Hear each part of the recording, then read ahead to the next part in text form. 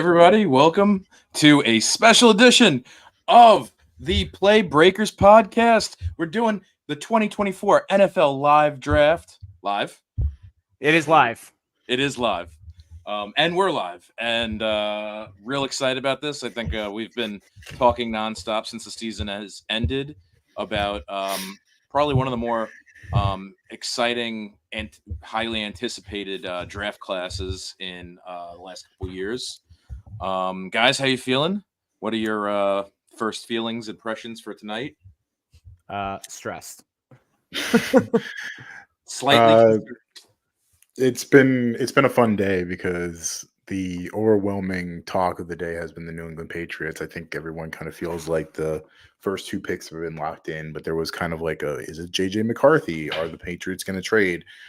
The overwhelming noise coming out with 20 minutes to go, and that's usually when you're getting the most realistic scenario, is that Drake May will be the third pick for the Patriots. So the dream is dead, guys. The hopes. It's very Joker for Giants fans. It's Jover. And I just want to say that Tommy DeVito, enjoy hell for what you did.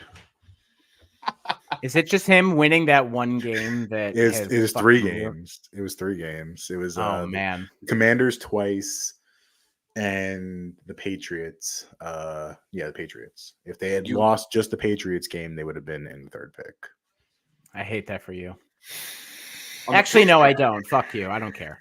No, you're getting the lesser quarterback at 2, so have fun with that.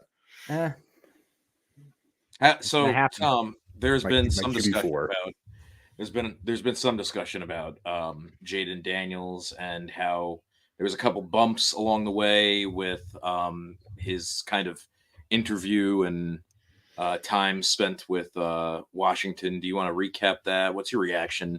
Yeah, so there were a couple of things that happened. Washington employed a tactic that the San Francisco 49ers used in the past, which is like bringing all of the top quarterback talent in, and they played Topgolf together. And the intent of that is to see how those guys will engage with each other and what the vibe will be. All indications were that JJ McCarthy was somebody who was just happy to be there and was open and talking to guys. And word on the street is that it irked Jaden Daniels quite a bit. There was some chatter that went from Jaden Daniels' camp that they were not pleased with it. And then that kind of got backtracked to where it wasn't a big deal and he was happy to be there. There was also another thing that happened too, where he said he would be cool with going to Washington, but back rooms were also saying that he preferred to go to Vegas, which I don't know how the hell they were going to be able to pull that off, considering Vegas, I think, is the 13th pick.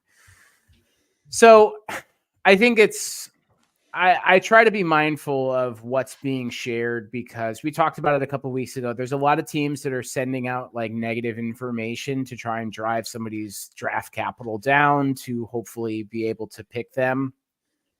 But I also think it's a good lesson in what PR means. And just because you're a highly rated prospect doesn't necessarily mean you can spout off whenever you want. Again, I don't know if any of it's true or not, but I think he had to do a lot of PR rebuilding with his team to make sure that, I can be the number 2 pick in the draft. I just need to say the things that will ensure that Washington is fully confident that I can be that number 2 pick because there are 2 other options out there. Yeah, it feels like there could be a moment, right, where there could have been a moment where they just said, fuck you, we're going to take McCarthy or May. I think a lot of this is probably just kind of silly season. It was his agent that said something. So there's certainly probably a little bit of truth to it, but I don't know. I think at this point, the most likely outcome is it's still going to be Daniels at 2. I don't know how you feel about that, but because I know like it's been kind of speculative pretty much for the last month or 2, really. Like he's been pretty much the favorite, locked in favorite for number 2 for about a month or 2. There was some shifting on odds with McCarthy at 2, but I don't see that happening. But it's just weird. Like What do you make of like Drake May with the Commanders? It doesn't seem like there really was any real contact between them. There was. I mean, he was there, and I think when discussed, he said he had a good time. The most He he's enjoyed talked it. about though is the Giants. He's talked about the Giants a lot. He's talked about the Patriots a lot. I mean, it almost feels like Drake May knows he's not going there, so he hasn't even really like put a lot of attention to it. But Yeah, I would say in general, I feel like a lot of the conversation has been more so around Jaden Daniels, Caleb Williams, and JJ McCarthy. There has not been a ton of attention that has been dedicated to Drake May. And I Yeah. don't know necessarily if that has been by design or just, hey, you got lost in the shuffle. I don't think it's bad for May because everybody knows that he's probably going to be a top 5 or in some potentially a top 6 pick. I think like 3 weeks prior to the draft, the only thing that can happen is your stock gets hurt. And we For saw sure. that last year with CJ Stroud. We saw a little bit of it with Jaden Daniels this week and last week as well. So it might end up being just fine for him. And he might be saying, you know, I said all the things I needed to say when I was interviewed, but I also stayed out of trouble and I didn't bother anybody and I didn't ruffle any feathers. yeah, for sure. Yeah, oh, sorry, Tom. I know. I was just going to say, like, as a Commanders fan, I'd also be fine with May as well. Like, if push comes to shove and the team says, you know, we see something in May that we don't necessarily see in Daniels, I got no problem with that. I think they're in a position of strength where they're able to pick and choose, and it just comes down to the margins of who they want. Yeah, I think a big part of this is just what's a sexy story right now. Like I feel like the farther we get from the draft up until this moment, like or the closer we get to it, rather, like people's brains just start getting scrambled because of all the hypotheticals, and Drake May kind of gets lost in it because he's been relatively quiet, and when asked questions, he just kind of answer them matter of the fact, and that's where we are right now. Yeah, I've never seen a more Eli Manning clone than there. The personality of Eli Manning, the arm of Justin Herbert. Yeah, I mean, if you want to talk about like talented guys that are just carbon copies of Eli Manning, Daniel Jones has the personality of Eli Manning, but not the talent. I think Drake May has the personality of Eli Manning, but the talent of Eli Manning. Yeah, he's definitely a kid that just grew up drinking lots of milk. Well, that being said, as Giants fans, I mean, it doesn't look like anybody's going to trade out, and there's a good potential that all 4 of those quarterbacks or all 4 of those quarterbacks are going to be gone. What are you all feeling right now? Is it going to be wide receiver or bust? I mean, for me, I feel as though that this is I've been preparing for this for a long time because I just knew that fucking meatball fuck cost us, again, we're not really mad at Tommy DeVito. I'm just no, you are mad at Tommy DeVito. Like you're seething underneath your skin right now. I can I can't help it. But anyway, I've been preparing for this for a while because I had a feeling that it wasn't going to happen.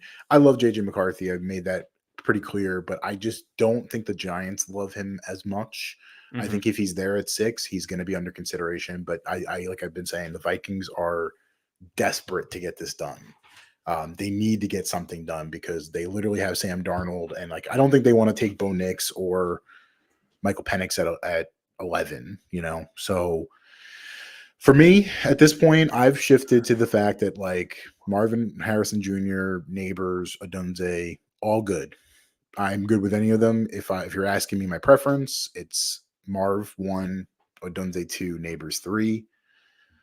I just think that Odunze is a better scheme fit than I think Neighbors might be a better player overall, but I think Odunze is like a better scheme, just better scheme wise. It's a bigger body too. I mean, physicality in the NFC East is kind of a thing. He just looks like Devontae Adams to me. Like Mhm. I've watched enough of him, and I'm just like, he just looks like a guy that like Neighbors lives off his speed and his explosiveness, and like that can kind of go with age. Dunze just is he's just so skilled. It just seems like he's going to be a 33, 34-year-old guy still just crossing people up. So it's so fucking close, dude. Like these guys are all elite prospects.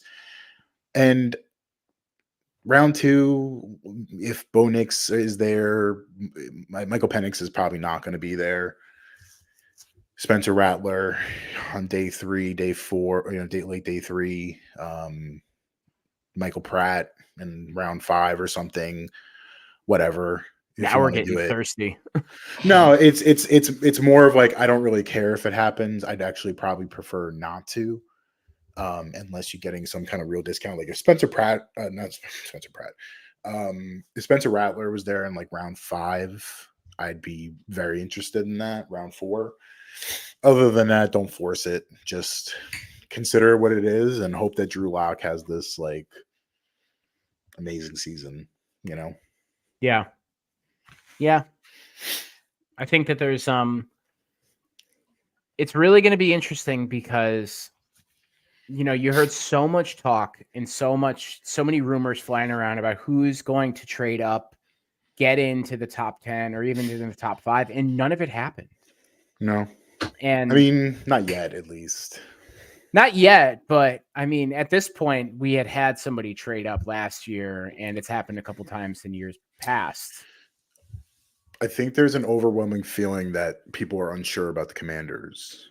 So I think they maybe just are not 100% sure that it's like locked in. So they want to see who's on the board. But I think the Chargers are going to make a trade. That is like the one thing I feel It doesn't pretty make good sense for about. them to be there, right? No, Like, no, it doesn't.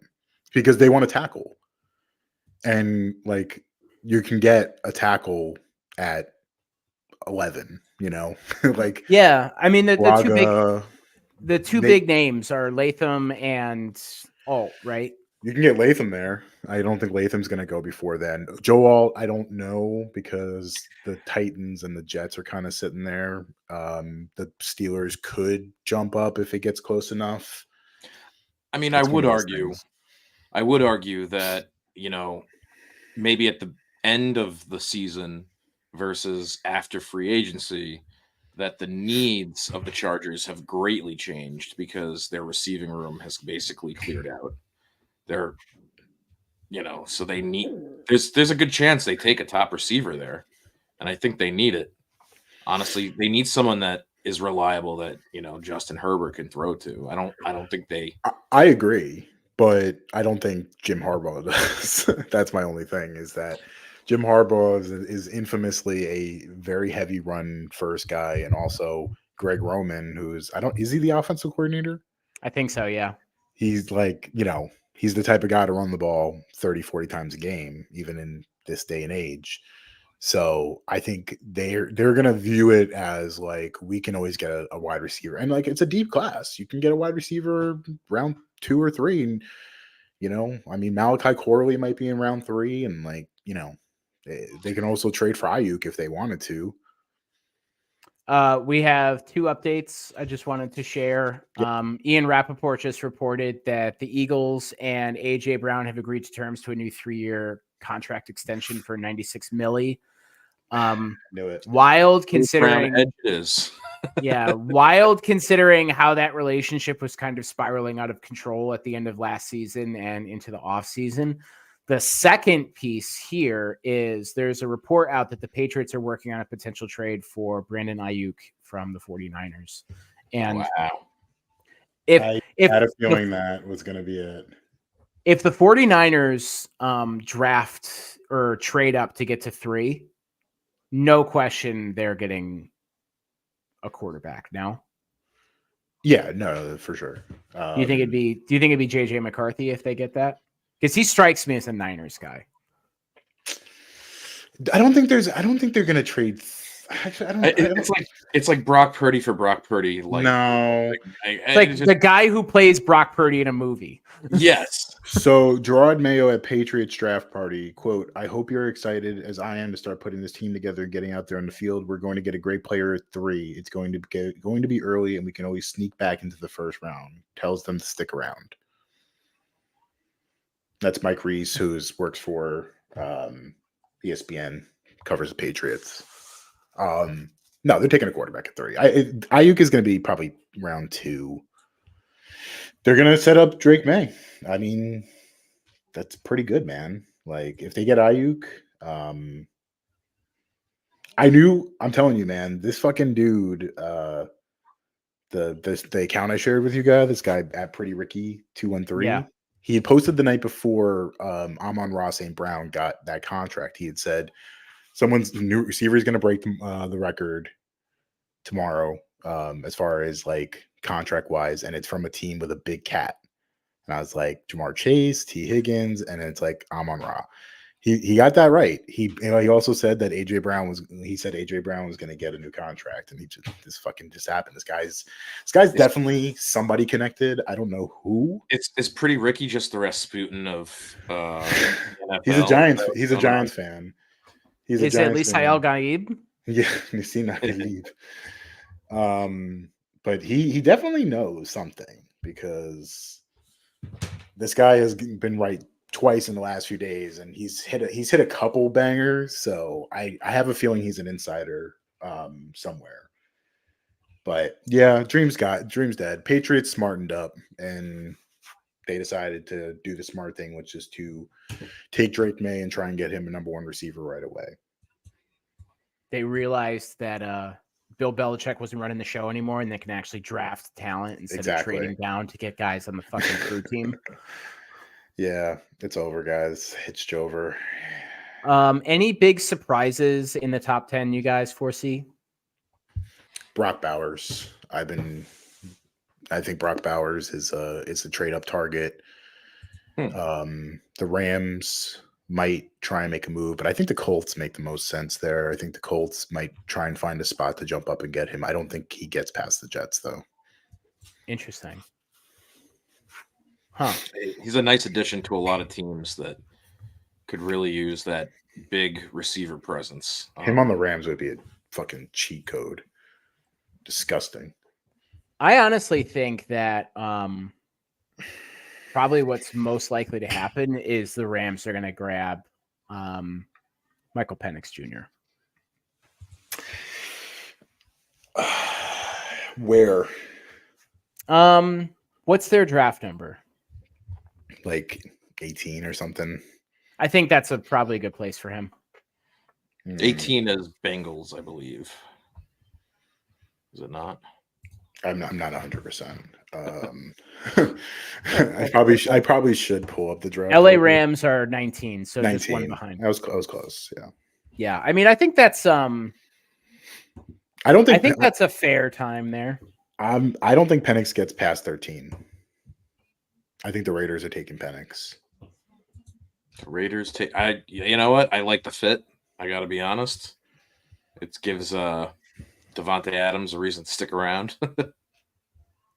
I'm gonna be honest with you guys. I just looked at how long the draft would be if everybody went a full 10 minutes. If we're doing this until 1:30 in the morning, I might fucking die. No, it's like 11:30. I think 11 o'clock. It'll be over. I really hope that it's over before 1:30 in the morning. I would be a wreck. Talked to you a couple times on campus. Who are you talking about, Nate? I think he's talking about Drake May. Drake May. He seems like a good dude. Yeah, I mean, he's gonna go to the Patriots, fucking garbage organization. Yeah, we're gonna just have to just genuinely dislike him moving forward. Yeah, fuck that guy. What a piece of shit. He'll definitely be on my fantasy in one of my fantasy teams. Gatto was just gonna create like a stuffed animal of him and just punch it every time on Sunday. Here's my good luck punch to my Drake May doll. Not a bad idea, actually.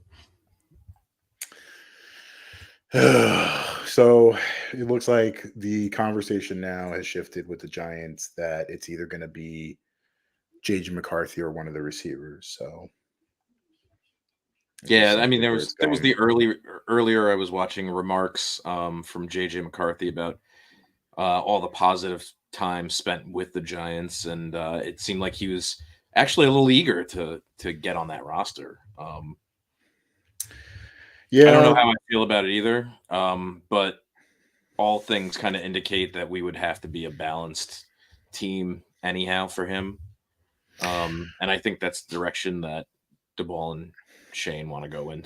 So I just think that it's just you can't force a team to make a trade, and I think that's just the reality is that the Patriots, I think they were probably realistically considering it for a little bit, maybe for a few minutes we're thinking about it, but I think without maybe getting the souls of their enemies delivered to them on a gold platter, they weren't gonna make a move. Um, they felt like the hot girl, they wanted to get as many offers as possible, and just it's never really seemed real to me. That's why I never even like actually believed it. Because they can't be that stupid, right? Like like everyone's like, oh no, you have to build the team first so you can get the quarterback. Like the Texans weren't good. CJ Stroud elevated their talent, so you have to get a quarterback. You can't pass on one when one is staring you in the face like that. So Yeah, you got to go out and get your guy. yeah. So now we get to wait for 10 minutes as the Chicago Bears twiddle their thumbs waiting to put in the Caleb Williams card. yeah, Is Marvin Harrison Sr. not there with his son? Why is he not in the frame of the shot? He's not behind him. He's not the smaller gentleman behind him. No, You unless sure? Are you positive? No, not his the right guys shoulder. with glasses on. Yes, No, that's not him. no. No, it's not him. I've heard he's not the best guy ever. Marvin Harrison Sr. Yeah. Didn't he get accused of shooting somebody at a car wash? Yes, he did. He sure did. Yeah, that was like a story for a week, and then it was People just forgotten. completely. That's probably his mom, I bet. I mean, I also saw that wide angle shot of Ryan Day, the Ohio State head coach, and I'm Mhm. like, my guy, that is the worst dye job I've ever seen on your scalp and on your face. Just live with it, man. Just fucking live with it. was it man. like Rudy Giuliani bad? It wasn't leaking on his face, but it's just clearly like you're an older guy and there is no definition to your haircut. It's just everything is just like the blackest form of black. So I got to ask you guys, knowing that the Bears are taking Caleb Williams at 1, Mhm. who are they taking at 9? I think they got to go receiver.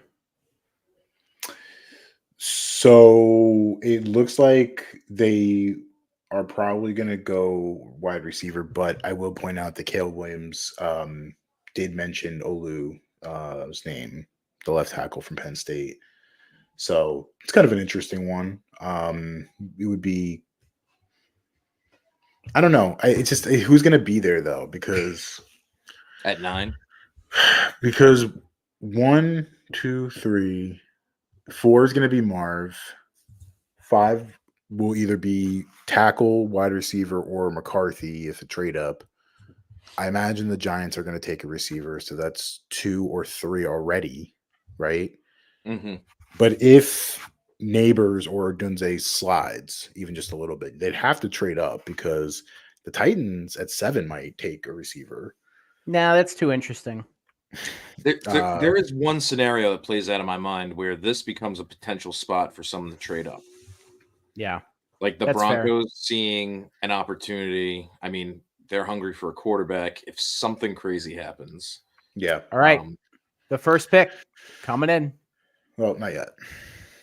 They Oh. have. No, They're first we have going to on. pick Goodell to come out and Yeah. everyone unanimously boo him. He's going to announce that the draft is open and that the Bears are on the clock, and then it's actually. I was always wondering when because they get 10 minutes to make a pick, and it's like it's the fucking first pick. Like you should know who you're picking. Why is this taking so long? Yeah. Apparently, there's a league rule that they have to allow. I think it's 7 minutes to go by, per pick. So you can't put in the pick right away. So I love that graphic that they just played for ESPN, the best available quarterbacks. And it's like, no shit, nothing's happened yet. Yeah, exactly. You guys were just dying to use that one, weren't you? Yeah, exactly. Got to use it before it goes stale in 20 minutes. Yeah. Oh man, this is sad. Yeah, it's actually wild seeing this many people in Detroit at one time, though. I don't know how they're doing that and enforcing. People I also in want to Detroit point are out furious. That's 50, crazy. it is 50 degrees there right now. Yeah, there's like a freeze warning tonight in the Northeast. So you're just They going to have all corridor these of people America. hanging around outside when it's like 40 degrees by 9 o'clock. They They're should just dressed like they'd be at a football game, though. You They know? should just bring it back to Radio City Music Hall. It was. Yeah, so I much don't know why it better ever there. left. No one, They made it an event, and it's become worse ever since. Honestly, It's about the reach, man. You get to go to these different places. They bid on you being there, so you get discounts. You get hooked up. what are you guys watching? ESPN or NFL Network? I got NFL on here. I have the ESPN one, but I think it's more so that it's just all I know. It's just It is- force it of is all habit you at this know. point. It is all you know.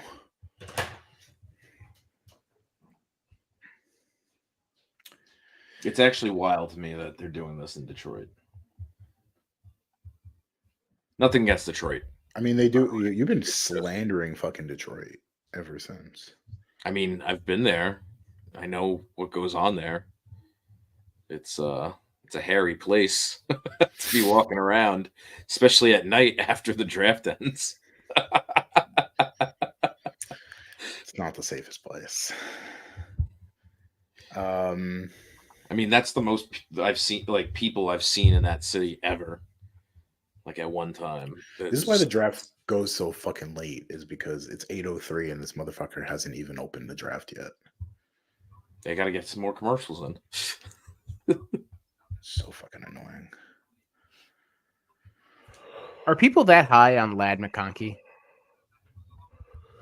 Yes, I think so. apparently. I think there's a legitimate chance that he could be the Chiefs pick at 32. Lad McConkey was on average, so I used the PFF mock draft simulator to simulate all the teams there, and he was averaging based on all the other picks somewhere in the 20s. Number 5 receiver on the Beast, Dane Brugler's. Yeah, I was looking at that now. I just find that absolutely fascinating. That he's a good receiver, man. He's a very good receiver. Very underrated in my opinion. And like a lot of people have tried to say that he's a slot only, and I don't think so. I don't think that's the case. I think they just see his height and they say that. They see that he's white. Height and white, yes. I mean, I just see his production in college, and it's just, I know that he was hurt last year, but even before then, it doesn't scream like superstar talent. That's a first rounder. I think you also have to consider that, you know, the quarterbacking for Georgia has not been great. Yes, you know, last year with Carson Beck, who's okay, and Stetson Bennett. Stetson Bennett the year before. Yeah, who is now running Stetson Benton's Acura in Wilmington, Delaware. Oof. No, I'm just kidding. He probably will be though. But But seriously, seriously though, he's very close to I'm trying to see where he has led as far as top 100 prospects, because like he's fifth receiver, but I'm curious, where does he have him in the top 100?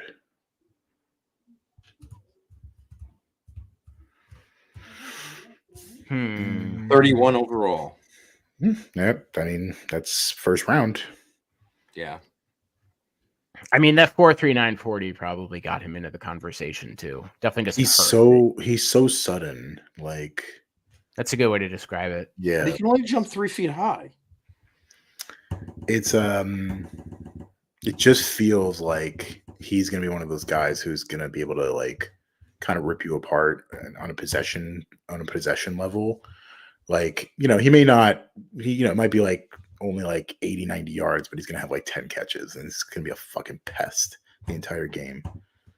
Yeah, I think just for me, like the injury piece is very concerning because if we're having that same conversation around Michael Penix of like the guy who's been hurt and he doesn't have to run nearly as much as a wide receiver does, for a undersized wide receiver, that makes me a little. Emmanuel Acho, this fucking guy, man, was on the NFL Network saying that the Giants should draft Michael Penix. And look, if you like Michael Penix and you want the Giants to draft him, that's cool.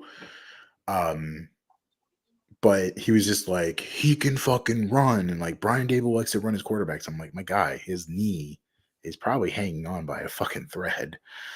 Like, you should not be running Michael Penix. Like, if you're gonna draft Michael Penix, you should make sure that you use him pretty much like Miami uses Tua Tagovailoa. Like, Yeah. I mean, Michael Penix has kind of pushed back against a lot of that. People saying that about him, saying, "Hey, look at my medical records. I went out. I made him public. Like, I'm good to go. Check it out. Take a look." Yeah, but two ACL tears though. It's like it's a lot. It's true. It is a lot. I mean, he was healthy for 2 years straight. So. He was, but he also played behind arguably the best offensive line in college football. What happens if he's playing for the Giants and he's playing behind an offensive line that's put together by fucking Matchbox cars? Cheese doodles. Yeah, I would say Cheese Whiz is the oh binder. My god, I'm the Slim Shady and I'm the real Shady. Why are we doing this, man? That's an awful hot coffee pot.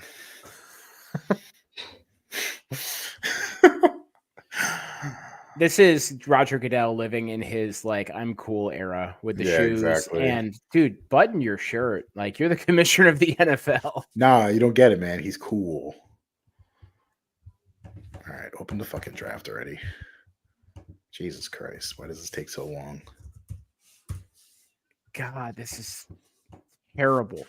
Do you think he put Eminem on stage so that he knew they wouldn't boo? Yeah, you can't boo me. Eminem's here. You can't boo Eminem in Why Michigan? are we bringing these fucking people out? Me? Everybody from the 313, put your motherfucking hands like up every year, me. It'll just be a bigger and bigger star because then you can't boo for him. This is the dumbest shit I've ever seen. While he stands tough, notice that this man did not have his hands up. They really need to like do this in Iowa City next year so they can't just bring out people. Yeah, and the cicadas are louder than the cheering. Oh, wow. Random. Oh, Calvin Johnson. Oh, shit.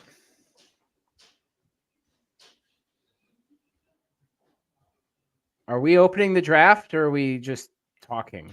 We're just walking people out right now. Yeah. You guys are a little ahead of me. Like, you could honestly fucking go to bed, like go to sleep, take a nap for a while, and then come back, and then, you'll finally see that they started the draft.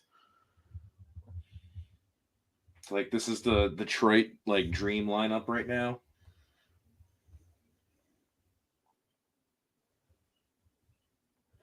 I would imagine, though, that, like, despite being in Detroit, that a majority of the people there aren't rooting for Detroit. I'm not rooting for Detroit at this point. Like, we have jobs and shit. Like, I have tomorrow off still. Same. Man, must be nice. Use your PTO, my guy. Can't do that. Duty calls. I got actual things to do. Stunning and brave, Gato. Stunning and brave. You're so fucking brave. I really am, guys. Yeah, you are we should.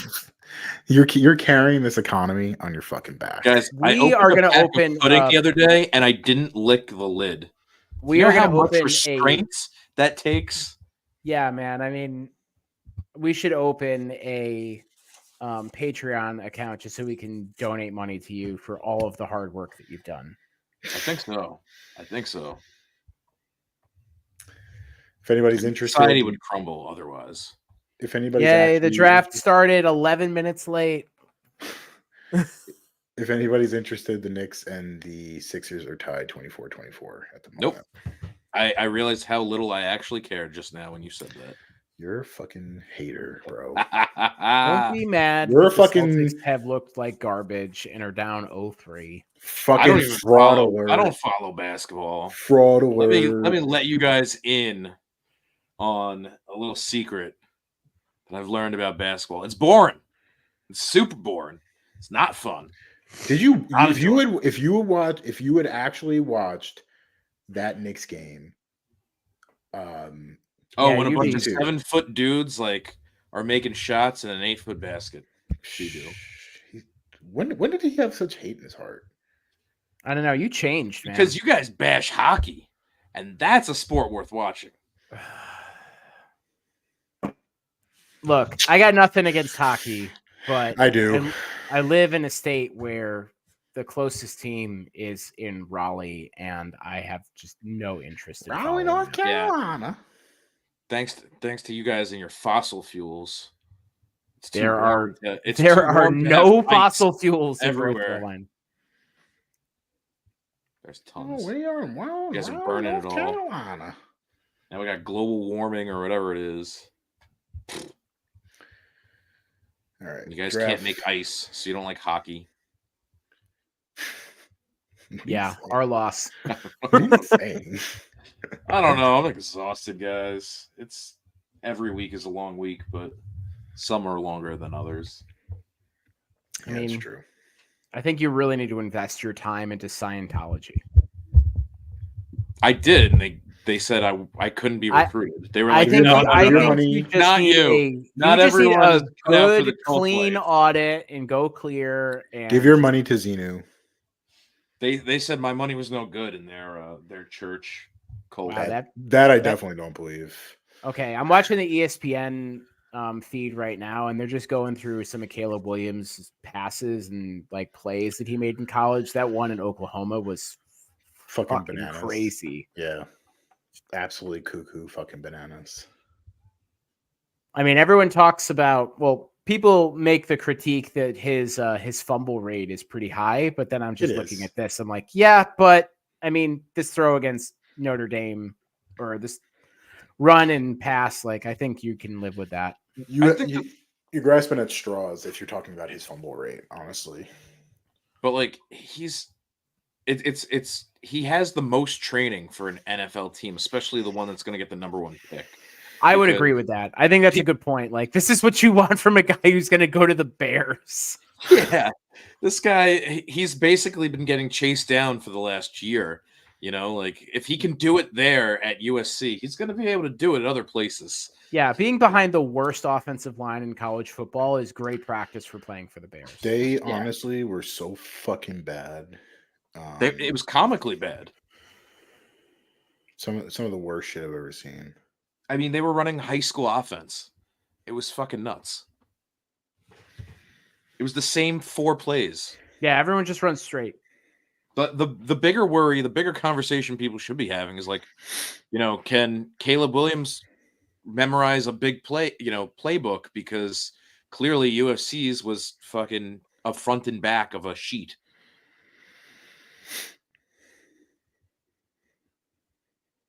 I mean, I think that's a little unfair to Caleb Williams Of course it is. for people to make that implication.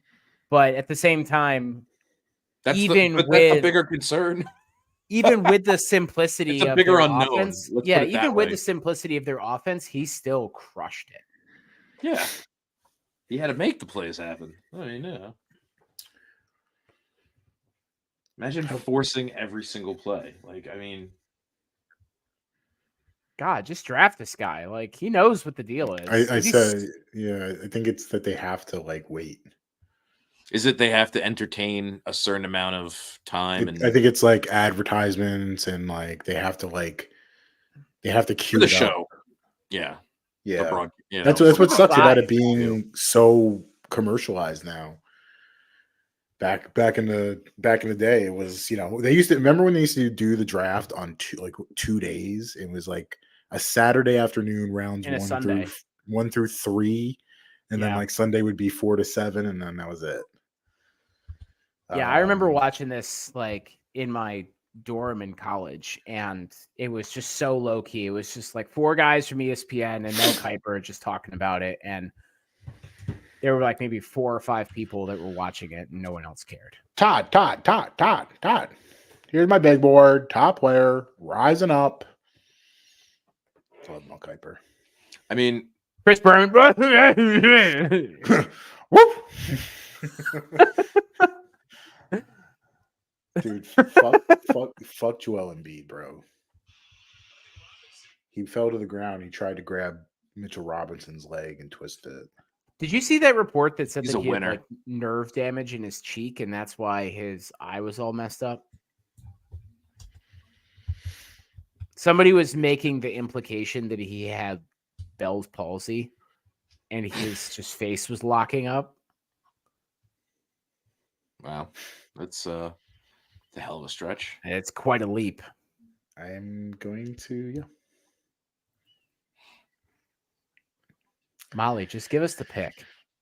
Detroit raised $10 million to put on the NFL draft, by the way, guys. So I imagine the production costed somewhere around 20 or better, but they're probably seeing a revenue of 50 million. It's kind of crazy. Yeah. A lot of money in play. Well, picks in, guys. Fucking finally.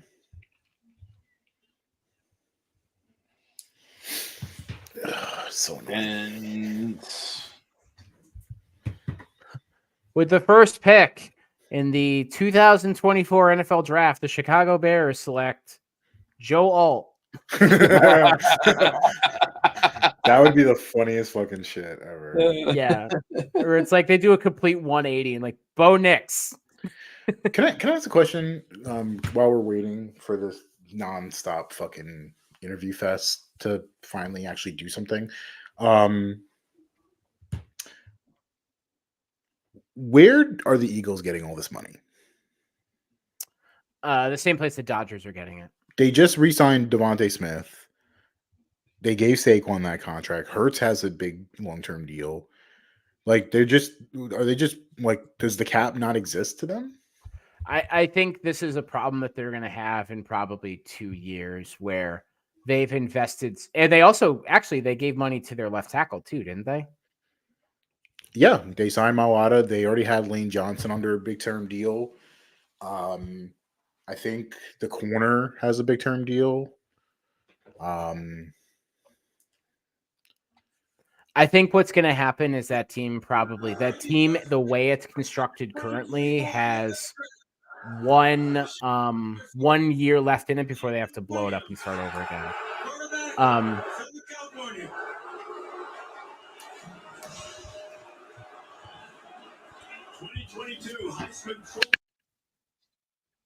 So for those who are watching at home, it's pretty clear that Caleb Williams is going to be the number 1 overall pick. He's on the stage right now. Actually, He's official. dapping up Roger Goodell a little longer than my taste because Roger. Here we go. We're on. Caleb Williams to the Chicago Bears. Good luck. I don't know if we need to That's deep, do man. any like justification for this pick or rationalization. I feel like we've pretty much beat this one into the ground. But guys, any thoughts on this? Did it surprise you at all? I'll tell you what, it would have been surprising if it didn't happen, right? If it was Joe Alt or something. I would have just said this is a clown franchise at that point. I think all of Chicago probably would have stopped being fans of the Bears at that point. Like the only possible thing they could do here was this, even if they didn't want to do it, right? But obviously they want to. Caleb Williams is their dude. They made room for him. They did everything leading up to this moment. So this is Caleb's moment, and now it's time to live up to the expectation of being a number one overall. Right? Yeah. Big shoes. I think this is the least surprising thing in history. It was him from the beginning.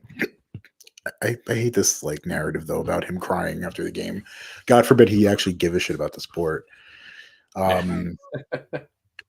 Like imagine being so upset about something about it, like your profession, that you cried, and like people are actually like it's a bad thing actually.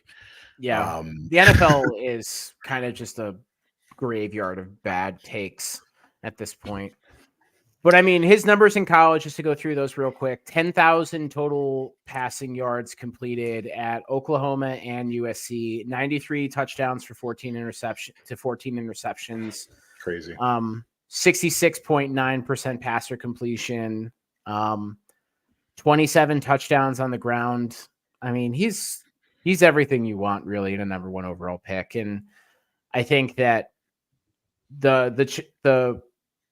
I think the pressure is not necessarily on Caleb Williams. I would put the pressure on the Bears to make this work because their track record of top talented quarterbacks is not good. They've drafted guys in the first round. They've drafted guys in the top 10, and they've done a terrible job developing them, protecting them, and making sure that they're successful. I hope things work out for him there, because I like him as a player, but the Bears have given me no evidence to prove that they actually know what they're doing when it comes to talent or personalities. So I would have to agree with you, Tom, on terms of the big worry here is development, right? And I think that's why one of the things for them why this was such a slam dunk obvious pick is that he's quite polished to begin with, right? One of the most polished coming out of the draft, in recent history. And I think it's fair to say that this past offseason, the Bears have actually done a pretty good job of bringing in supporting cast for him. Maybe some a little aged and dated, sure, but overall, I like the cast that's going to be supporting him on the field this year. Yeah, they brought in good players. They brought in good guys. I feel like the Bears are actually in a serious moment right now in their franchise, and they did a lot of good things that I would have thought to do if I was them in this situation. And I actually, that's why I said earlier, I was like, I'm more interested in what 9 is, because it tells us what direction or where their other weakness is, right? And where they feel they best need to strategize and plan for, right? And, question about that, and question for both of you. I know that we had mentioned Brock Bowers in the past. Is there a world where they draft him? Sure. If he's available? Cole Kmet's been pretty good. I mean, I guess as like if you wanted to have like a dual tight end type of situation, Bowers doesn't really offer much in the blocking perspective. So maybe if you just view him as like a big slot receiver, it depends on the offense itself and how they view it. I would say honestly though that they should probably try and move heaven and earth to get a Dunze if he's there. I still think the Giants are taking a Dunze at 6. I don't think a Dunze's getting that far, in my opinion. No Really? way he's sticking around. He's sticking around to 9. No, to 9. Oh, I'm like, who's getting them before the Giants? Yeah, no. They would have to make a trade. Washington's pick is in. Jaden Daniels is still sitting down. They used to tip picks all the time.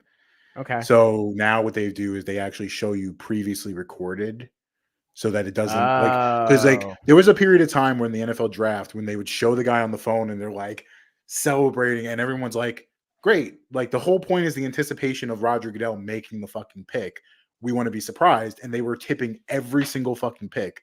So they finally smartened up and stopped doing that. So it's not necessarily, it could be, but that doesn't tell us anything, unfortunately. Okay. Interesting. Yeah, it used to be so fucking annoying watching the draft because I was like, you want to get a little bit of a surprise, you know? The Daniel Jones surprise almost broke me. Ready to start sobbing in a Buffalo Wild Wings. Like I'm in Buffalo Wild Wings with a couple of friends, and the place went silent after that, and we're all just like what the fuck just happened? Watching those reaction videos are great. I just watched the one for Bills fans when they drafted Josh Allen, and I bet all of them wish they could have that back. All right, Yeah. here we go. It's gonna be Daniels, I'm sure. I'll play the audio once they start. Can Jaden you guys hear Daniels. that? Can you guys hear that through my mic? No, but they already called it, and they got the graphic up. Oh wow, I'm way behind then, huh? Okay. Yeah, you're me slow as too. fuck, man. I might have to refresh this. All right. Well, Jaden Daniels, our resident Commanders fan, Tom, give us. I'm your not thoughts. mad How's at it. going?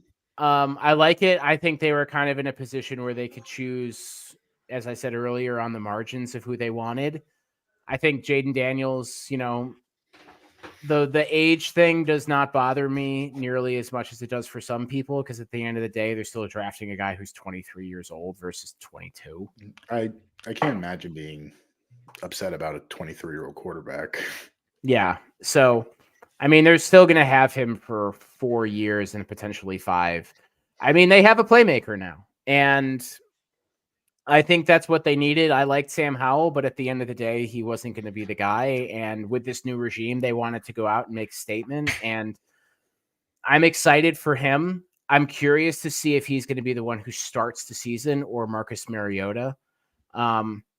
My only critique of him is what we had talked about in the past. Sack rate is fucking bananas, and they He need takes to some get that cartoonish ass hits too. Yeah, they need to get that under control immediately. And because they've already had that experience with one quarterback, right? Like they already had one guy who didn't know how to get down on the ground, and it ruined his career in RG3. So I think he's way better than RG3 though. yeah, I mean he's taller, he's bigger in general. I'd like to see him put on a little bit of weight too. But I mean he's got an absolute hose though. Yeah. And I think if they're just able to utilize him the right way, this is the franchise quarterback they've been looking for since they drafted RG3. Some could say Kirk Cousins, but he was not the franchise guy.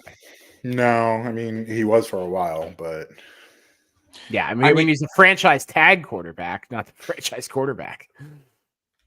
I mean, he's definitely the most mobile. I think probably easily the most, the field mobility. He's through the roof, you know, and you can get a lot out of, especially in current offensive designs. I think, you know, defenses are meant to lock quarterbacks down to throwing to the flats, and when you have to guard both flats, it becomes a mismatch for most defenses these days. And Jaden Daniels, with his ability to turn it upfield, I think you're going to have a great season with him, Tom, potentially.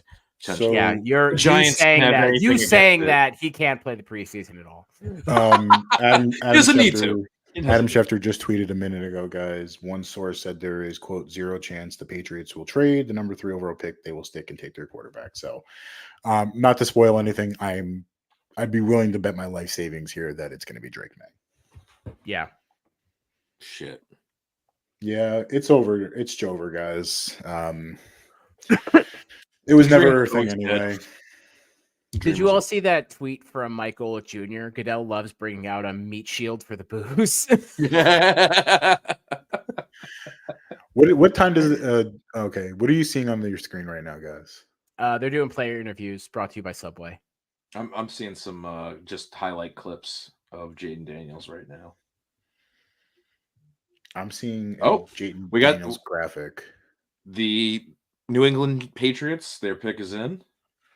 Yeah, I see the pick is in, but okay. So why am I still behind you? Because your what internet app are sucks. you? What app are you using, Tom? Just the website. I'm on ESPN app on Roku. I don't know why I'm it's- doing this on my computer, so that might be why. Mm, Dov Kleiman probably stole this from Adam Schefter, but he has verified the Patriots are going to select Drake May. it's over, guys. It's never been. I'm the Tucker Carlson meme. It's never. Get ready been to learn more Bitcoin over. again, boys. It's never been more over than this, guys. So the Mayo era has officially begun. And to start it off, future franchise quarterback Drake May is the most likely to be picked here. Waiting for it to be official. They do have Jacoby Brissett. So there's not, in my opinion, there's not a need for him to come right out of the gates and start. But and the Jacoby likelihood Brissett, for what it's worth, Jacoby Brissett has never played like bad in his career when he started games. I've always felt you've gotten a decent game out of him, Yeah, production-wise.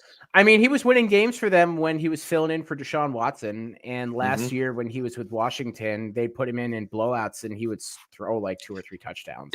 It's wild to me that he's actually back in New England. That's a funny. Back where it all started. Yeah. Drake, it's not too late. Tell them you're not going to go play for them, please. Just go eat a bowl of Yobagaya. It's not too late. It'd be great if it'd be great if the camera pans and he rips open the fucking door to the bathroom and he's just like wiping puke off his face and he's just like, oh fuck. He's walking out. I gotta go fucking play for the goddamn fucking Patriots. Oh. I'm already getting calls from Neptune. Third pick in the draft is up. And Drake May. God damn it. JJ McCarthy, you are a New York Giant. You say that like I would be mad about it. Yeah, no. I'm not saying the high magnitude for all the critique that I've given to McCarthy. I think that I feel like a trade would have happened at this point. No. Yeah, he's just not Drake May to me. I just look at Drake May and he's just so fucking legit, man. I want to say this too about May. I think people were very critical of this past season of his play, but that team was very much depleted compared to the year before that. And that seems to be just a reoccurring trend with UNC where Sam Howell had a monster year his freshman year. All those guys graduated or got drafted. Second year was a bit down. Drake May, monster year. All those guys that he played with, drafted, gone, and a bit of a down year compared to the first. I mean, he is watching UNC games, and I didn't normally do this a whole lot, but I enjoyed watching those games because he was that good. He's a fucking stud. There's been no doubt about that from me from the beginning. He was always QB2 for me. It never really ever got that far. To me, McCarthy's 3, Daniels was my 4, QB4. I was just in Myers Park earlier today. Myers Park High School is where he went to high school in downtown Charlotte. I mean, here's the other thing that I think the Patriots are banking on. Here's a very hardy quarterback. I feel like of the potential draft picks here, he's somebody that I feel like is the most likely not to get injured on the field. As weird as that sounds, I feel like he's his lightness. He's light on his feet. He's quick to get the ball out. He makes good decisions. Like I could see him having good longevity. and that's kind of important, I think, at this point for the Patriots and this team. He's young too, right? Yeah, he's 21, 22. yeah. Yeah. Yeah, he's gonna be one of those guys to me that he's like Josh Allen. Like he's a fucking human bowling ball. Like it's not gonna it's not gonna matter, when he gets it. He's just gonna be one of those guys who takes a million hits and still just gets up after it. He's a gamer. They showed him standing next to Caleb Williams. They were both walking out for that. I think it was a Special Olympics game that they were hosting, and Drake May just towered over Williams. Well, Caleb's only 6'1", 6'2".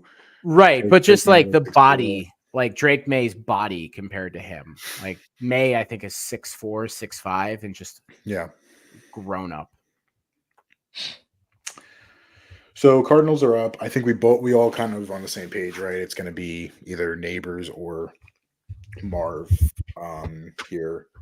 I think it's got to be Marvin. Yeah, Marvin just feels right here. But I don't know. Something like I take Daniel Jeremiah, to me, is a guy that I do respect a lot when it comes to like when he says something, I listen. And he was saying that there's teams that he spoke to that have Neighbors over Marv. So yeah, I was seeing that too. It's a preference thing. Like they were saying that Marvin Harrison is a tremendous talent, but Malik Neighbors is going to be the better pro or something along those lines.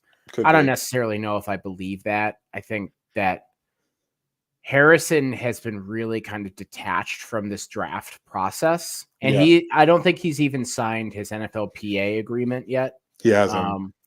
So I'd imagine there's a little bit of sniping from the corners about him. And, not participating in the combine, not doing drills at his pro day, just taking interviews. I'd imagine that kind of like rubs the old heads the wrong way, and they don't like that. And yeah, for sure. I was thinking about this. I know that the pick is in right now, but like this is really a test for the future of the league, because guys like Jaden Daniels, Caleb Williams, and Marvin Harrison Jr., they really bucked a lot of the traditional trends of how the draft process is supposed to go. And I don't want to put this pressure on them, but they really need to perform, because if one of them struggles, teams are going to take that as an example and never like follow them again. Yeah. They're going to not shocking there. Marvin Harrison Jr. Yeah, not shocking. Yeah, I mean, he clearly wide receiver 1 in this class for the most part, consensus anyway. Made a lot of sense to me. He's dynamic, man. Like again, I don't know if he's in the same class as Chase or any of those guys that have come out recently. Kind of remains to be seen, but he's so fucking smooth, man. For a guy who's 6'3", Yeah, I mean, I think the difference for him is that he played with CJ Stroud last year and they were electric together. But for Ohio State fans, in their opinion, Kyle McCord, who was the quarterback for Ohio State this past year, not nearly as good. I mean, he was pretty good on all things considered, but Marvin Harrison still played very well for having a guy who is not CJ Stroud in there. And I mean, you look at some of these routes and some of the ways that he's able to get past these guys. I mean, granted, they're beating the piss out of Toledo in that clip, but I mean, he looks like his dad. Super elite. Yeah, I mean, he looks like his dad. And his dad was a pro for what, 10, 12, 13 years. Hall of Fame player. If I'm an Arizona Cardinals, may have killed somebody. Allegedly. If I'm an Arizona Cardinals fan, I'm not stressed about that pick. No. Number 2 on Dane Brugler's big board. So far, the number 1, number 2, and number 4 pick on Brugler's big board, top 100 prospects, have been picked. The only person that remains is number 3 on his list, which is Neighbors. And then we're pretty much in order. You think So Neighbors goes here? Chargers? I think they're probably banging the phones pretty hard right now. But I think see who's on- Minnesota's probably going to wait it out and see if he gets to 11, because I honestly, I'm just saying, I don't think the Giants are going to take McCarthy. Personally, I think the Vikings know that too. So I think they know that it was pretty much like they like McCarthy, but they're not going to take him at 6. They'd rather get him in the back end. So I think they stay pat here. If I had to guess, probably Neighbors. It doesn't make sense based on Harbaugh and all that, but it's the most obvious thing. He's so good, I don't know how you guys feel. Yeah, I mean, I think if Neighbors were to go to LA, it makes sense because they've pretty much cut all of their quality wide receivers at this point, right? Like Yeah. the only person that's left is Quentin Johnston, and yikes. They need to have some talent for Justin Herbert. Mhm. And if not him, then who? I guess is the question. Yeah, and that's my thing, is that, like, at the end of the day, like, Herbert needs to have a weapon, and like, I know you like to run the ball, and like, I know Joe Alt would be fucking sick for them, but like, at the end of the day, it's like, are you really going to take Joe Alt here and pass on Odunze and pass on Neighbors? It just doesn't seem like something you should do. So I think Harbaugh's smart enough to know that. So, but Yeah. no picking yet. Yeah, they showed a picture of the Chargers war room, and they were on the phone with somebody. It looked like there were a lot of people moving around to just pick somebody. So Yeah, I mean, it could have been a trade. You never know. People celebrate trades too, but I mean, that's the other thing, though, right? If you're Harbaugh, maybe you have a inkling on a receiver, maybe a little later in the draft that you think's going to be a game changer. He is coming from college, right? So he knows these guys pretty well. yeah, And there's an opportunity here for maybe a team like I did a hypothetical of the Colts maybe trading up and grabbing a top tier receiver here.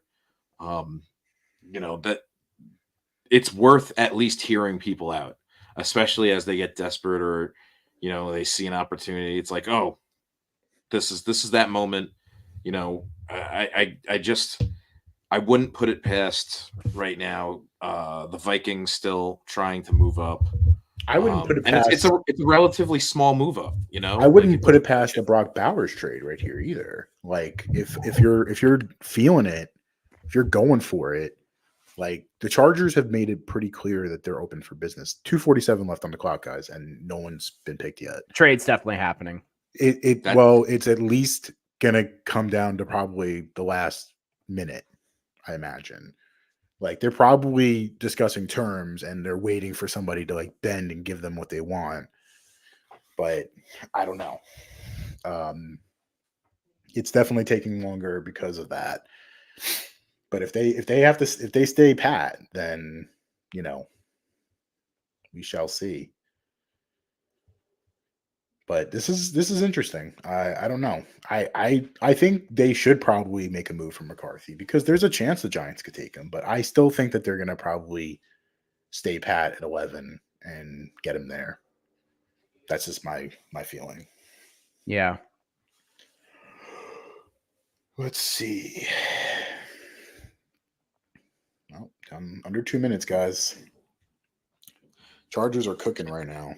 I'm in a commercial cut, so Yeah. that's just telling you that there's something's coming after these commercials here. I think it's going to show how much pull Harbaugh has and how much say he has, because if Harbaugh has say, it's Joe Alt, right? Remind me of who the GM for the Chargers is. I know he's a Harbaugh guy. Joe Horitz. That's right. He was with the Ravens for a bunch of years. So Again, it would be One such of the a Harbaugh guys. it would be such a fucking Harbaugh thing to take Joe Alt here, and I like Joe Alt, but like, oh, picks in guys, nope, no trade. Wow, a lot of deliberation. So the over Giants have their choice. So just to kind of go forward a little bit, the Giants have their choice between Neighbors and Odunze. So Do you this is think the actually Giants interesting. could the Giants take that? Was it the third Holy round pick they fuck, got what is going on for here? Leonard Williams? No, it was a second round pick, and they traded that. They could wait for what though? Do you think they could find their way back into? Back into the first round? Yeah, Yeah. but not within the top 10 or the top No. 12. Because I Like, still think maybe they would be served to get a wide receiver, one of those upper echelon guys. they're going to take a receiver. I think the Giants are going to take a receiver. I don't see them taking McCarthy at 6. It feels like the smarter play. But I mean, I think they like JJ how much- McCarthy. I just don't think that they're willing to spend the 6th overall pick on him. You know? Yeah, I I mean they do personally have don't. like a lot of other needs, and they already And- have 2 quarterbacks on the roster that can play. Well, Joe one of them. Shane said that he only has 11 round 1 grades on guys. So he only has 11 guys in this draft as round 1 prospects. So if there's somebody there that you have a round 1 grade on, you take them. And I imagine that's Neighbors and Odunze both have a round 1 grade. I imagine those guys. I imagine Caleb had a round 1 grade, Drake, Marv. So you're running out, right? Yeah. So if you move down. All right, guys. Chargers pick is in. well, he did visit Odunze, so he's definitely got one on him, right? But yeah, Um, no. They visited all the top wide receivers. Yeah. Is this Joe Alt? Is this gonna be fucking Harbaugh doing Joe Alt? It would be so fucking funny if it's Joe Alt. I think it's Neighbors, but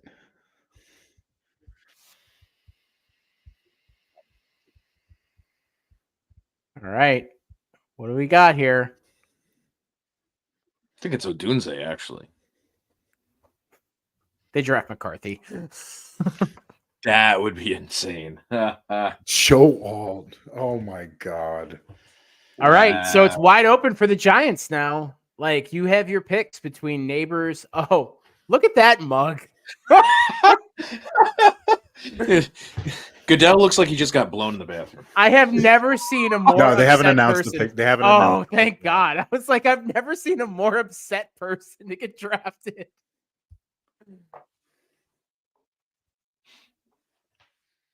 John Alt. Yeah. That's unbelievable. All right. So He's the Joe piece. Alt, He's an important piece. He's got the bloodlines, which I like. He's big. He's fucking strong. He's just a little too top heavy. Again, almost 6'9". He's a little top heavy for me. He gets beat by a little too often for me. But he's fucking long. He's strong. Like, I mean, you really can't ask for much more. There's a nice track record of those Notre Dame offensive linemen playing well and long careers in the NFL. Give me a tackle from Notre Dame, Wisconsin. Give me Iowa, Michigan. I mean, Minnesota. Give me one of those guys. Some Midwest. meaty boys up there. Yeah, Midwest OTs, man. Give me them all fucking day. He plays. He's nasty too. Yeah, I like how aggressive he is. He's a got big great guy, awareness, too, man. I mean, he's got great hands. Yeah, It's, it makes sense. And in a run Okay. game scenario for Harbaugh, Jesus, look at this human. He's big, man. He's really big. I think it's a good move for them, honestly. I As much do as they really too. do need a receiver, they can't go wrong here, with Joe Alt. I agree, but it's just like it's like Jesus Christ, man. Like, I'm like you got to have somebody to throw to. Number 5 on Dane Bruger's list. Again, maybe this is not a concern for them, knowing how deep wide receiver is in this draft. Yeah, that's What I was going going to say too. Yeah. But these guys at the top are like the elite of the elite. So, but again, now with what's his name coming back healthy, hopefully, Is this Rashawn Slater? Slater coming back healthy, and now with Joe Walt, you're giving Herbert two bookend tackles. I mean, we already know Slater's a stud. I want to be interested to see where they play them because Slater was a right tackle in college. He'd been playing left tackle. I imagine they probably will want to shift him over and let all play left tackle. But I don't know. Oh, Giants pick is in already. Holy shit. That was quick. Wow. Giants being this has got to be Neighbors. Like I think they were waiting for Neighbors to get past the Chargers, and they like him over Odunze too. I don't know. I can't tell because again, the Giants have gotten pretty good at like camouflaging what they want. It's not like the old days with Jerry Reese and Dave Gettleman, but I'm gonna say Neighbors here. I think they take probably the big body receiver or the speedy receiver here. But if it's Odunze, if it's Neighbors, if it's McCarthy, I'm good with any of those three. As long as it's not fucking Brock Bowers or some bullshit like that. Yeah. I mean, I feel like this is almost the same kind of pick that Washington had as well, where there's a lot of really good options available, and it just comes down to who can help us in like the short term, but also be here for the long haul as well. Yeah, trying to get whoever's playing quarterback, a fighting chance. Man, every time they pan to like some Giants fans, they are the corniest fucking fans I've ever seen. There was somebody with a Giants hate our fan base. like helmet that also had like the UNC Chapel Hill logo on the side of it. I'm like, well, you could throw that right away. Yeah, tried to wish it into existence, fucking manifesting it. I don't know. I mean, I'm kind of not sure who I like more than Odunze or Neighbors, but I like both of them a lot. So, all right, let's see. Man, even with the pick in, they still wait like another 5 I know it's always that way. Did Elf fall off the stairs or? Is he trying to make this like a drinking game? Like he goes to the back, takes a shot, and then he's got to come out. Neighbors. There you go. Big Neighbors. Yep. Neighbors. Hey, we like the LSU blood in Big Blue. So he's a fucking stud, man. He number 4 on Brugger's list. Number 3 on Brugger's list. Absolute fucking stud. He is so fast. I mean, Steve Smith, by the way, who I value his opinion on wide receivers. He's wide receiver 1 for Steve Smith. So I take notice of that. He is so dynamic and so fast and so just like really, really, really good. So I mean, and yeah, LSU receivers, like, I mean, you can't really go wrong. Yeah. So I figured JJ, they like JJ, but they're not willing to take a shot on him here. It's just too early, I think, for them. I think they're gonna probably see where these quarterbacks kind of fall and hope one of them makes it into round 2. He's he for his ability to not only kind of run past people, but also play that 50-50 game. He can fight for a ball better than I think even most pros right now. Everyone was saying that the biggest knock on Malik Neighbors' game this year, like in its scouting reports, was that he's in the same draft as Marvin Harrison Jr. Yeah, like that, like literally that's his only weakness is that he would have been wide receiver 1. But yeah, he's amazing. I think the thing for him too that I also look at is that he played in a conference with a lot of really, really strong defensive backs that were guarding him, and he had to go up against. I mean, this isn't just I know the SEC has this aura about it, but for what it's worth, a lot of those teams generate really, really talented DBs and cornerbacks. And the fact that he was going up against those guys so often for the last 2 years when he was a starter, I think provides a lot of good idea of like what you're going to get from him. And I just love how they just compare LSU receivers to LSU receivers because they compared him to Jamar Chase. I'm like, yeah, that makes sense though. It's not crazy. It's not crazy. No, it's not. That's the funny thing is that he could be very much like Jamar Chase, like quarterback's best friend type of guys. the ability to play inside and outside, one, his ability to run past people or beat people in a 50-50 game. There was some times I was watching Neighbors, man, and he would just run past people that were right in front of his face. It like Odell-ish, in that sense. His deep ball abilities are going to be huge. I do see it's going to change how defenses scheme for the Giants. It's when have we had? I mean, we have fucking slobs for receivers right now. I'd be curious to see what it will look like if Jalen Hyatt takes a step for the Giants, and you have him and Neighbors on the field at the same time. Malik Neighbors also not turning 21 until the end of July. So right around minicamp is when he will be turning 21 years old. Wow. Again, even Mike Kafka looks happy, and he never looks happy. He probably just found a new NFT in his pocket. Bitcoin is up, baby. So no, this is a home run. I was like, don't get cute. That was my only fear, was like, and again, I think it's more of just like me being worried about Dave Gettleman. It's like, by God, that's Dave Gettleman's music. He comes down fucking like Stone Cold Steve Austin, and he's like, we're taking a tackle, the 3rd round tackle, we're taking him. I just imagine the Dave Gettleman, like he's putting like 2 fingers on his temples to see if he can like mentally levitate himself. My brain is so powerful. Okay. So good job, Giants. A+. Didn't fuck it up. Yeah, thank God. I mean, again, it would have been hard for them to fuck it up for me, man. It would have either been like, I mean, you never know sometimes, though. If they took Arthi, if they took Odunze, if they took fucking Neighbors, I was happy. All right. Well, the pick is in for the Titans. Who do we think they're going with? Joe Alt was my pick for them. And this is hard because so no trade down for them. I think Odunze's in play, but I don't think that's going to be it. I think. Let me look at the top 100 for. So I have it in front of me right now. Williams, Harrison, Neighbors, May, all are off the board. Jaden Daniels is off the board, obviously.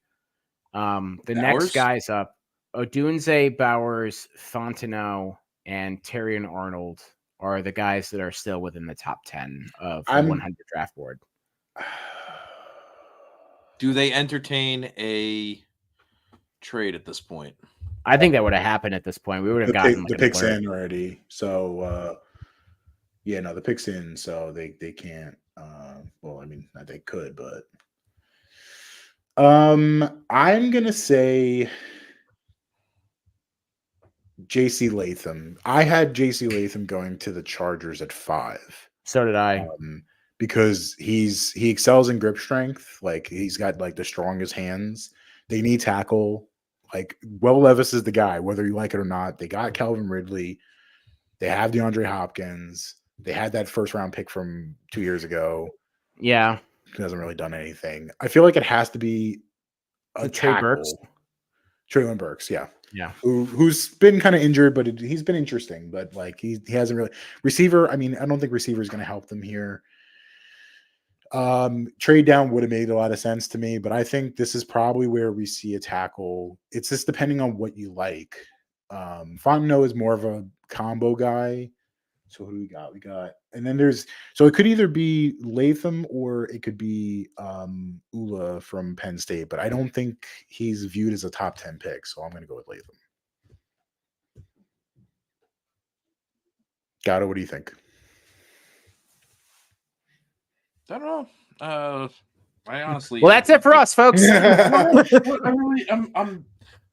don't know how much. I mean, Brian Callahan is their head coach. Who's their GM again? Somebody from the Patriots, I think. So, their GM is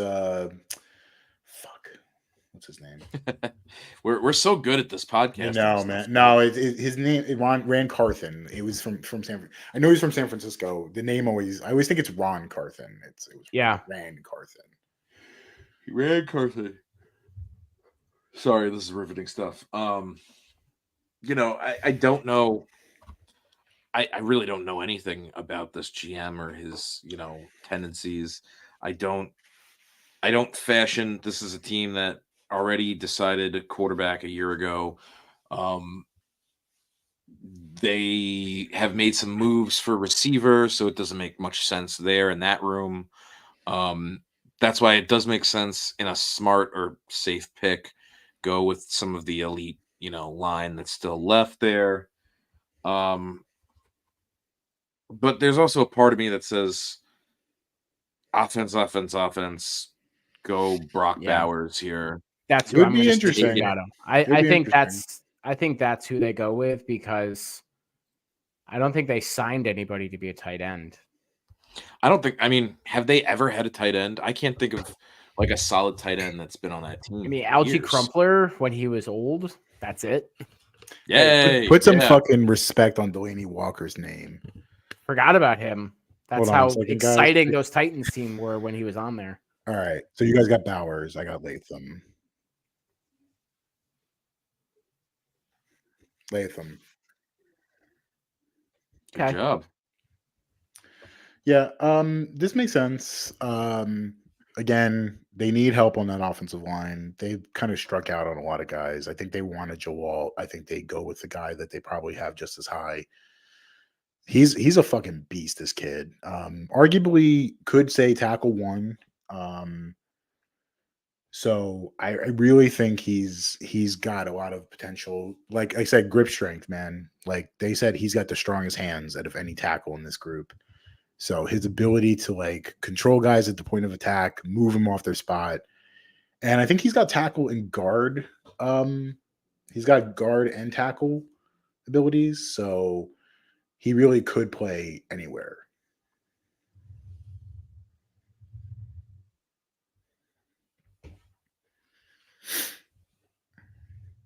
Yeah, I think he played left tackle, right tackle. He played a guard. Like he can move him around. I don't really know much on the Titans' offensive line. He has a very interesting build as I'm looking at him right now. Kind of like Too. more, not as long, but more He's like stout. it's stout, but it's also it's not like just a big lineman shape, where they're just like these kind of like oogly, long armed, like ogre type individuals, kind of like you see with Joe Alt. he's more he has a musculature about him that Yeah. I feel like he can really power off the ball and be a great asset in the run game as well too. He's got the type of padding you really want on a lineman, which is muscle. Yeah. Right? How do they get their fucking names on there so fast? Do they just make one for every team? They probably have him heat pressed on. All right, so Falcons pick is in. They didn't trade. I felt like this was going to be a trade. If anything was going to be a fucking trade. This to me, so it looks like Rome Odunze might be a bear because I don't think they're going to take a receiver here. I think they're going to go with Byron Murphy, the tackle from Texas. I think he kind of makes sense here.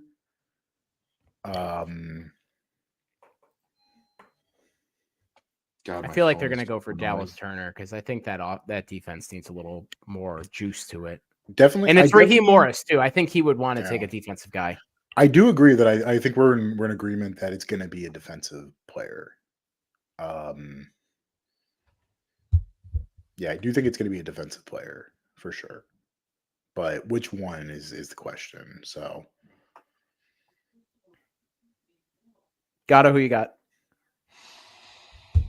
Oh, that's a good question. I think originally I had in my crazy mock draft world, I gotta had look at that again. Cooper DeJean. Cooper DeJean, the white corner. The guy who said he could beat Caitlin Clark in a one-on-one game. Hey, if he said he can't beat her, he's not a corner. That's true. I did watch some high school footage of him playing basketball, and I mean, Pretty good. He's no slouch. Yeah, no. All right. So, yeah, this feels like it could be a defensive player. I think you're like Dallas Turner, Byron Murphy. Cooper DeJean. I think we're all in agreement though. It's got to be a defensive player here though. Do you think JJ McCarthy would go to the Falcons? No. Not really a reason with Captain Kirk. Well, how long is Kirk there for? 3 years? 4 years, I believe. Okay. Yeah, I wouldn't. Crazy. Man, why do they love Kirk Cousins so much? I can't wait. Bad is The the NFL international loves him bag. so much. I can't wait to watch Dak Dude. Prescott throw touchdowns to Malik Neighbors and Jalen Hyatt next year. It's gonna be great. I just realized that Dak Prescott's a free agent next year. Why are they showing Michael Penix? Yeah, I don't know either. There's no way you take a 24-year-old quarterback to sit for 3 or 4 years. Like, there's no way. That'd be a waste of a pick. Michael Penix is a top 10 pick. Who's saying this? No, I'm just seeing him on the screen. I'm watching the ESPN feed. They're showing Michael Penix. Yeah, they do a lot of dumb shit though. Yeah, because the defensive players are not interesting. Like they don't show those guys intentionally because nobody knows anything about them. Yeah, most people are just interested in who's going to be potentially on their fucking fantasy lineup in a few months. If you sign Kirk Cousins to draft Michael Penix in the top 10, you're fucking stupid. That would be the most Atlanta Falcons move ever. I'm gonna give Arthur Blank the benefit of the doubt here that he's not that dumb. The first guy who's 24 years old already, too. 4 years, $180 million. You know, Kirk Cousins paid man.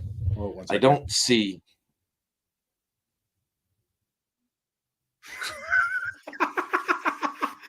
What just fucking happened? Oh my God! They drafted Penix.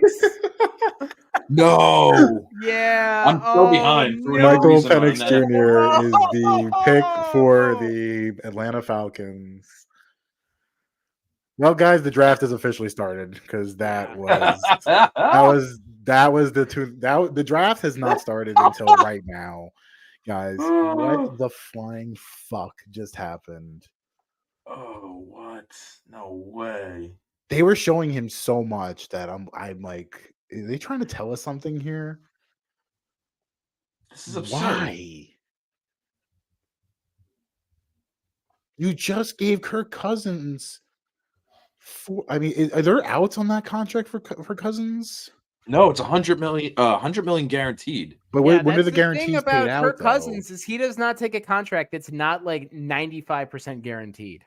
I don't understand that at all. It's crazy. Absolutely crazy.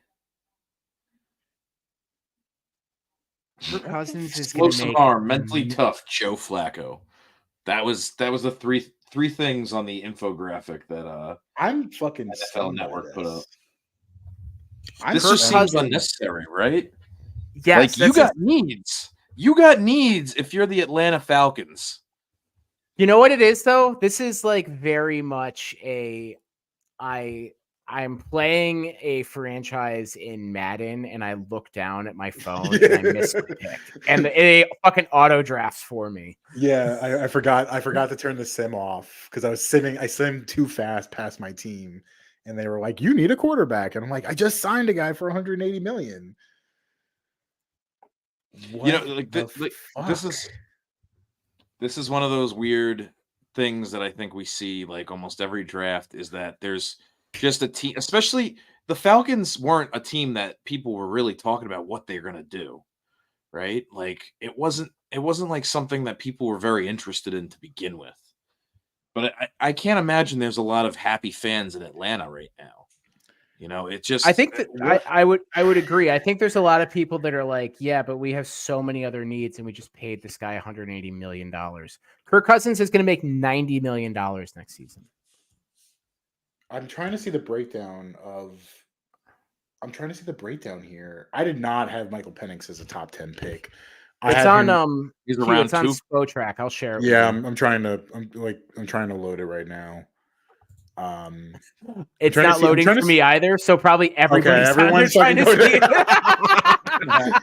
Everyone is trying to look up Kirk Cousins' contract because they're saying, "What the fuck just happened?"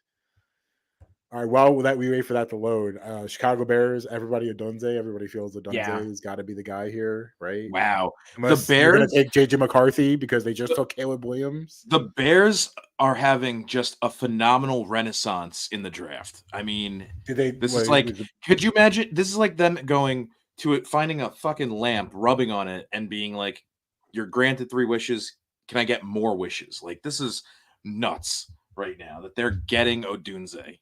That's a great pickup for them. I'm not. I'm just saying it's not official yet, is it? It's not official, but I mean, Okay. you can make the assumption, right? Like, Yeah. I mean, what? I mean, of course, there's always the opportunity for them to trade for more. I wouldn't because like the reality also for Chicago is that you have DJ Moore. You have a lot on of guys on short contracts. Right. He's yes. only got like a few years left, and then you're gonna have to renegotiate, right? Secondly, then you have Keenan Allen old and on like a long-term, deal that's gonna expire eventually. So getting a guy who's only 21 years old and is really fucking talented. I'm flummoxed by this, man. I don't understand this at all. Yeah, the logic behind it doesn't make sense. The Jets, the Vikings are fucking like breathing a sigh of relief right now because they heard quarterback and they went blind for like 2 minutes and they were like, "There's no way the Falcons just fucking took our guy." Why wouldn't you take McCarthy? 20-year-old kid who can sit behind Kirk for the next few years, and he's similar to Kirk Cousins. Like, who's more similar to Roma Kirk Cousins? Bears. Makes sense. Makes perfect sense. I'm still congratulations, talking. I'm going to talk about this the rest of the won the draft already. It's a really good start. I'm just hearing the Chris They got the Berman number- when that Falcons pick came in. So they got like the number 1 overall, and I mean, the Tim Allen, the Home Improvement. Oh no! I'm sorry, Oh, Gatto. no. We're being silly right now. Yeah, we're being so dumb.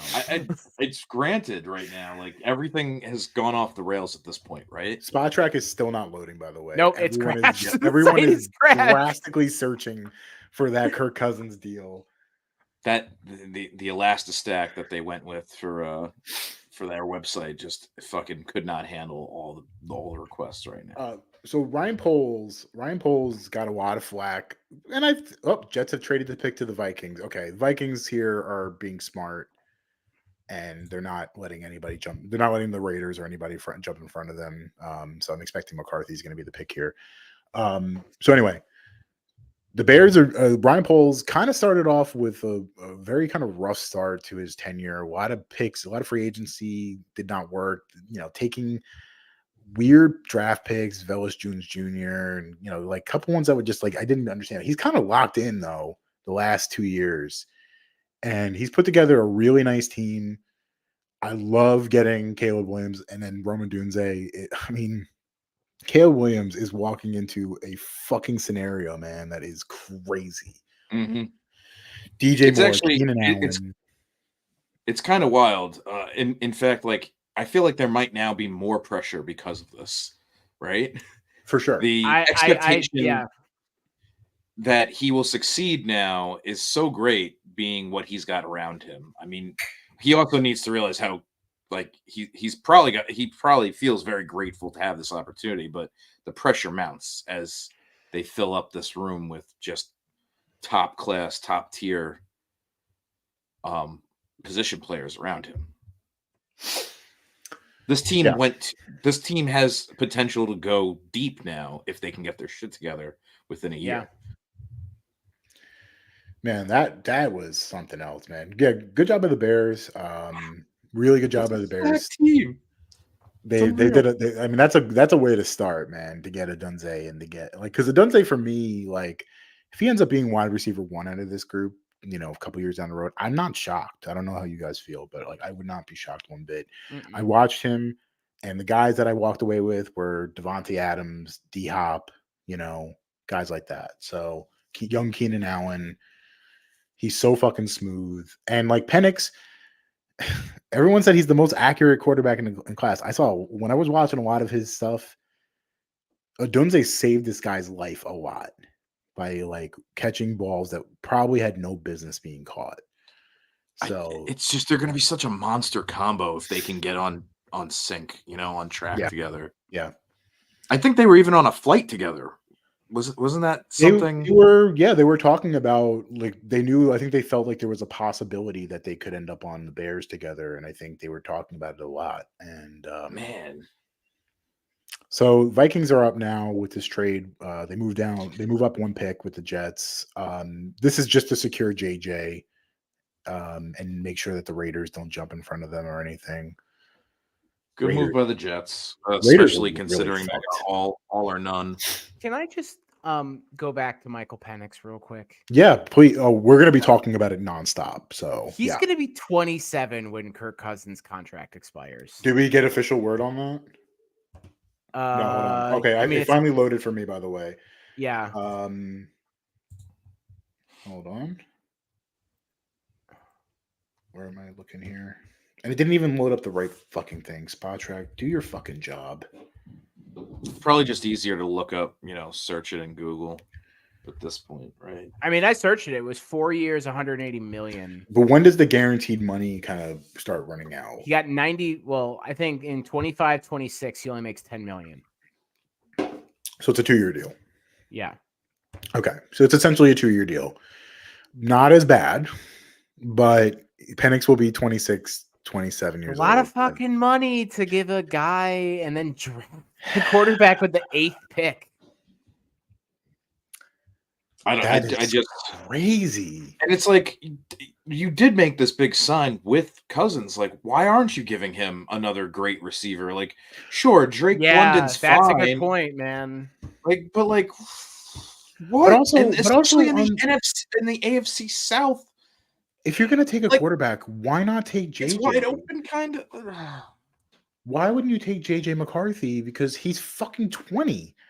Like, you can literally set him for 2 or 3 years and it wouldn't matter. And, like, I mean, again, if you stylistically like Kirk Cousins, there's nobody more similar to Kirk Cousins in this draft than fucking JJ McCarthy. And it doesn't make sense. You have Bijan Robinson, who you're going to give a considerable amount of the lion's share to. Like, JJ makes more sense as a fit for that too. It really, This it's is just fucking insane. Good by the Does- I want I want to ask the question though. Yeah. Does JJ being passed by the Giants and now the Falcons, do you think that changes the calculus and how teams were viewing him actually versus what was being put out in the media? I think it changes the No. narrative. I don't For the think so, because he's Falcons still going to keep end up up being a top 10 pick, which is not where anybody had him originally. I think it's just a matter of where people had him on their boards. I think that the Giants had him probably as QB3 or QB4. They had him as probably a first round pick, but they stuck to the best player available, which was Neighbors. And like I by anybody's board, Malik Neighbors is a better player than JJ McCarthy, right? But it's just not as important with quarterback. So I don't think it changes much in my mind. about Hey, him. there's also something to be said that, despite nobody wanting Daniel Jones, maybe the organization feels different about his abilities. I don't think You so. know, I there's I think they're there going to is- get a quarterback, and I think they're going to probably try and jump back into round 1 to get Bo Nix if he falls. But Bo Nix was also someone as much as I think Mike Renner had him at 10th overall on his big board, and which dude, again, what is if you look at weird. if you look at like PFF rankings and stuff, their analysis of him, he was actually one of the highest rated quarterbacks overall in their metrics. Because of his post processing abilities. Yeah, and I honestly, what does Daniel Jones lack the most? Processing. Yeah. Look, So- I mean, I don't really love the idea of taking a quarterback in round 2. It very rarely ever works out. But I've been trying to be better about this and trusting that that Joe Shane and Brian Dable know what they're doing. So if they view Bo Nix as a guy that is worth a trade up or worth taking in round 2, then I'm obviously going to trust them.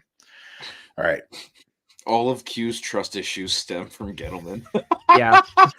And Jerry Reese, man, the amount of times And- that they got fucking jumped at the last fucking minute because Jerry Reese was so obvious with his goddamn picks. Like, oh yeah, I'm only going to go to one pro day every year. And guess what? It's the pro day of the player I'm fucking picking. Like, he went to LSU, they take Beckham. He went to Miami, they take Flowers. This guy was a fucking moron who thought that he was entitled to a pick. It's so stupid. Anyway, Joe Schoen, I knew they wanted I knew they liked Neighbors, but like there was no guarantee for that. I think they just assumed that Neighbors was not going to be there. Yeah, I think once it kind of went on, there was a chance that maybe Arizona preferred him. Maybe the Chargers would take him at 5. So I think they were kind of playing their game and waiting for Neighbors to be there. Yes, the NFL draft is in full effect. The Viking selection is coming out now. They usually do this in round 2. Where they start bringing out like Guess like special guests. Although that kid did the Thibodeau one that one year. Yeah. All right, Yeah, so I think this is going to be JJ. It can't be any. Imagine it's Bo Nix. I'll fucking laugh my ass off.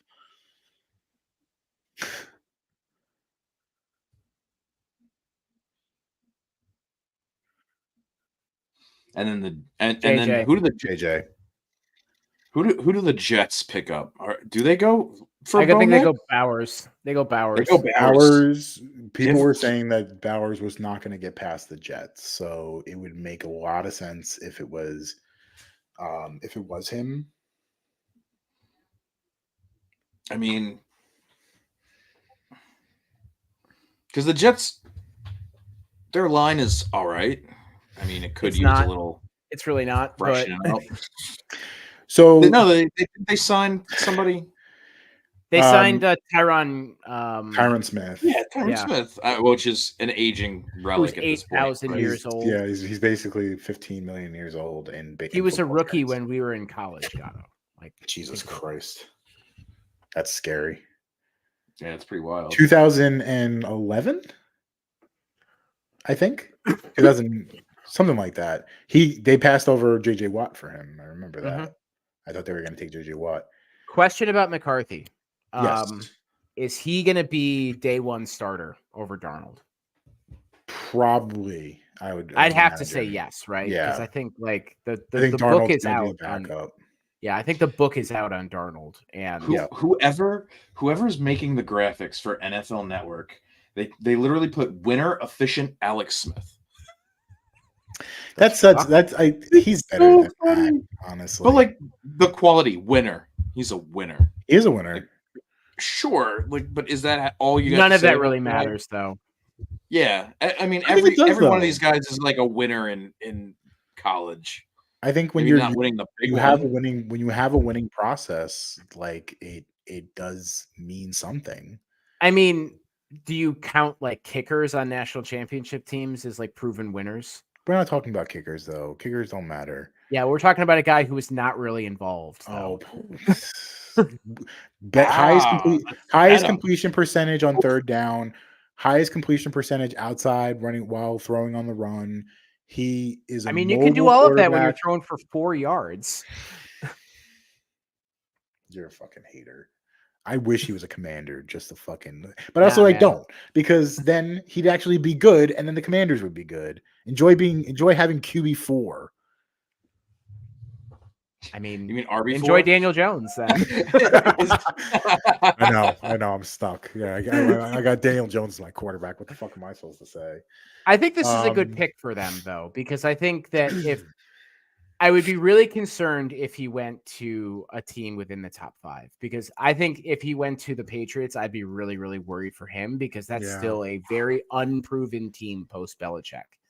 And I think him going to a Kevin O'Connell led offense is pretty much already set up for him. West so Coast, yeah, it's gonna it be a looks nice and one. feels very much like that Michigan team with the talent that's around him. And that's not a knock. Like I No, I get what you're saying. there's a level of comfortability for him to be able to go there and be like, yeah, I'm a top 10 pick or top 9 pick, but I'm also throwing to Justin Jefferson, Jordan Addison, and TJ Hawkinson's on the team too. There's an offensive line that's there. Like Brian there are Reynolds, very pieces, good left tackle. right? There are pieces there for him to be successful, and they can be out of the box good versus like, hey, we suck, and you're gonna have to take your lumps for a couple of years before we get good.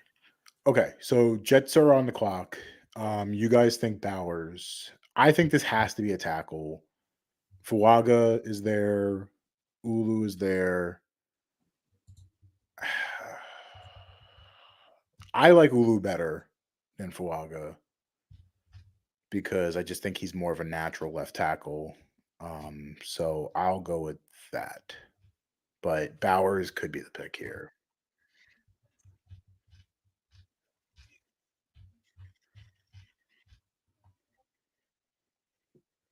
Yeah, I had Fuaga. There's no receivers really In my worth mock your- draft, I had Fuaga. No, because who So would you that's- reach for? Brian Thomas? That's Yeah. probably that's a little much. That's a little rich for their blood. What about we're another talking- receiver? Is there any chance, like, they go for AD Mitchell? Olu. It's Olu. Oh. Mm. Man, I am behind again. It's fucking NFL Network. I mean, that's a good move for them because even before Aaron Rodgers got hurt, there were definitely concerns about that offensive line. It was aging. And I mean, if your big pickup in the offseason is Tyron Smith, there's some concerns there. They did get Morgan Moses. They did, yeah, but they probably got him like 2 years too late. Yeah. Olu was tight end, was OT1 for a large portion of the beginning of the season. And like, I don't think he did anything that really like warranted him not being OT1, but I think just because Joe Wall is just such a physical specimen that I think that was one of the things that he's OT3 because Latham is technically a tackle. He's really good, man. I love Penn State offensive linemen as well. They usually translate very well. He's really long. Like, I mean, again, it kind of reminds me of Andrew Thomas coming out. Just a really sturdy starter for them. I like it. I like it for the Jets. I think they need, if they're gonna keep Rodgers upright, because I don't think dolphin noises can cure another Achilles tear. I mean, you don't know that. You have not. I've done my research, Tom. I've done my fucking research. Okay. You know what sound does a dolphin make, by the way? It was dolphin mating noises, apparently. Sure. Sure. Shifting to the next. Was that an aroused dolphin? So we have a guest on the podcast. Sir, we have a bricked up dolphin on line 1. Imagine he gets Me Too'd by a dolphin. Oh man. So shifting to the Broncos because the pick is already in. This has got to be Bo Nix, right? Talk about being on the outside looking in. Like that was the one thing that they needed. I don't know. They've been talking about quarterbacks, talking about giving up the farm for Bo Nix.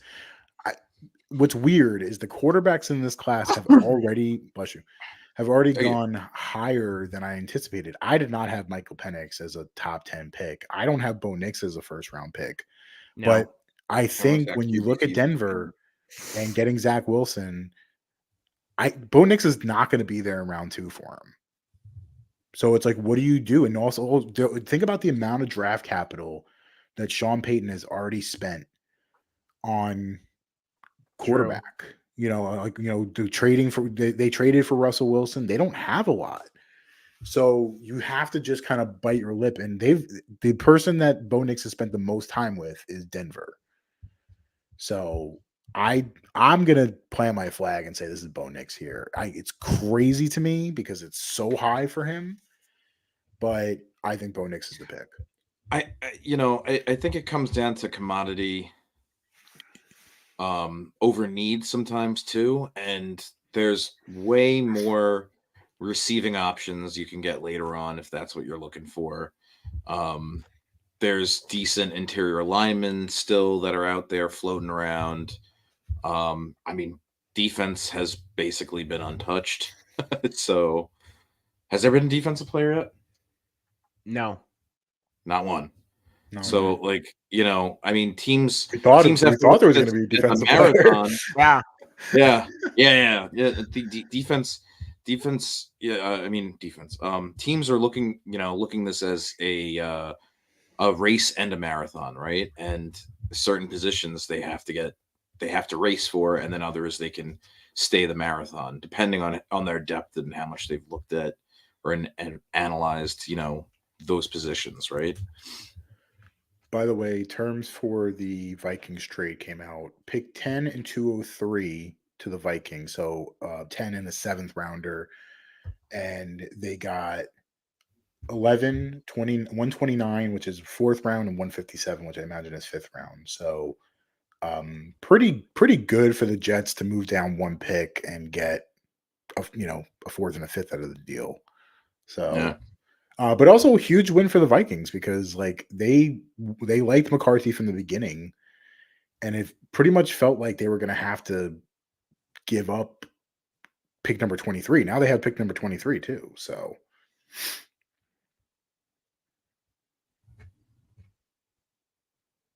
The suspense is killing me. it's on commercial break for me. I will also I'm say feeling- too, are they still paying Russell Wilson's contract this year too? Oh yeah. Mhm.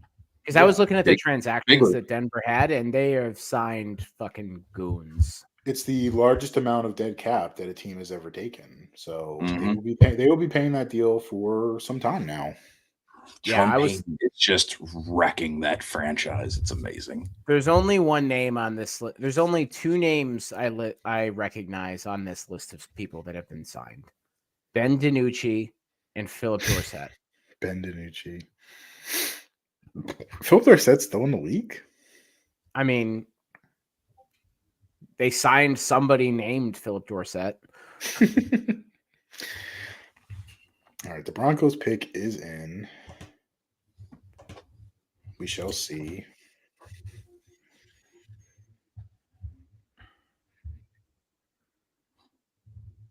Man, a lot of just nervous people in that room right now. They don't look happy. No, they do not look like this. This is what they want to do. Being forced into a pick. All right. Well, we kind of got a gun to our head to sign to draft Bo Nix. So did you guys make a selection real quick? Defensive player, you guys think? No, I think they're gonna get Bo Look at Nix. that one dude's fucking expression. Yeah, he looked pissed. He's listening to Peyton going, "What the fuck?" I mean, I don't He's know like, though, "My because job's done." again, the quarterback that apparently Denver's done the most work on has been Bo Nix. So I think it's him. I think this is what they kind of wanted in the first What place. what other teams are looking for a quarterback at this point? The ahead of Raiders, them? right? Raiders. The Raiders. New Orleans. Nah, maybe they're stuck with Derek Carr. They're for a they're while. very diluted with the car Second right guys. now. True. Fair. Broncos pick. All right. Bo Nix. Have fun, boys. Russell Wilson. The Broncos have redrafted Russell Wilson. Bo Nix.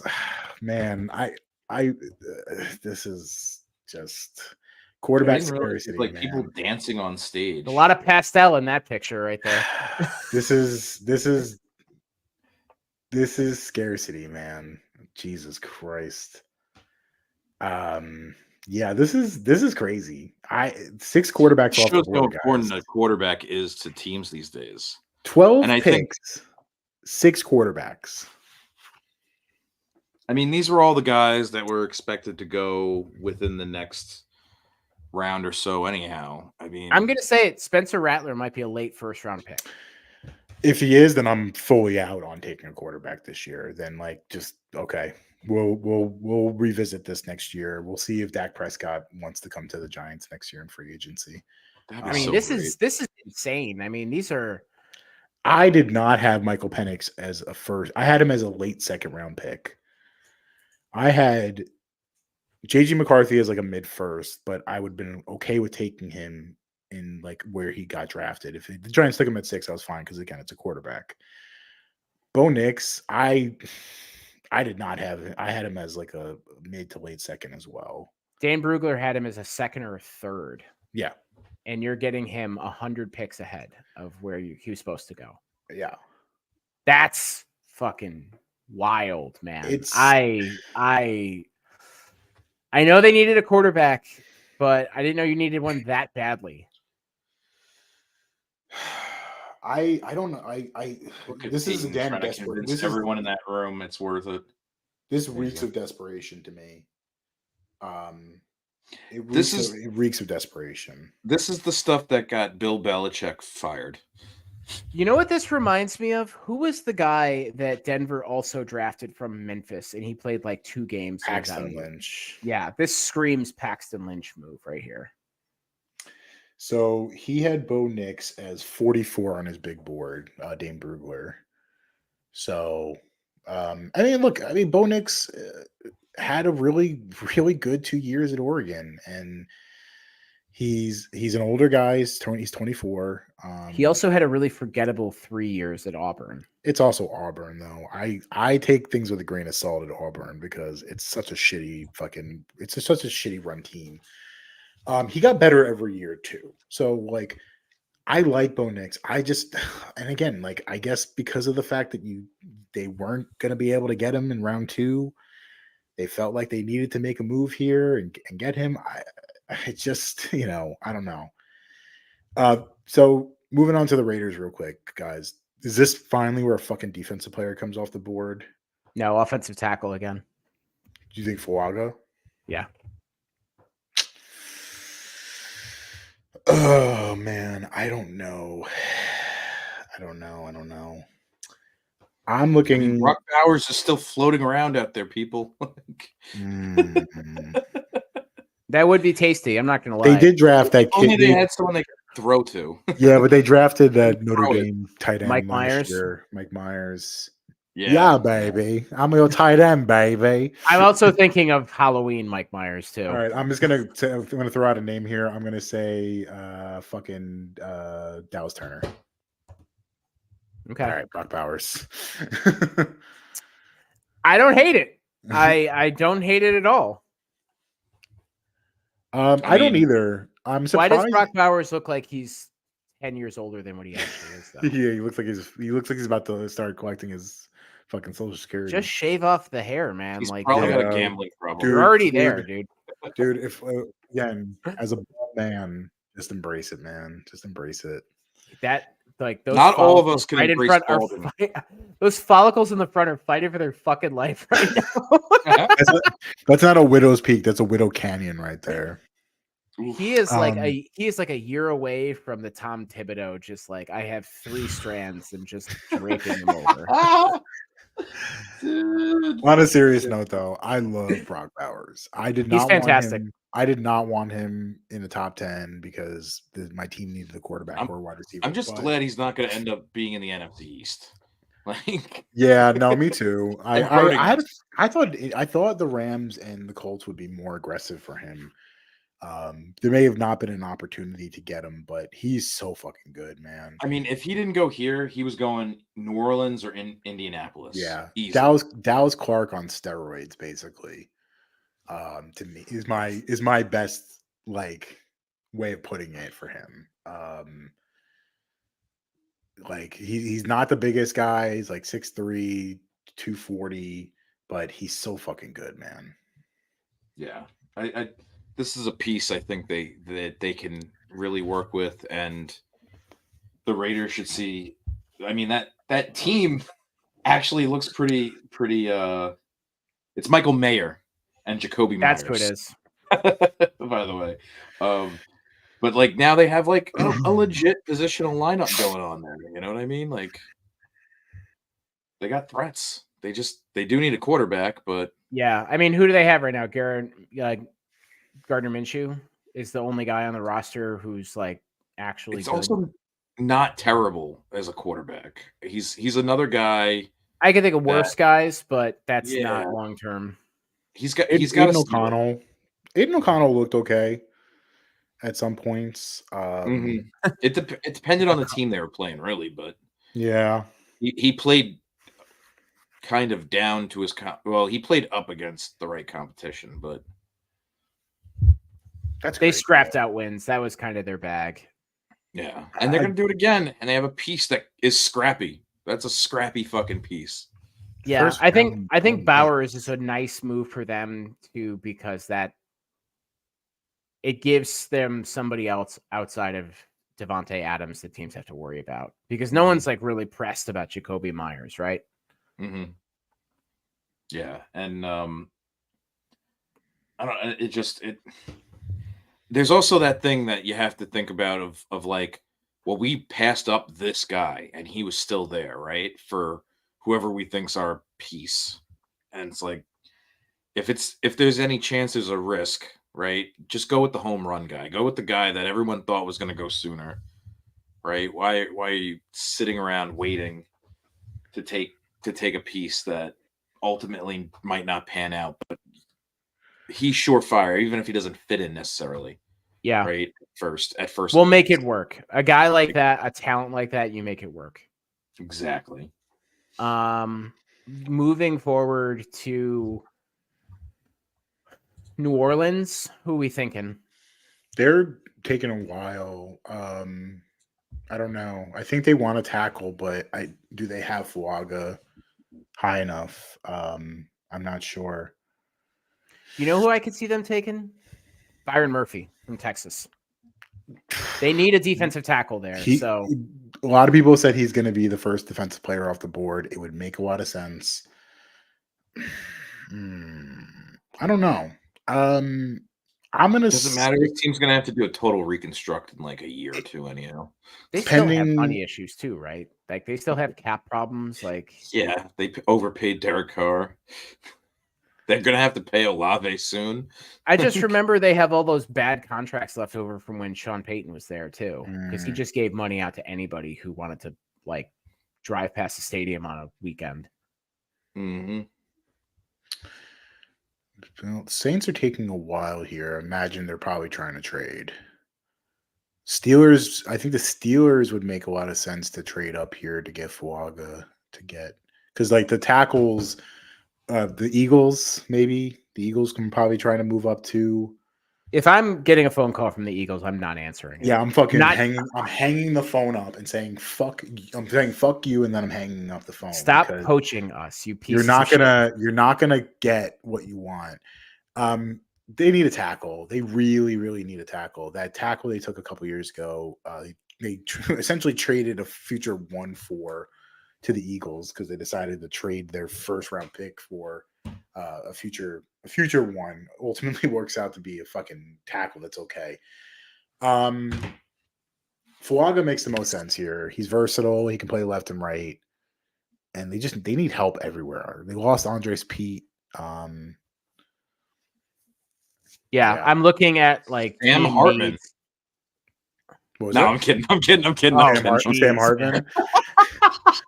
I'm looking at team needs for them right now, and it's offensive line, defensive tackle, wide receiver, tight end, and defensive back. So I had them trying to move up for a tackle in like my mocks, so I think they're gonna just have to. And I mean, again, Fuaga is 17 on the big board for Dane Brugler. It's well within that range. He's nasty, man. He plays nasty, so it would be a good move for them. They need help on that offensive line. Teron Armstead, losing Teron Armstead alone was enough. We're under a minute and a half here. Picks in. Yeah, so no trade. So you got Fuaga. Gatto, what do you got? I'm thinking maybe this is time for cornerback or something like that. Corner could be. That is something that they also need too, so it's not out of the realm of possibility. Which corner did you have your eye on? I mean, I like me some Cooper DeJean, but I don't think that's the guy here. Go white boy. I also had was it? I'm looking back through. Terrion Arnold. All the corners are there. Terrion Arnold. That was it. To see this many corners still on the board is kind of crazy to me.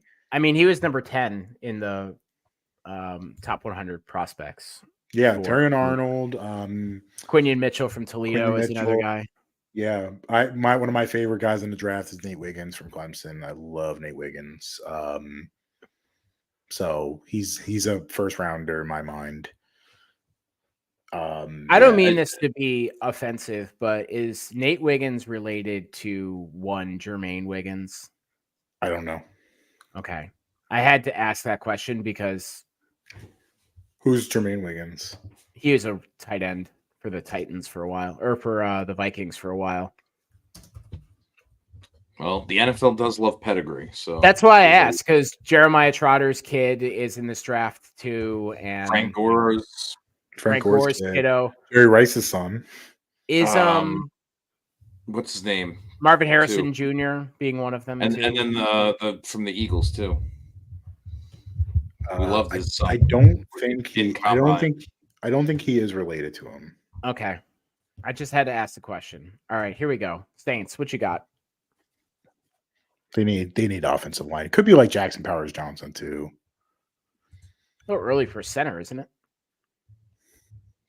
You never know, though. Kalis Uaga. Good pick. Good pick for them. Great pick. Yeah, it makes a lot of sense. They need offensive line really bad. That picture of him looks like he's a football player. He's a mauler, dude. Yeah, I think he's Polynesian.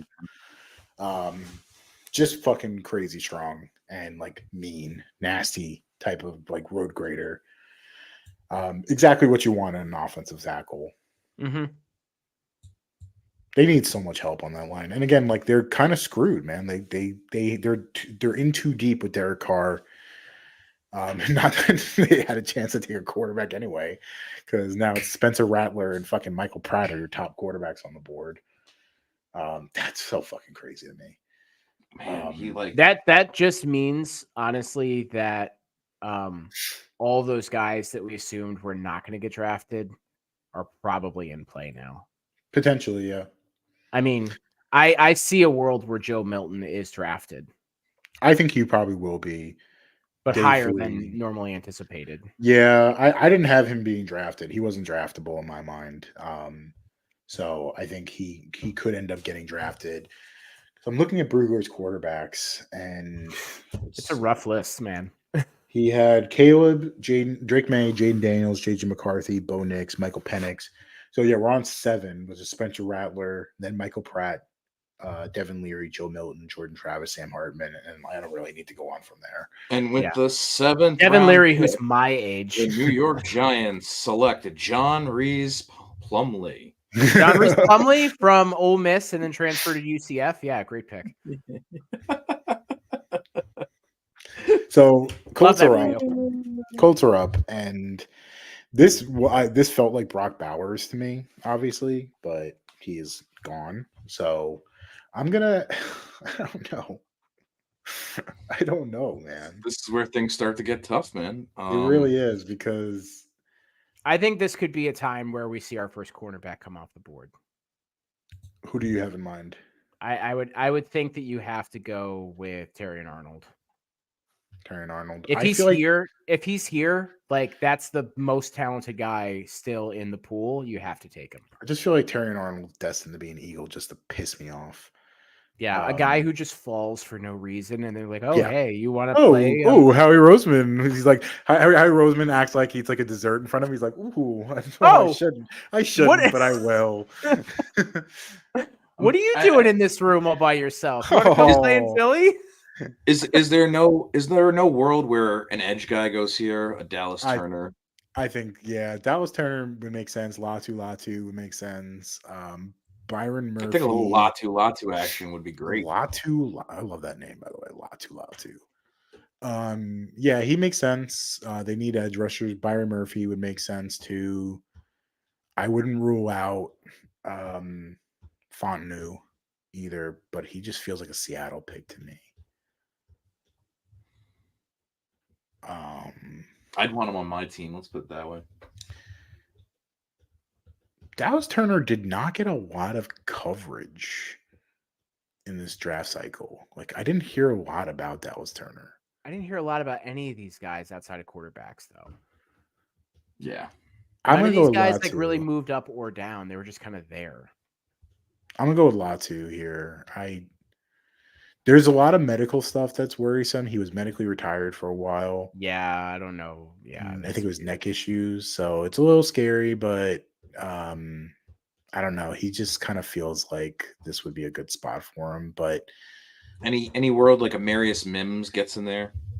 Mm, I don't think they're really looking at tackles.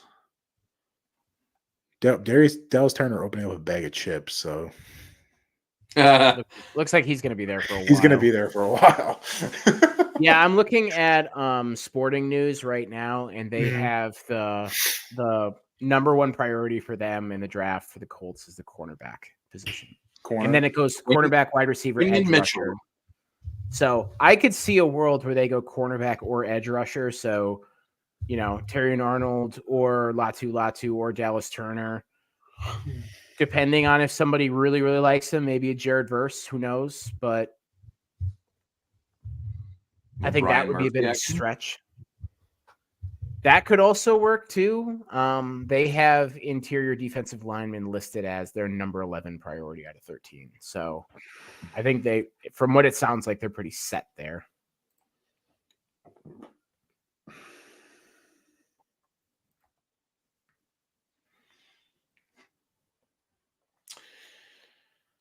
Quentin Mitchell looks bored, so Are you guys just live feeding people? Like, what's going on here? it's ESPN. ESPN's going from guy to guy. Oh, potential options. Yeah, it's fucking. I'm watching the fucking amateur hour here on NFL Network. It's crazy how like childish the NFL draft is on the NFL Network. Like you have a main line to get this right, and you still can't do it. It's I don't know if it's like the rights. They don't have rights to the actual set in which is also crazy because the NFL owns you. Yeah. I don't well, like your TV rights sometimes don't transfer to like what you're allowed to air, right? Right. And you can only have so many, camera operators out there. But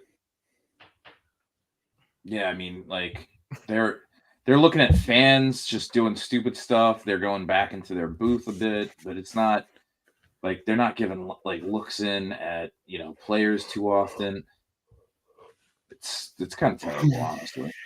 I should probably put on ESPN.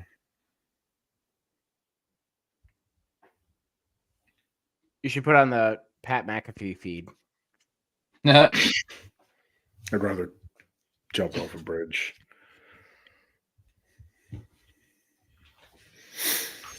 All right, so Seattle's on the clock right now. I have Indy on the clock still. No, the pick's in. I don't know why the board shows it that way. Once they put the pick in, the next team clock starts. All right. Let's see. Colts. They boo him every time. It's so funny. And then they should. Man, Goodell looks more and more haggard every time he walks out. They should just put a spot on the stage that just like raises and lowers and like he just comes up through the floor and back down. Like Michael Jackson. Yeah, with a little fog machine action or something. So it was Latu. All right. Yeah, Not a bad pick. Hey, I mean, no, I like it. Works for them. Answers one of their needs. And ultimately, if the medical retirement was a little over the top, I mean, he's been a super productive player since he's come back, which is nice to see on a team that's not terribly good either, which is even better because, he was probably the best player on that team and he was able to make it work. I mean, they're showing him beat the hell out of the USC offensive line, which is not really fair. Everybody does that. Yeah, I mean, like, again, it's a good pick. It's just like, you just worry about those guys that have been like medically retired. That it's like, can they, hold up long term. But I mean, the NFL fucking stands for not for long anyway. True. So I'm Seattle. looking at some of the stuff here. Their biggest needs right now are offensive line, linebacker, and safety. I feel like if there's any offensive linemen that are left on the board, this is where they go. Fontenot. I think that's probably the best move for them. He's a Washington kid too, so I'm gonna go with Fontenot because I think they're gonna take the hometown kid from Washington. What else do they need? What else does Seattle need? They're good at receiver. I'm looking at it now. Linebacker and safety, and I feel Not like taking we're anybody there. we're a Yeah. little too early for both of those positions. They took Weatherspoon last year. Yeah, He was good. He was really good. the highest rated safety currently is Jaden Hicks out of Washington State at number 39. No, thank you. Yeah. Not a Jaden Hicks fan. And then there's nobody linebacker related. I'm imagining they're talking about interior linebacker. It's considered one of the worst inside linebacker classes. Junior Colson at 42, Michigan. Yeah, Peyton Wilson is the only guy I really like. Is that the kid from NC State? Yeah. Wolfpack, maybe. I'm gonna go take a piss while we wait for the Seattle Seahawks. So you guys enjoy. Yeah, do your thing. I refuse. Gatto, I got a question for you. How is this draft playing out into what you thought was going to be happening? And aside from Michael Penix, like even himself being surprised. I think honestly, I think we're all a little bit like, wow, the quarterback's coming off the board at such a early point. I mean, not that we didn't expect, them to go, a few of them to go right away, but we're looking at like what I would say is like those third tier or fourth tier players already are coming off the board, right? Like Michael Penix, that was such a reach, right? Like there's a chance he could have been sticking around a little later, but looking at things now, the real need across the NFL really was quarterback, or at least that's what teams, felt were a strong need that they needed to. And I also look at it like your quarterback, like the quarterback is now a different position in which the NFL treats it or views it, right? And this is an important position that you're probably going to try a lot of hands at till you get your fit. And I think that's the new move, and that's why they're going so fast, because there's relatively, like, if you look at like some data models regarding draft picks, if you remove the quarterback position, what you find is that everyone's relatively right where they should be drafted, and the return on these players tends to be as expected, right? And they fit all the other players fit that model very well. But quarterbacks are so unpredictable for a million and one reasons that I think teams are now looking at the model of drafting a quarterback differently, and it's try out the suit, see if it fits, otherwise sell off and see what you can get for them, the value. They've become more of a they're like a currency at this point in the league, because they're worth so much, right? Yeah, I'd agree. I mean, you don't face like the long-term penalty that you would if you signed somebody in free agency and they didn't work out. Like if you draft somebody in the top 5 and they don't work and you're at a key position like quarterback, the worst thing that's going to happen is you're back there in a couple of years and you have another like bite at the apple. I think thus the Chicago Bears with Justin Fields, right? Yeah, and Justin Fields, you said that Justin Fields, but Mitch Trubisky and Rex Grossman. And I mean, it's not unheard of for teams to continue to have to go back for guys. I just think this year, and I wonder if it has more to do with just how many backups were deployed last year during the season, that teams are they're more conscientious of hanging on to those guys because the rate that starting quarterbacks are going down. They're like, we need to hang on to the guys that are proven quality backups. That's where you're seeing that big run on guys in the draft. And that's actually a very good point. Yeah. You know, I mean, you got guys like Gardner Minshew that are making a career out of going from one team to the other and signing like 1 year, $8 million deals because teams know, like, hey, you know, he's not going to win us a Super Bowl, but he'll keep us competitive for long enough and make it competent. And he's not going to lose us games. He's not going to win a ton. But if it keeps us at 500 and, you know, it can potentially keep us steady enough. Yeah, I mean, in the way the playoffs are now, like there's more opportunity for teams, and you know you can back in. We saw this a couple of times when we were younger, like teams that were 8-8 or in some cases 7-9 being able to get into the playoffs. That was rare, but now it can happen more and more, just given there's more opportunity to get in. And so, I'm curious. No, go ahead. And yeah, I think like the NFL is seeing that and they're reflecting that with this was a discussion during team meetings this year was the change to the roster position regarding quarterbacks, right? So that they can bring someone from the practice squad in the case of an injury, right? And yeah, I think you're right on the money with that, Tom. Yeah. So, I mean, I think the one thing I'd like to see, and I know this is really hard to do. I mean, there are a lot of quarterbacks that got drafted, and some of them I like, some of them I don't think they're going to pan out.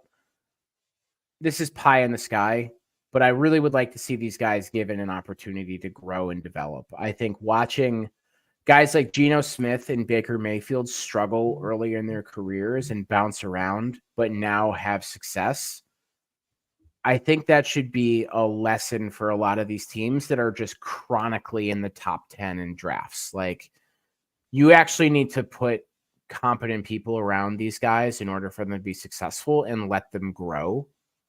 And I hope all of these guys succeed. The likelihood of that is probably remote, but if they give these guys the resources that they need to be successful and give them the runway to do that, I think it makes the league better, and it's less frustrating because some of these guys are just thrown into situations where the front office sucks, the ownership group is bad, the coaching staff doesn't know what the fuck they're doing, and the teams are lousy, and they're told you got to turn. Are you talking about Atlanta? Well, I was talking about Washington, Atlanta. I mean, there are so many instances where there are teams that these guys go to, and you know, like, it's fucking over for you, man. Like, nice knowing you. And I feel that way for Bo Nix right now too, because that team's a train wreck, and it doesn't look like it's going to get any better. I hope that he's a guy that actually gets a shot to play, and he's like not just somebody who's a throwaway piece once that Sean Payton eventually loses interest and the Waltons go in a different direction and they just like cast him aside like an old TV.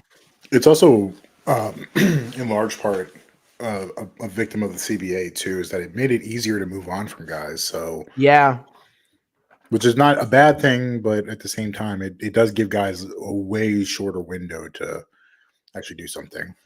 Yeah, a lot of those guys like getting their 5th year option declined. Yeah, like you never saw that when we were growing up. Now it's a very common thing. By the way, guys, defensive tackle Byron Murphy going to the Seahawks. I like that move.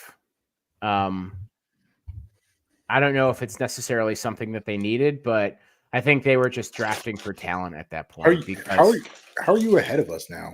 I saw that came up when I was watching. Yeah, I'll tell you why. Because we have here at Playbreakers one of the best resources for all the latest scoops, and I'm getting alerts before the pick is out because that's someone's live telling them what's going on before it can get to the broadcast. So if you want the scoop,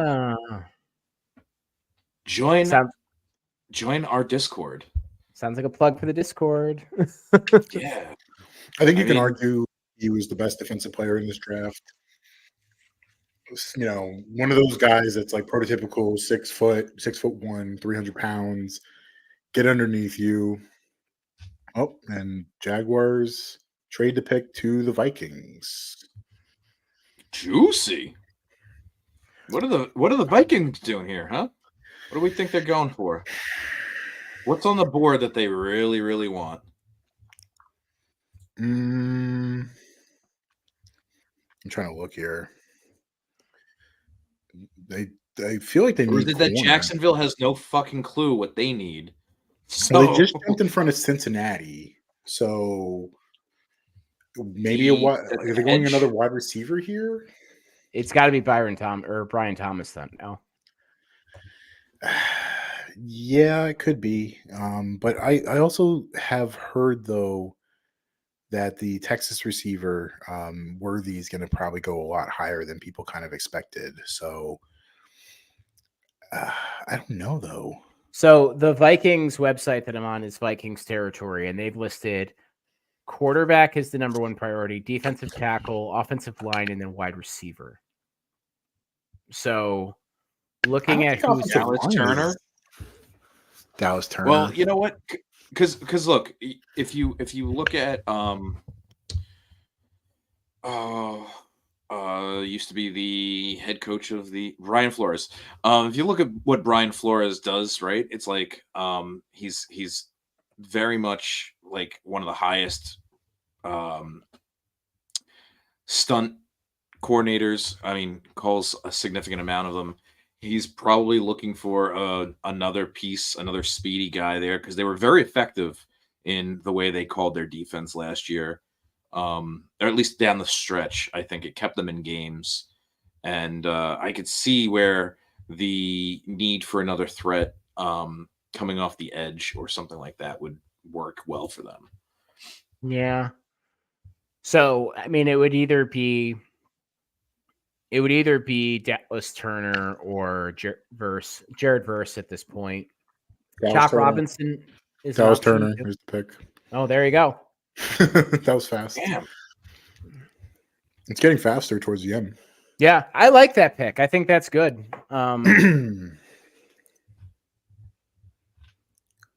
Yeah, I got no complaints about that one. Yeah, it makes sense, honestly. He for some people was considered to be the top edge in this class. I of pure talent, I think Latu was definitely the number one. He's not as good as Will Anderson is, but I mean, those Alabama guys, they come out and they're very rarely ever going to bust on you, So for them, you end up getting some people's edge one, and you get your quarterback. It's not a bad day for them. Yeah, and that kind of makes sense as to why they moved up, knowing that Cincinnati was likely going edge.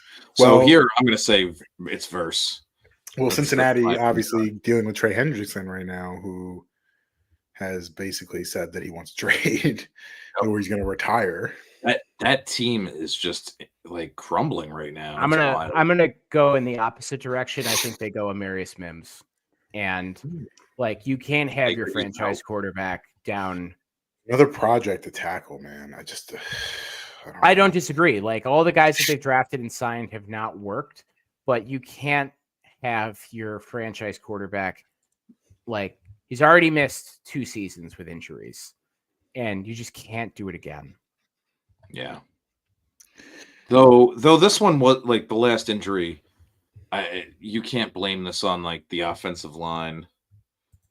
No, but he does get hit a shit ton though, and there was that whole issue at the start of the year that the offensive line was just a turnstile, and he was getting hit all the time. Yeah.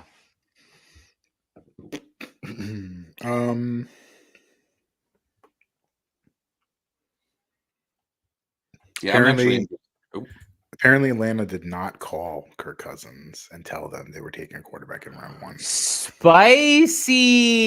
Very, very interesting. Apparently, they told him that they were going. Diana Rossini has said that Kirk Cousins is stunned by the Falcons drafting Michael Penix. They said that they were going to look for a quarterback, but did not say that it was going to be, let alone in round 1 in the top 10.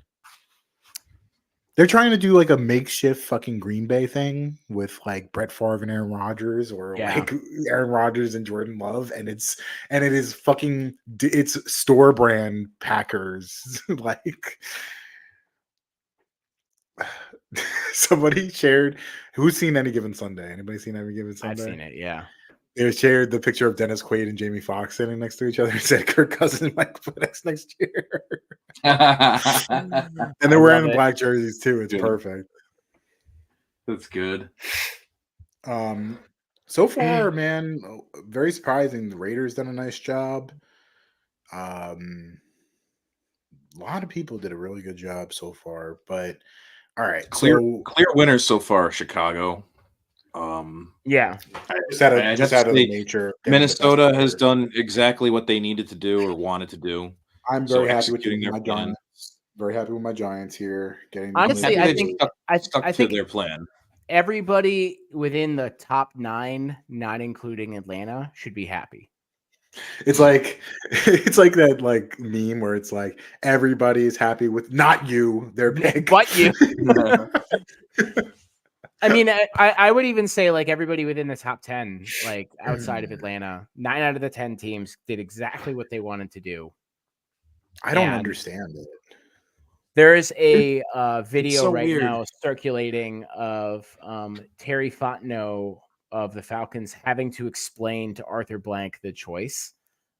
And it looks like a more complicated conversation than what it should be. Arthur Blank's like, hey, why the fuck did I just give this guy $180 million for you to draft his replacement? Yeah. Unless they're signaling something about Kirk's Achilles, saying he's not ready yet. He didn't listen to dolphin mating noises, and therefore it hasn't healed this. Yeah, his white noise therapy has not gone as well as they thought it was. There's a Twitter account called Fantasy Pros that has put out draft grades for the first 8 picks. Caleb Williams, A+. Jaden Daniels, A. Drake May, A+. Marvin Harrison Jr., A+. Joe Alt, A-. Malik Neighbors, A+. JC Latham, B+. Michael Penix. Anybody want to take a guess? D-. F. Oh, it's so good. I love it when it's not my team. Oh, when the train wreck is on the other side of town and you're like, well, thank God I don't have to drive through that traffic. It feels so good when somebody else fucks up. It's and like, for I saying don't this home. as a Commanders fan, I have been the one that's like, fuck, we're the ones that fucked up. Now it's somebody else's problem. Someone else Schneidered is what you're saying. Yes. Yeah, you're no longer the shitty run organization, Tom. How does that feel? It's a bit of FOMO, or not FOMO, but like imposter syndrome. I have a weird sense though with Jacksonville trading down that they're going to have the worst overall draft though. I think they were completely blindsided as to what they wanted to do, and therefore they just gave it up.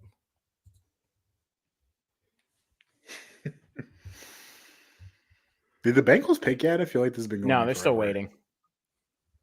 For what? Every pick was lightning fast, and now this feels like it's been an hour. It's amazing. A lot of people like the Bo Nix pick, apparently. It made sense for them. Yeah, I mean... Yeah, because look at their situation. Yeah, I mean, you have Zach Wilson, the soaker, running the show right now. The soaker. The Vikings give up around 3,030 picks to gain 1,564 points on the Fitzgerald Spielberger chart. Mm. Jaguars pick up the equivalent of the 20th pick to drop down 6 spots. All right, maybe it was a good move. Questionable. It's a lot. I mean, the Vikings gave up a lot, but I guess they got their people. They, that was their dudes. That's who they wanted. All right. So I think we all think that this is a tackle. Fontenot. I'm still convinced that Mims. they're blindsided by being blindsided, and they're going to go with a Kicker. yeah, definitely. They're going to redraft Joe Burrow. Yeah, they were like, he was so good the first time around. Like, guys, this is good, right? Good. We just put the factory settings. We just reset the factory settings on Joe Burrow. All the injuries are gone.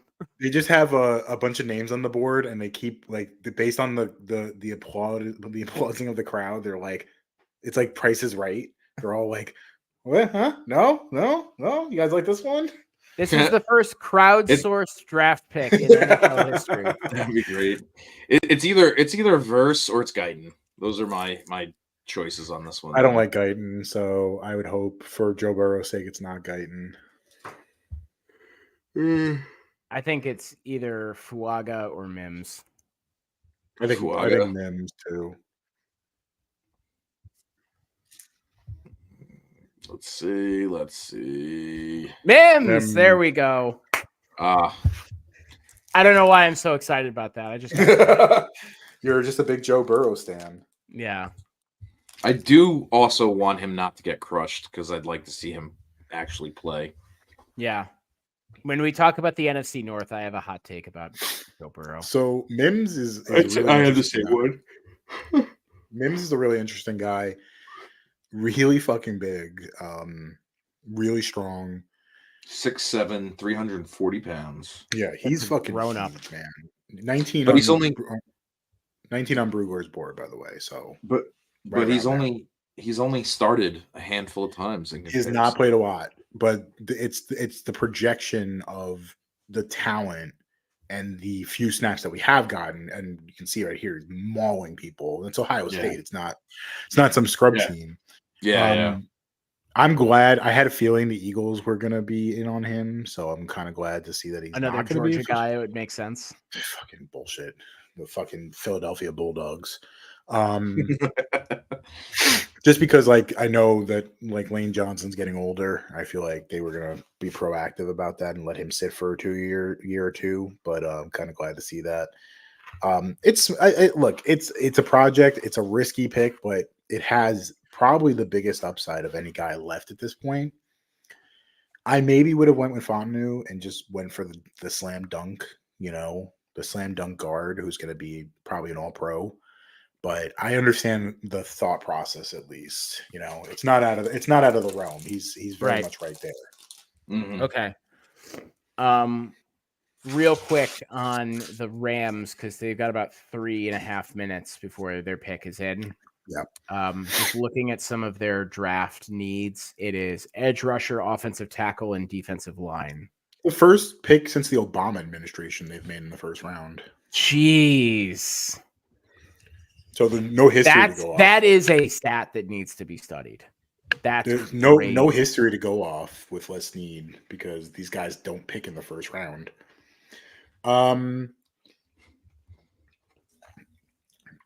So edge rushers left at this point. Jared Verse. I don't know about that though. Chop Robinson. I don't know if people see him as a first round pick though. Jared Verse is going to be a goddamn fucking Eagle, isn't he? Mm-hmm. Man. Let's see. To tell his old time, man. These guys are fucking so lucky, man. Are they though? Because they still need some cornerbacks that are going to be able to defend against neighbors now. So I'm wondering. No, I'm sticking with that. If Terrion Arnold is there, he's going to be a Philadelphia Eagle. He's from Philly. It just makes a lot of sense. I think Jared Verse has got to be the pick here, right? Because like they really do need edge, and he's really the only guy left that's like, you know, widely considered to Polished be enough.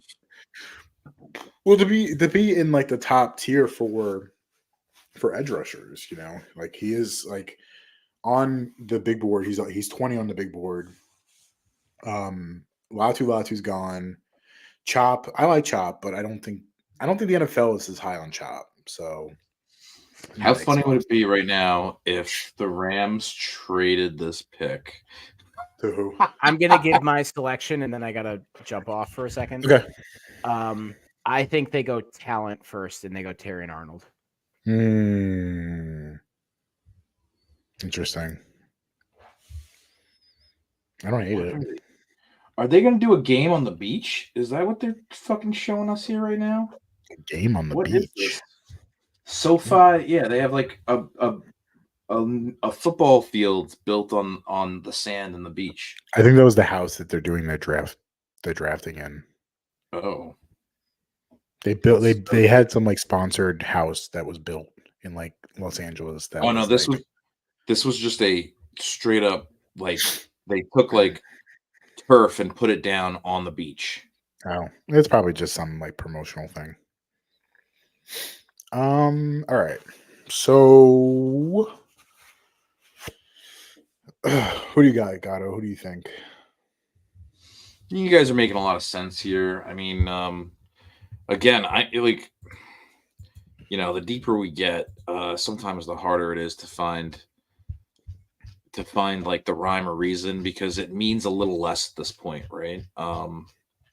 Teams start going off in different routes, and they have different mindsets than us. I just, a part of me thinks that a big problem they need to address is probably going to be, getting to or attacking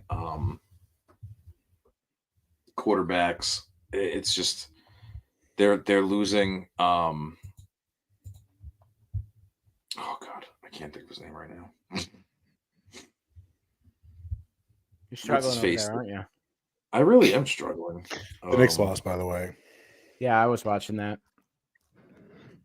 Whatever, they can always split. They're losing Arnold, and they got to figure out how to keep that. Who are you talking about right now? I don't know. I don't know what the fuck you're talking about, man. Moneyball. Jared Verse.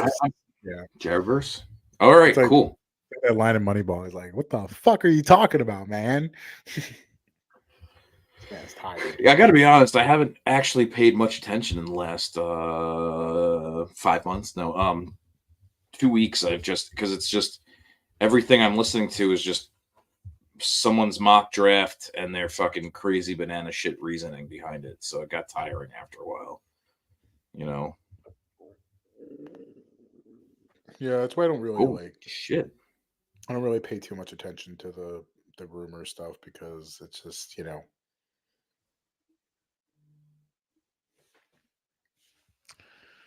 Jared Verse fully.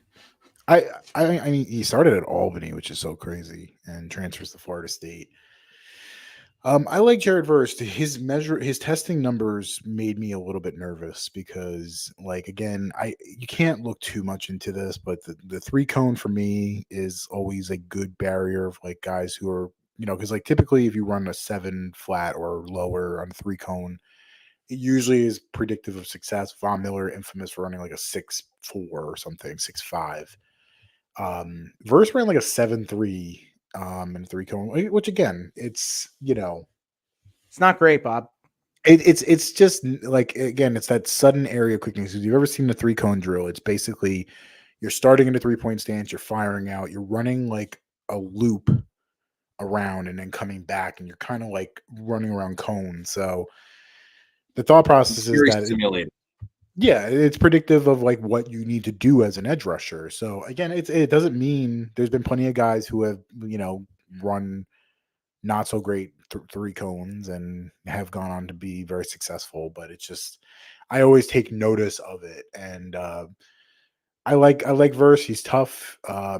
I like Florida State pass rushers. I was big Brian Burns guy in 2019. Um, Cam Jordan is a good comp. Cam Jordan, another guy who did not test very well and has become a really good pro. So it would make a lot of sense. But at this point, like not bad for getting him at 19. Yeah. I would All have thought things he would have won considered, earlier. like it's a solid move for them. Yeah, I would have thought a lot earlier for him.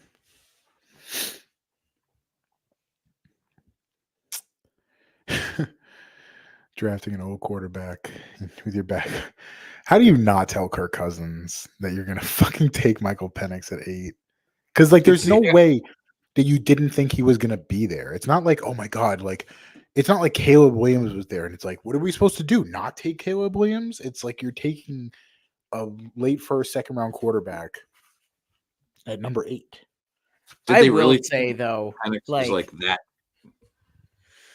I will say though, that's what somebody posted this on Twitter. That's what the money is for. You have $180 million, 90 million of it giving to you in the first year. You have your money is safe. And yeah. We gave you a shit ton of money, but we're going to be able to make decisions here. I'm not saying it was a good pick. I think their rationale is, at least from the general manager's perspective, is that's what the money is for. Now, whether it was a pick that they needed to do, I think it was probably a bad move for them, but it'd be like that sometimes.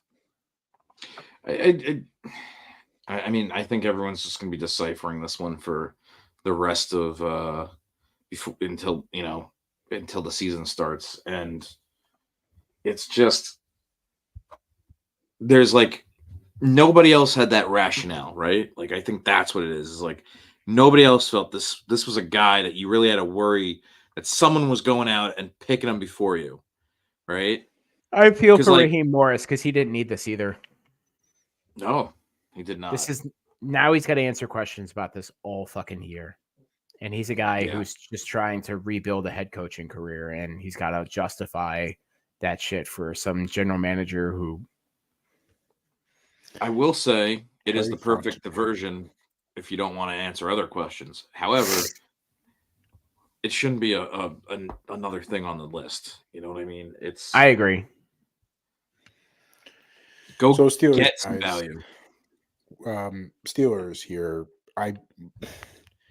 They need a tackle, but it's not really. I mean, Fontenot just feels like he's sticking out like a sore thumb here because he's number 9 on the big board for Graham Barton from Duke. He looks like a fucking Steeler to me. He just looks like a goddamn Steeler. So I feel like he could be a guy that they go for here. Jackson Powers Johnson. It depends on where you kind of see these guys. Man, they're tackles really went fast here. Maybe they can. I mean, my thought, Brian Thomas. I've never seen someone who looks more like a Steeler. I don't know if they're going to be able to trust George Pickens and Deontay Johnson and the rest of that crew. Xavier Worthy makes sense too, right? And maybe they just hold off until the second round, where they might be able to get a Tyler Guyton or even Kingsley Suamataia. I think I said that right, from BYU. Graham Barton might be sticking around for a little bit. Yeah, I have Graham Barton as a. I don't know. I think Graham Barton. I'm going to go with Graham Barton here. I just. They haven't listed as a center though. Do they need a center, or are they? No, I guess makes sense then, right? Because I mean, they also have to protect Fields and Russ here. Fontenot, I mean, he's just sticking out like a goddamn sore thumb. He's so good.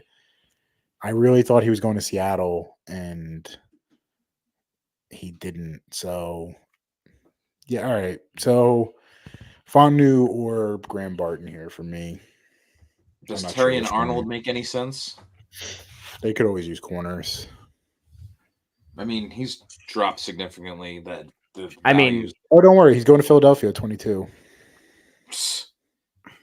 Maybe not. Maybe I mean No, maybe he will. he is. If he's a Pennsylvania kid, you know. I've already resigned myself to it that they're getting Terry and Arnold at 22. Top 10 corner, top 10 pick corner at 22 is just going to be disgusting. Because Howie Roseman never fucking loses, apparently. Oh, the accompaniment to the Steelers selection. I don't even know what color suit that is. It's like I teal. want one. It's a teal suit.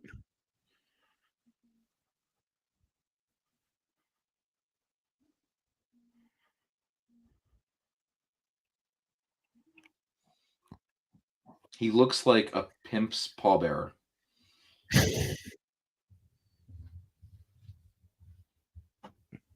Killed Cam.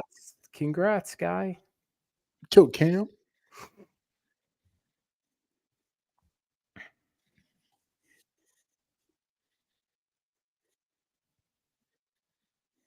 Everyone's like, "What the fuck's happening?"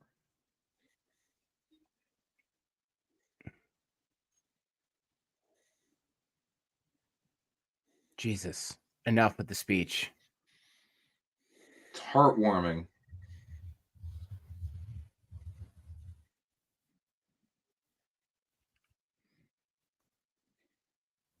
He's a very large and strong man. The draft was so much better when no one watched it. It really was. Dude, it was so great when I used to watch it when I was younger. When it was just a bunch of nerds, like It was just a tuning in bunch on of a nerds set. with notebooks.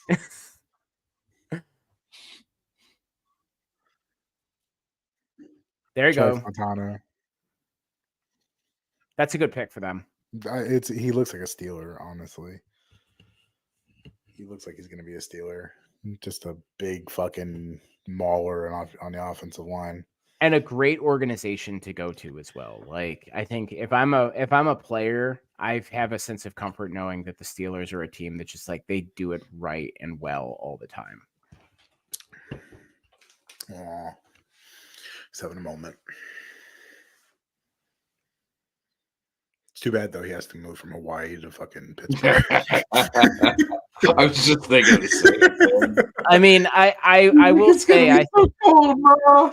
He's like, Here's what the fuck is this shit? You know what the worst part about Pittsburgh is that the airport is not even in Pittsburgh. It's in Moon, which is like 20 minutes north. 20 minutes north. Moon is actually where John Calipari's from. Wait, the Pittsburgh International Airport or whatever it's in Moon. It's in Moon, technically. It's like 20 it minutes is a little bit outside the city. outside. It is. Yeah. Yeah. And that road can be kind of busy getting in and out of. It absolutely can be. I will say though, once he goes to Pittsburgh and realize they put French fries and fried eggs on their sandwiches, he's going to be sold. He's got Burgerology though, so yeah. Purgatory. Love Yep. that place. Oh God. I actually love Pittsburgh. It's a cool city. I would think of going there. I think it would be a city on the short list of places that I'd be okay living in. I don't think it's underrated at all. I think it's probably, a lot of people have the same feeling about it. It's a cool place. It really is. Yeah. And I always it's one of my enjoy going favorite there. sports towns, Yeah. It's a fun place to be. I lived like an hour and a half away from there when I was in grad school. So we'd go there every once in a while. And it was always like, I never had a bad time there. Mm-hmm. No, I mean, the arena that the Penguins play in, I think it's a really nice arena. Probably one of the nicer ones. I will say too, it's probably the best view in baseball. Is where the Pirates play? Yes, yeah. It is. And it's like whether it's at night or during the day. I don't know which one's better because I've gone to both day and night games there, and it's a fabulous view. I love that stadium. It's so cool. Yeah, PNC. Yeah, it's nice. Yeah, it's fucking gorgeous. I don't know what it is. I think it's the reflection of the light off the yellow just like it shines. It almost has like a shimmer to it. It's And gold, sir. it becomes is it gold technically? Yeah, it's black and gold, sir. To you, Black and gold. Yeah. I thought it was black and yellow. But, drinking. yellow, Well, yeah, yellow, could be that. Yellow, black, and yellow. That's Steelers color, my friend. Drinking Iron City beers during a day game. And I went to grad school when the Pirates just started to get good again. And With Mike McCutcheon and everything. with we got Garrett the icy Cole, lights. yeah, I went to a game where Garrett Cole was pitching, and it was like his rookie season, and that stadium was electric. There is nothing cooler than seeing a stadium filled with people with like Jolly Roger flags waving them. It was so fucking awesome to be there. Yeah. It's, I always it's like a cool Pirates. it's one of the nicer parks for sure. I've always liked the Pirates. Oh yeah. Yeah, I mean, they had a rough go of it for a while, and they have talent coming up. All right, guys. So Miami, this is an interesting one because I had floated the idea of Michael Penix, and I was like, well, maybe a little too early for Michael Penix. And well, we all see how that worked. We all see how that fucking worked out.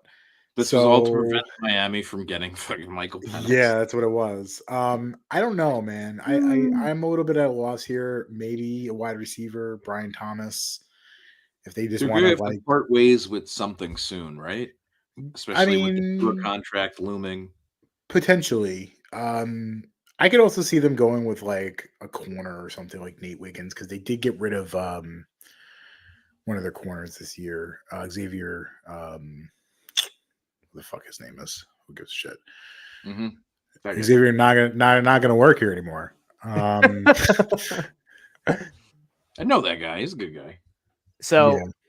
I think this is probably an opportunity for one of those guys that we had talked about earlier, like a oh shit, where am I looking right now? A guy like a Jackson Powers Johnson or a Graham Barton to come off the board, because one of the things that they need is offensive guard and defensive line and edge. So the edge guys, the ones you wanted, are kind of gone at this point. I'd imagine the defensive line guy, like the closest one on here, is Johnny Newton, and he's 28. And I don't know if that's high enough where you want him. I think they go one of those guys that played center and they just move him over to guard. It's not a sexy pick. It's not like a wildly good one, but I think if they want to keep Tua upright, I mean, they could go for talent too. I don't know why they have Mel's best available and you got guys like Terry and Arnold that are not even on there. It's fucking crazy to me. Quinyon Mitchell is really good too, though. So, I'm gonna go with Brian Thomas here. I still think that the way that you work it with a guy like Waddle and Hill. Yes, you got to have. He's also going to be that big. He's also going to be that big receiver that they kind of need. So it's also just value, man. Like he's really really good. And like honestly, wide receiver 4. We saw these 3 wide receivers kind of pop off, and now it's been kind of a lull. It feels like where we could start seeing some receivers start coming off again.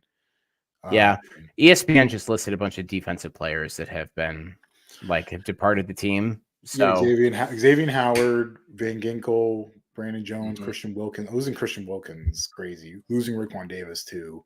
Eli Apple, no one gives a shit about him. Where did he end up? XFL? Red Lobster. Red Lobster. Chop Robinson. Fascinating. Good. I mean, again, I love that picture of him, by the way. Just looks like a happy dude. Yeah, he's just a smiling dude. You're gonna rip your face off later. Yeah, I like Chop a lot. I was kind of hoping he would slide to round 2, but it was not going to happen. Athletic freak, man, really athletic freak. I like Penn State edge rushers too. For some reason, I feel like they usually end up being pretty productive.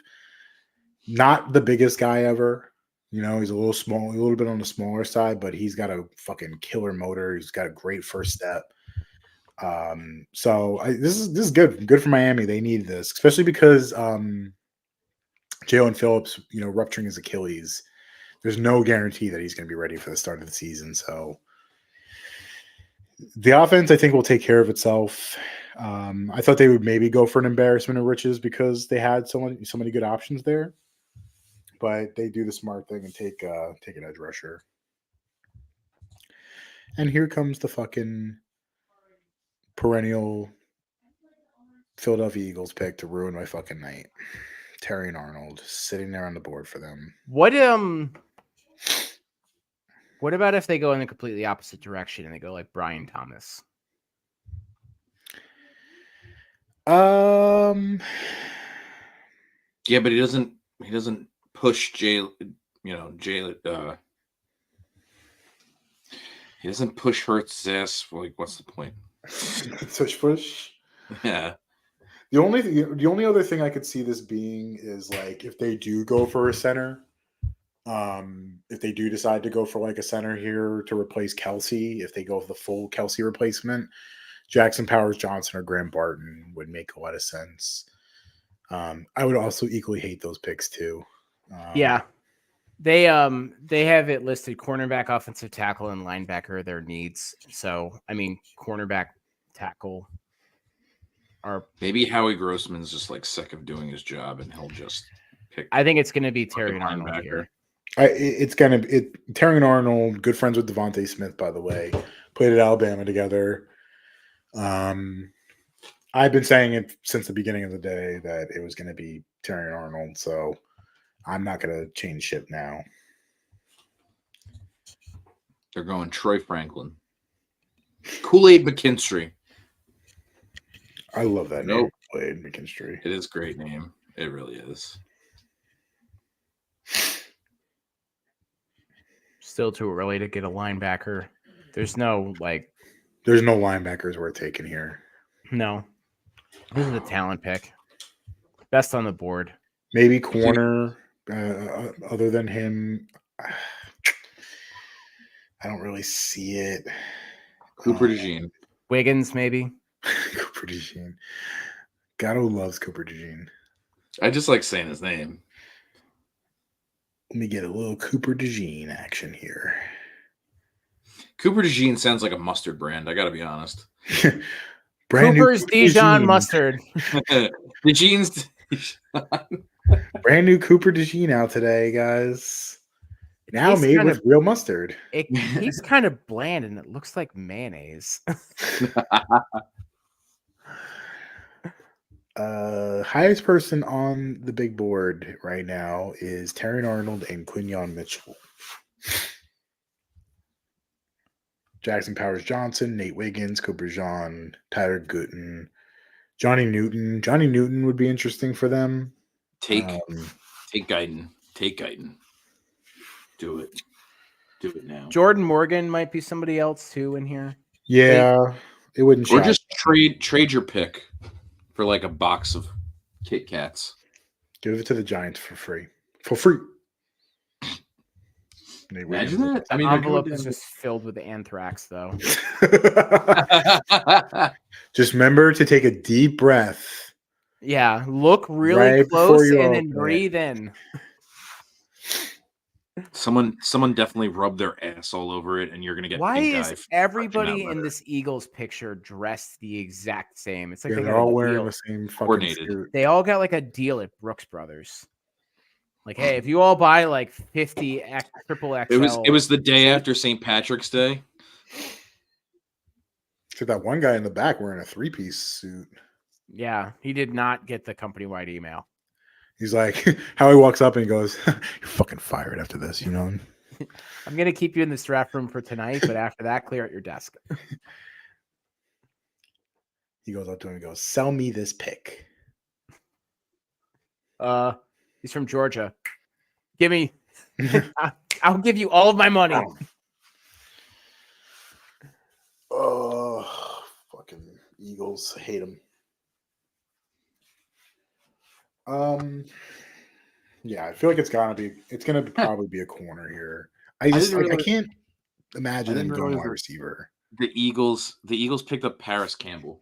That's hysterical to me. If they can make him produce, I will be shocked. Paris Campbell, the New York Giant, great wide receiver. Yeah. How fucking dumb was that? It's my favorite meme ever. Oh, so good. The New York Financier. Did you know, by the way, fun fact, that guy is the same guy from Billy Madison saying, like, nothing you said even came close to a functional point. I award you no points and may God have Get mercy on out of his soul. here. That's No him. way. That's I don't him. believe you. It is. I don't believe you for 1 second. The same guy. You can't be on a national broadcast and lie to people like that. Same guy. All right. Pick us in. Rogers waddling out. Last chance to change picks, guys. Terrion Arnold. I'm sticking with it. Yeah, I think it's that one too. Gatto. I don't care. Oh my god. Everything sucks. Another diatribe from Goodell. Everybody can validate their parking at the booth. Guys, somebody with a blue Acura has their headlights on. Wait, the prick is Guys, in. blue Acura. Oh my fucking god! Hurry up! If you've purchased Clear Plus, Dude, he's just getting I've hammered got in a- between. He's I've got a huge ass literally on the just phone. fucking drinking. He's just chugging out of a bottle of cognac. Guys, I have before a he steps huge on ass. We're looking for a huge ass. Anybody in the audience? named he's Huge still Ass? talking. What the fuck are you saying? Nobody cares about this. the stage. I had a delicious sandwich for lunch today. Why can't he just save all this shit for like LinkedIn and then put it on there where no one's going to read it? We're hiring. Join us for 3 months of the year. When do we have Okay. guest announcers for the goddamn fucking? Hey, this guy He's in Australia. Australian. Put I don't some see the fucking value in doing shrimp on the something like this at all. bobbies. Wow. Okay. Wow. It's because somebody I thought it was pays gonna be them Terrion money Arnold. to. I really thought it was Like, going to be they're- Arnold. Quinyon Who is Mitchell. it? It is a corner. Quinyon? It's not Arnold. It's Quinyon Mitchell, which Out of Toledo. he's really good, man. This like it pisses me off. This kid's really good. He's big, and I know he played at Toledo, and everybody's going to use that against him. But man, he's really fucking good. I knew they were going to end up with a really good corner here. He kind of fits exactly what they want to do. He's really long. It's fucking long ass arms. I mean, those Mac guys are good. Like, yeah, they it's always tough end up football in that conference, man. Mm-hmm. He's just a smart kid too. Wow. Great Yeah. pick. Yep. I had a feeling corner was going to be where they were. He is on the big board. He is number 11 on Dane Brugler's top 100. He's I mean, gonna the feast The fucking slide Philadelphia. continues for a lot of guys, though. 6 foot, 200 pounds, ran a 4.33 with a 38-inch vertical, 20 reps to 225 as well.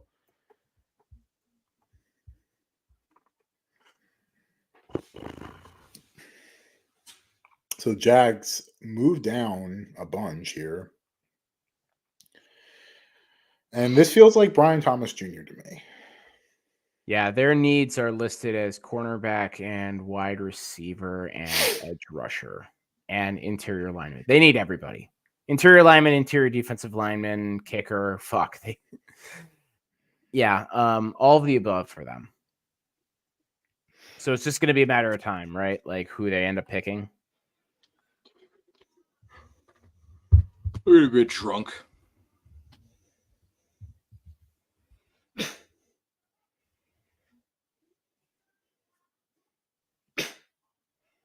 I just left. He just he just said, "Fuck this shit."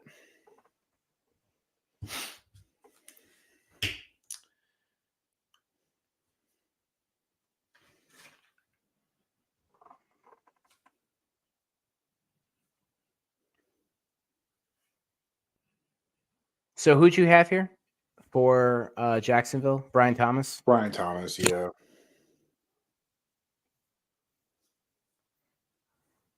Yeah, it just feels like it. They need a receiver because I mean losing what's his face? Calvin Ridley. Yeah, it's Well, who they have? Christian Kirk and Gabe Davis. Not inspiring a ton of confidence there. no, definitely not. Definitely not in my mind.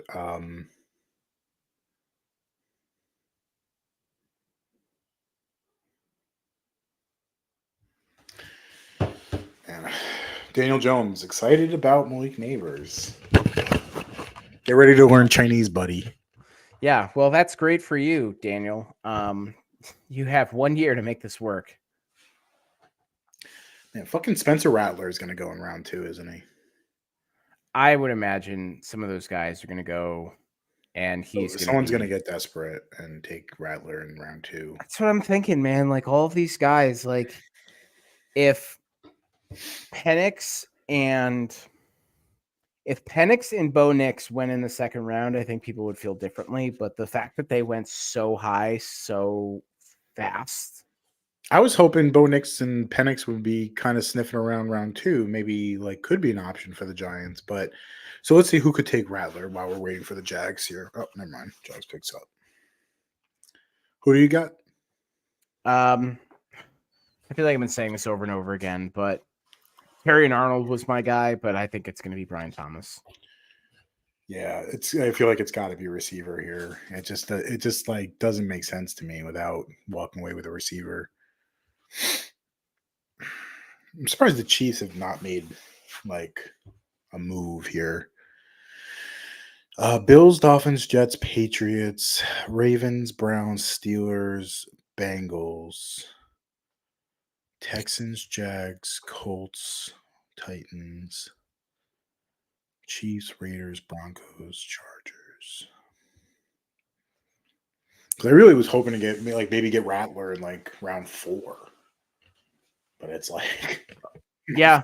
I mean, I don't know if that's gonna he ain't gonna be there.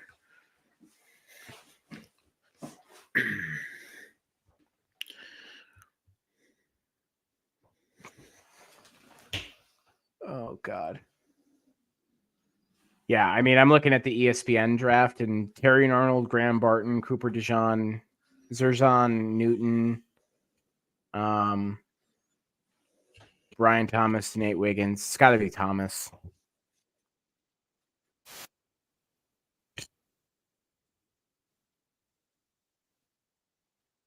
Yep. It just made a lot of sense there, honestly. Yeah, I don't necessarily know how I feel about Brian Thomas, honest, because he strikes me very much as like Malik Neighbors was definitely the guy there, and Thomas was somebody who was able to take advantage of the fact that Neighbors was going to be double teamed, and a lot of his routes were just like straight line. Yeah, I mean he clearly has a lot to, he has a lot to do, but he like the traits though are so intriguing with him. That's the rub, is that he's an athletic freak, and that, and he was good. I mean, can't knock having a good teammate on him, No, and I get that, but I mean, even just the routes that they're showing, everything is just run fast down the field. Vertical? Yes. They kind of need a vertical piece. They do. I agree with you, but like there's absolutely no diversity in any of these highlights, like in terms of route tree or anything like that. Like run over the middle. You're not wrong. Yeah, you're not wrong. I mean, that's not necessarily a player's fault, right? But it's a question of, can you do it, and you're just not being asked to. Yeah. You know, I'm just glad I was a little bit worried about him going to the Cowboys, so I'm kind of glad to.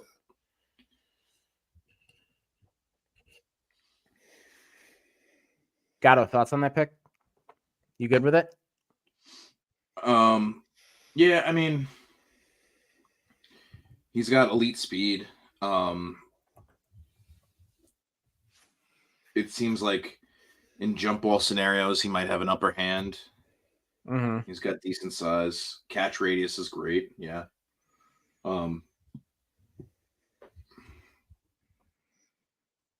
don't know. I'm always high on LSU receivers. I think we all are. I mean, they usually produce well. So all right, so they traded back for this, right? Yeah. They moved back 6 spots to pick up Brian Thomas. They didn't lose What would they anything. have done? That's exactly it. Like, what would they have done if they didn't move back? I think they felt pretty safe in making this decision, and this was their plan all along. So overall, I think the Jags actually came away with a good, considering that receiver room, they need a streaky, fast guy. Gabe Davis, Christian Kirk, Evan Ingram. Like Gabe Davis and Evan Ingram are kind of like big, stockier guys. I think this might open them up a little bit. They kind of need that. So it works. It works. Yeah, I agree with you on that one. I mean, if that was actually the guy that they were hoping that they'd be able to get, but they were just too far ahead in the draft to justify it, then it worked perfectly for them. And it seems like it fits a need for them, but they have a shit ton of those. So, I mean, we've seen just countless LSU receivers come out and be good, right? Yeah. Like, even all the way going down to like Sterling Shepard. Like, he was really good, just got hurt a ton. So I'd feel good about that. And like, I hope that was the piece that they were missing on offense, having like a guy, an absolute burner like him that kind of turns that offensive around, because the through line for all of that is Trevor Lawrence. And if at the end of next year they're still kind of where they are, then you give him the big contract. I don't know. Yeah, I mean, it's a future piece where I don't think many of those other guys are future proofed in that receiving room, right? Yeah. Gabe Davis, they overpaid for him phenomenally. And yeah, I'm glad I have no Evan, faith in Gabe Davis doing what he's supposed to do. Yeah, and Evan Ingram has actually panned out well for them in consideration. But like, there's always that possibility he goes back to being the guy that he was on the fucking Giants. He does. That's true. Moving on to the Dallas Cowboys and looking at some of their needs. Gatto, I want to start with you. Who do you predict they're going to go after? I think whoever they pick, Dallas fans will not be happy with. Yeah, that's fair. Yeah, so I can tell you that much already. With that said, what are their biggest needs that they need to address? I think there's a giant it's article. Yeah, there's a giant article on ESPN about how they need to go offensive line early. And that was going to be that was going to be somewhere I was going to look first. And I mean, in terms of offensive line, I don't know why, but Tyler Guyton just screams Cowboys for me. I hope so, because I'm not a big Guyton fan. I feel like they love those guys from Oklahoma just based on proximity, and they take guys like that. So, pick is in, by the way. I think they're going to go with Newton here. I think they like Trench's guys. They really like Trench's guys, and he just screams as kind of a value here.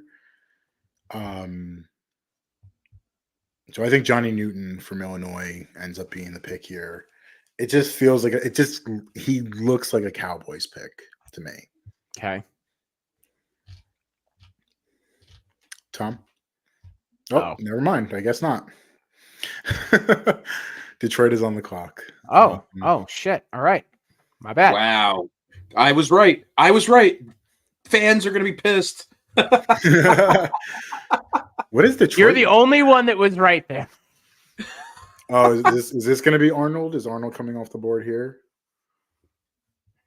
They need defensive tackle, safety, offensive line, wide It's receiver. got to be quarterback. Arnold. There's nobody else you're trading up for at this point. What that did you're they not gonna give up get. for this? Probably not a ton because they were like what 28, 29. So I mean, but they're not picking again for a while now. this has got I'm gonna say it's got to be Terrion Arnold here. Yeah, it's kind of too good for them to pass up, right? Yeah.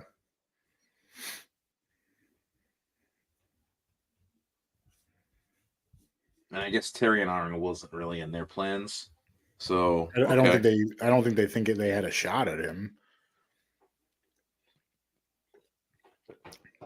Well, no, I mean Green Bay was likely to take Terrion Arnold if he was still around, right? Like Green Bay, that's a need that they needed to address. Yeah, and actually that's a good point, Gatto. It makes a lot of sense that they drafted and why they trade up for that. They jumped in front of Green Bay here. Yes, and I can only imagine the amount of Zim that Dan Campbell's about to stuff in his mouth as a celebration. I don't know if he's the same guy, man. I think he's a long cut dude. You think he's Copenhagen? I think he looks down on people that he's got a big black glob right in front of his lip. And he's definitely not one of those dudes that like chews like coffee grounds. Are you sure? People do that. What if he mixes it up together? I think he just like takes like. What if we're all wrong, and he's actually just chewing on a hockey puck all day? I mean, how far away from them? How far away are they from Joe Louis Arena for him to get a hold of some hockey pucks? I mean, he could just walk across a bridge, and he's in Canada. True. They grow on the side of the road there, so. Wow, yeah. Lions fans are feasting tonight.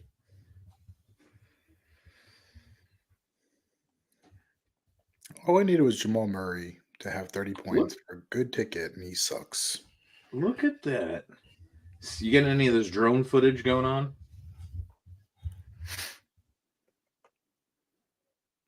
A little bit. Over the beautiful city of Detroit. Yeah. It's looking pretty quiet there. I mean, it is 11 o'clock. Not in New York City, man. That's when things city get never sleeps. That's Detroit, though. Detroit seems like it's deserted at like 4 p.m. in the city, but then it comes back alive probably around this time when people are like running and dashing for their cars to go home from wherever they were. All right, Lions are up. Oh God, we got to talk to all these people now. Jesus fucking, come on. We were doing so well for like the teens picks. I think they're going for a midnight, cut of this. Like they want to end at midnight. Somebody found a Trump post from a tweet from 2014. I am watching the NFL draft. Will be interesting. A lot of talent, but only few will become stars. That could also be confused for like a Ben Shapiro one. Only few of them will become stars. I did my own analysis and they all stink. Is it possible to do every Trump tweet in his voice? Do you think we could do that? I'm sure there's some algorithm that we could run to make that happen. Is this lady going to give the selection or not? Because I'm not interested in what she has to say. Are these like Aaron Arnold, there you go.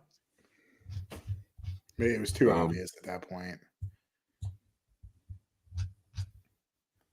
Land's in a good Say that. situation in Detroit. Like, if this was 7 years ago, I'd be like, this poor man.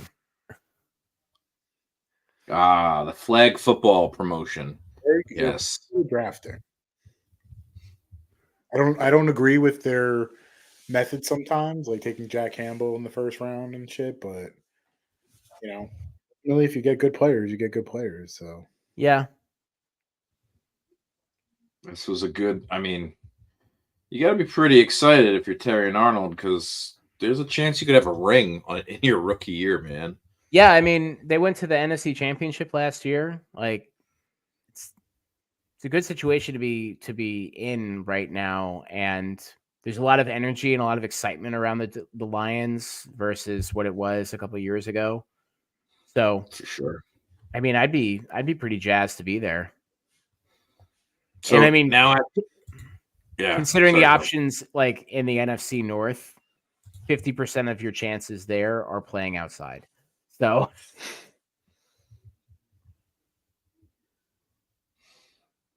the thing I'm wondering is who does Green Bay take now? probably a quarterback. Spencer Rattler. come on down. They're doing the same method. Rattler's going to sit there for 4 years. Okay. So Have you ever seen the Rick and Morty episode where he gets the death crystal and he can see his death, and like when he puts it on his head, he's basically able to like navigate towards like his outcome that he wants. And so he's like sitting there in court and he's like saying the words and he's like kind of like trying to sound them out to get there. And like that's what Green Bay does with their pick. Like, oh yeah, he's like, it was Morty, though, right? Yeah, it was Morty. It's funny. And they're so Packers. They're like Cooper. I think this is going to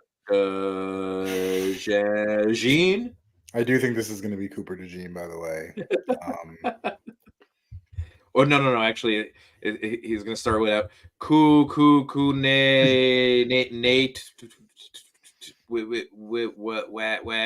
Nate Wiggins. That's my pick, Nate Wiggins. Yeah, I think Wiggins is the one. It's going to be. I think we're all in agreement though that it's corner. That was the move, I think, for them. The other area too was like offensive line, and they might just not be impressed with anything that's currently on the board value wise. I think their receivers are decent. I don't think they have any grandstanding receivers, but I don't think there's anything that's going to like really improve their receiving core right now and in the lineup. You know, I think that's why Dallas moved down. By the way, I think they didn't really in that no man's land. I'm not terribly inspired by any of the guys that are currently on the board, like a Adonai Mitchell or Keon Coleman or Roman Wilson. Like none of those guys are screaming like, "Hey, I need to get drafted now." Yeah. And I'm Pearsall would be. He's my guy. He's the one that I'm watching to see where he goes. I think that all these receivers are going to go in the second round.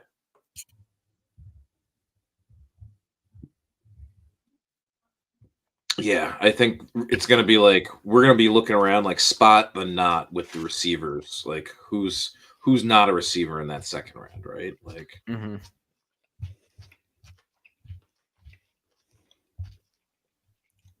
that's a problem for tomorrow.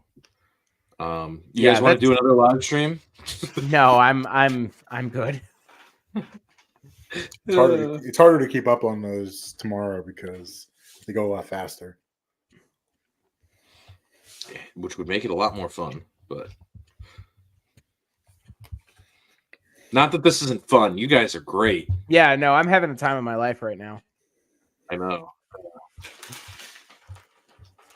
But I might rescind what I said. I don't know if it'll be Nate Wiggins because I think Green Bay is going to want a guy who's played in the environment, and Cooper DeJean playing in Iowa, playing in those conditions, he might be more familiar with it. And I think like Wiggins and DeJean are like 24 and 25 on the big board.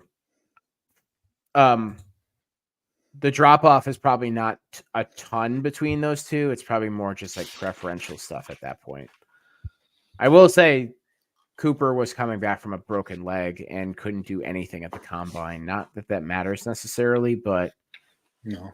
did he break his femur? Or did he break his the less bad one? The tibula? Fibula? Fibula, yeah.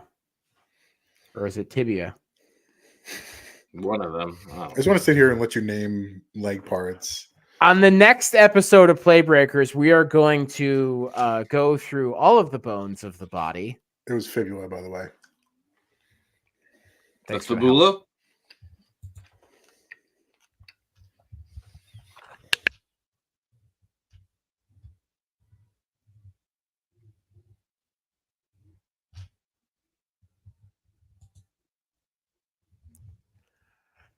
All right, guys. Who we got? Goodbye, Packers. Pick is in. They're still going on right now about Mr. Arnold. You see people starting to clear out too. Like, all right, well, I got to go to work tomorrow. Yeah, don't blame him. I gotta go to work tomorrow. Shit. I gotta go to Atlanta on Sunday. Sucks. I've been to Atlanta like 3 out of the last 4 weeks. Jordan Morgan, Who? offensive tackle, Arizona. Something that they did need, though, but not necessarily a guy that I thought was going to be going in the first round. Really good feet. Like really fast, really really Yeah, Rex Ryan approved feet. quick. Jesus. Yeah, I've heard about this guy, and there was a lot of hype around him during the draft, and everything that I heard was just like, this is just a solid player. Like, it's not going to wow you with anything necessarily, just like a good person just a good talent to have on your team.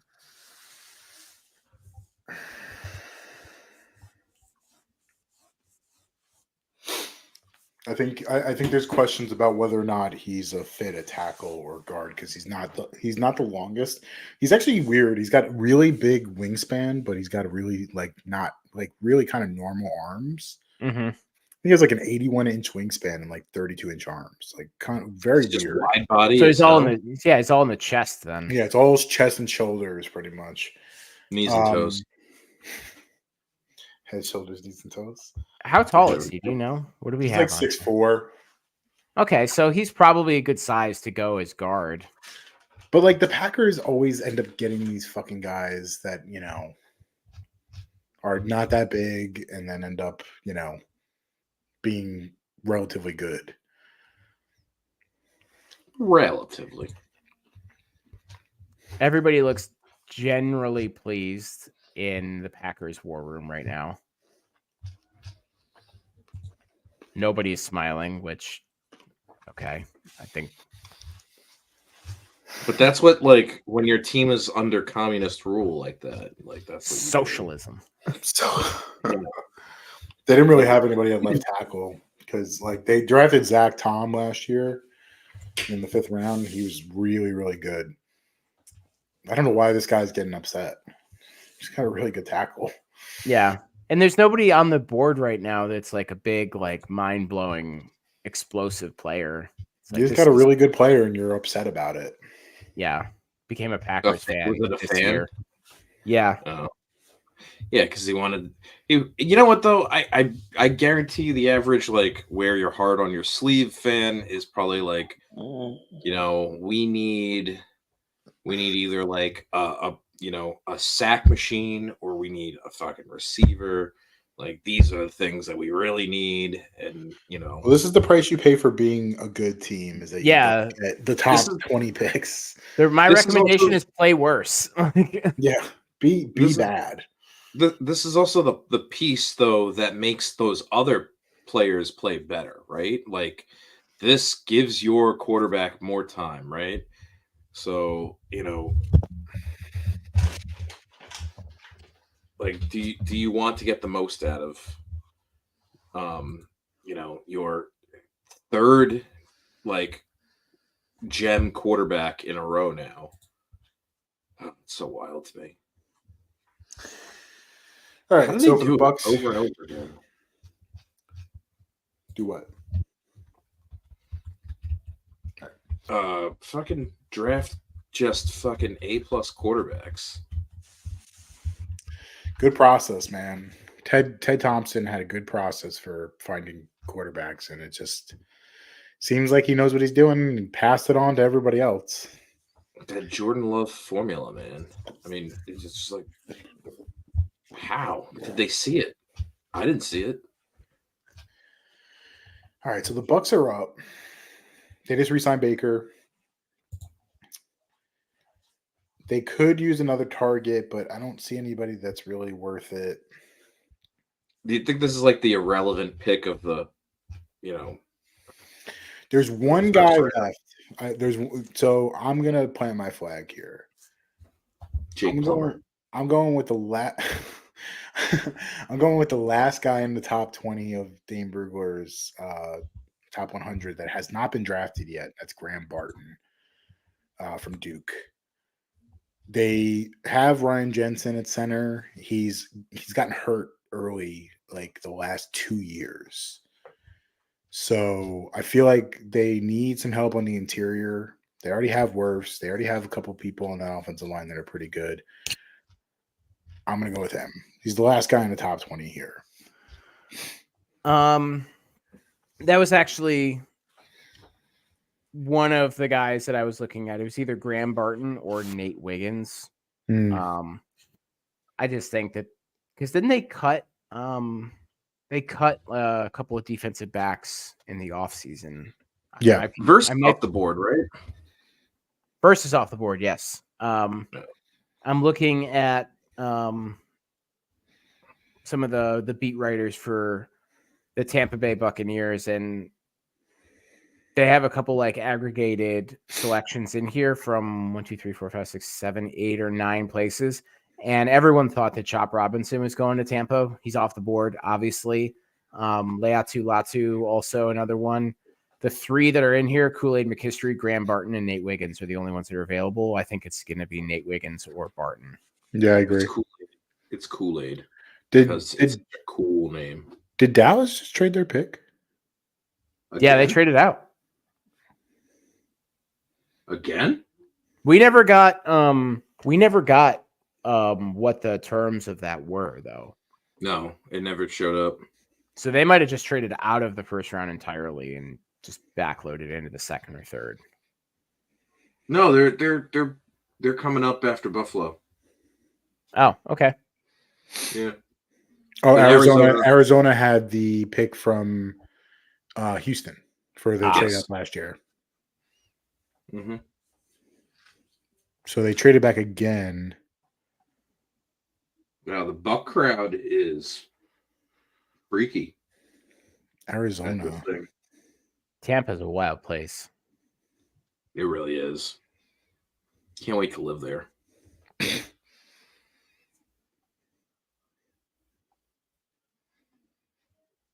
Arizona.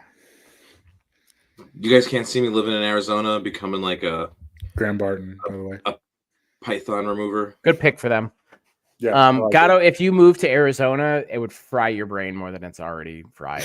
I said Tampa, but yes, it would. You're not like, imagine being tired and having to deal with that humidity. Yeah, you would just. We had a company retreat in Tampa a couple months ago in May, like this time last year, and I went to go get a cup of coffee at like 7 o'clock in the morning, and I came back already drenched. I went to my girlfriend and I went to New Orleans last year, last summer in August. It's like living in a bowl of soup.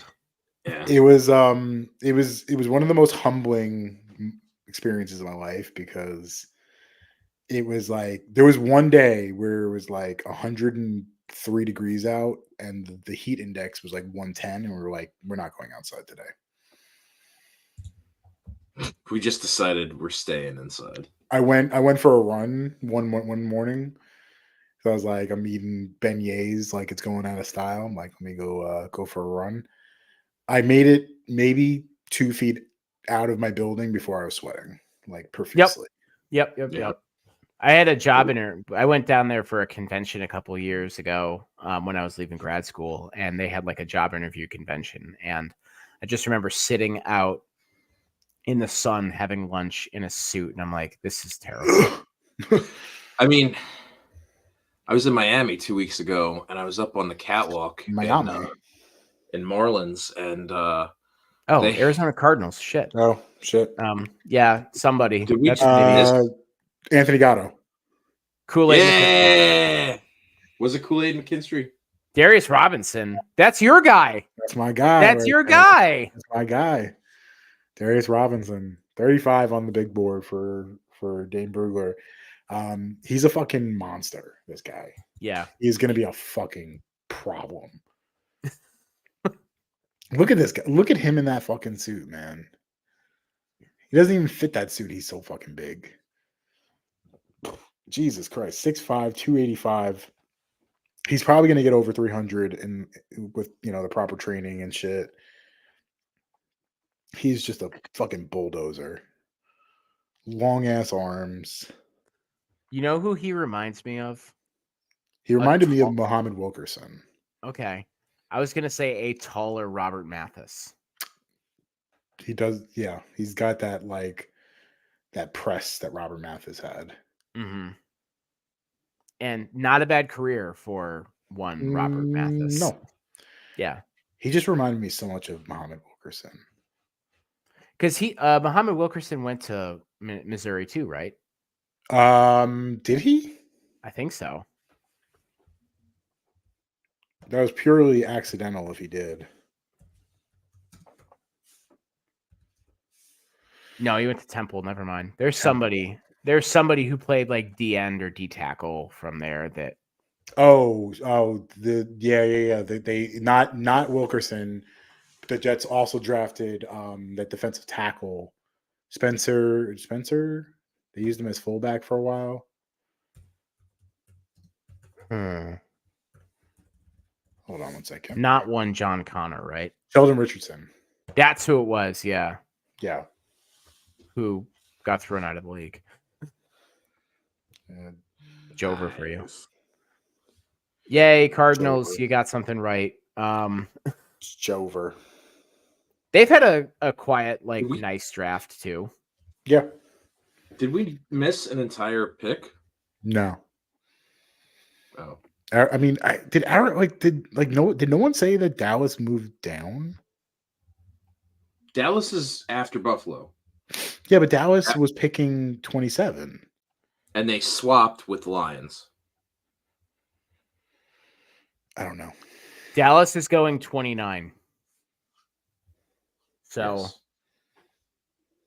I guess all right. They swapped with Lions, and that's where they ended. That's how they ended up there. Gotcha. All right. Well, was there not someone else on the clock before the Cardinals? Buccaneers. They took Graham Barton. Oh, yeah. I feel like I know he's had some miscues lately because there's the talk about his diabetes. Hey, don't talk about me like that.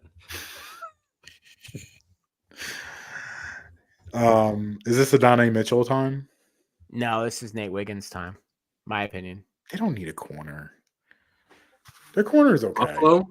What does a Buffalo need? Probably more than anything right now is everything. Everything but quarterback, really.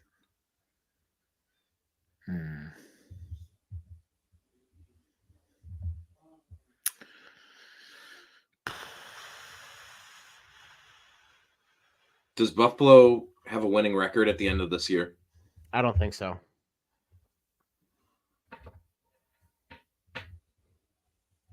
It might be a Donnie Mitchell time. I just don't know if that's like They really need a receiver, man. they But do. They Adonai do. Mitchell definitely had some like there's because of Could- his he's not treated his diabetes well. He's got type 1 and like people are saying like it's a character concern with him. I don't know. Could this That's be dangerous. like they hedge their bets and go with Keon Coleman? Oof. I don't love that. it. I really don't like that at all. I feel some kind of way about it because like bro, you can't be like that good and put up those kind of numbers at Florida State. There's Granted, a lot of I hype. mean, There was a lot of hype about him and not a whole lot of like actual. I will say also though that like Bills are dropping down. Given their Oh, picks. Chiefs. it is Adonai Mitchell time, just not for the Buffalo Bills. Wow. What a weird one. I mean, I guess at this point they don't think they're going to be competing against the Chiefs maybe in the same capacity. I think right now, like it's all hands on deck for the Bills. They need to get as many draft picks as possible because they have Yeah. so many holes to fill. They let And- so many guys go. Receiver, DB, offensive line, like those are real important for them. Like they're important for anybody, but especially if you're trying to compete in a division. Yeah, that's actually actively improving itself as we speak. So it has to be receiver here, right? What else on God's good earth could this be? I mean, it could be Lad McConkey, Mitchell, Keon Coleman, Roman Wilson. Those are probably like we're starting to bleed into first and second round territory, but I could see Keon Coleman going there because he's the larger of those guys. I feel like he fits it. AD Mitchell still fits it too.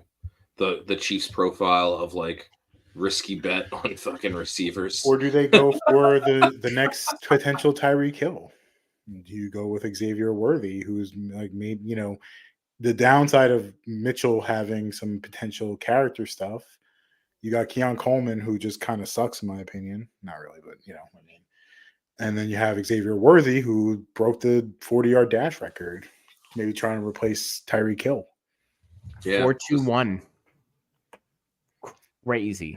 I mean, Tyreek Hill was not invited to the combine, so we don't know what he ran, but I think I do like a speedster, but then I don't see the merit in trading up. Dallas maybe. Someone just tweeted the Chiefs are taking Xavier Worthy. Another one of those like I'm happy football the Giants aggregators don't have to defend him twice a year. It's gonna be interesting, man. It's gonna be real interesting. I'm surprised that the Bills did that. It's very surprising the Bills did that. It's gonna give him a real Xavier Worthy. Pat Mahomes just tweeted out the smiley face with the sunglass emoji. So yeah, I don't know how to understand or compute what that means really. Cool. That's cool. I think he's happy about it. Yeah.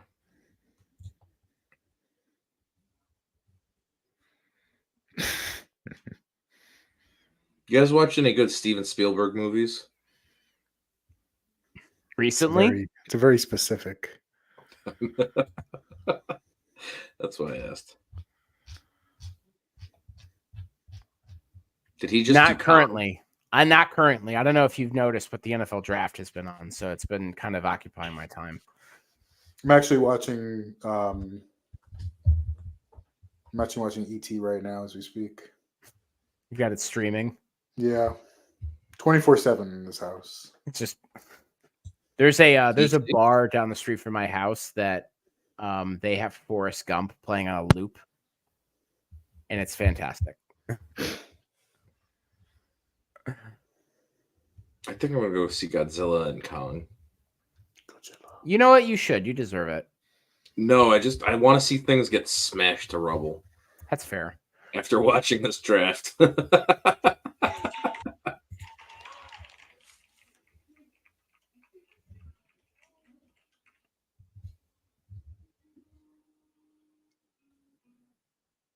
I don't know who these people are. Like,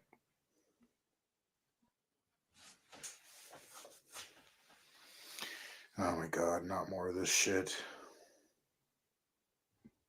You This guy realize doesn't- they pay for this opportunity, right? Like to get awareness for whatever their cause is.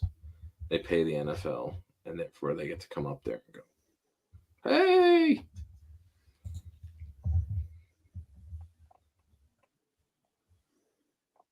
Though Boy Kills World looks pretty cool too.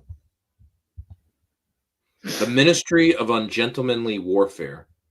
that actually That- looks kind of fun. Yeah. That might be the move. I think I'm going to just do that. Prime Minister Winston Churchill and a group of military officials hatch a daring plan to neutralize Hitler's fleet of German U-boats during World War II. Made up of a motley crew of rogues and mavericks, the top secret combat unit uses unconventional techniques to battle the Nazis and change the course of the war. Directed by Guy Ritchie. Yeah. Xavier Worthy, Texas, drafted Chiefs.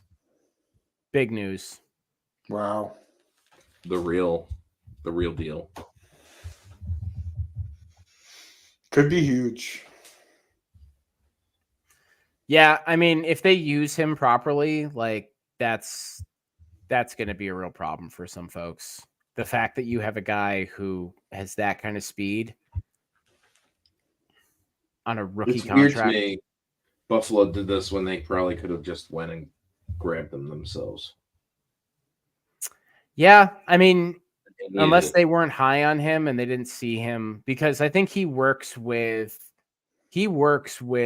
the Chiefs in a way that I don't know if he would work with the Bills, because the Bills don't have anybody, and at least you can hide Mitchell around Travis Kelce,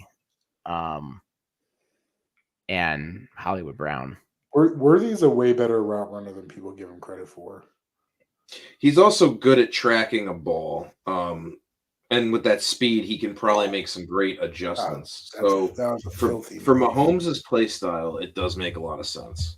That was a filthy ass movie, man. It's a good move. Smart move by the Chiefs, who Yeah, it's a very Chiefs move too, very savvy. it's the move I think the fans They want. they have Kadarius Toney though. They're fine. Is he still on the team, or did they execute him? Nice. he's in Guantanamo right now. They actually gave him a.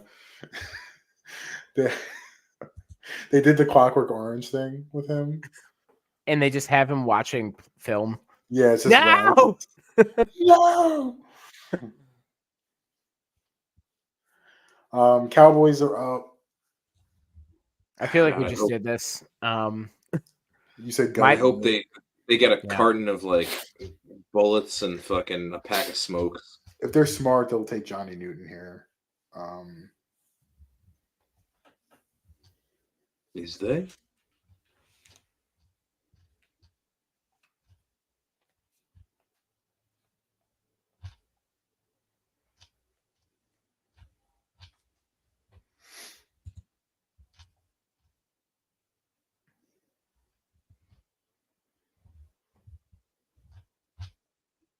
The fuck is that? You know, I have no interest of going to the drafts because I don't want to dress like an absolute asshole. It's the only way you Is get on.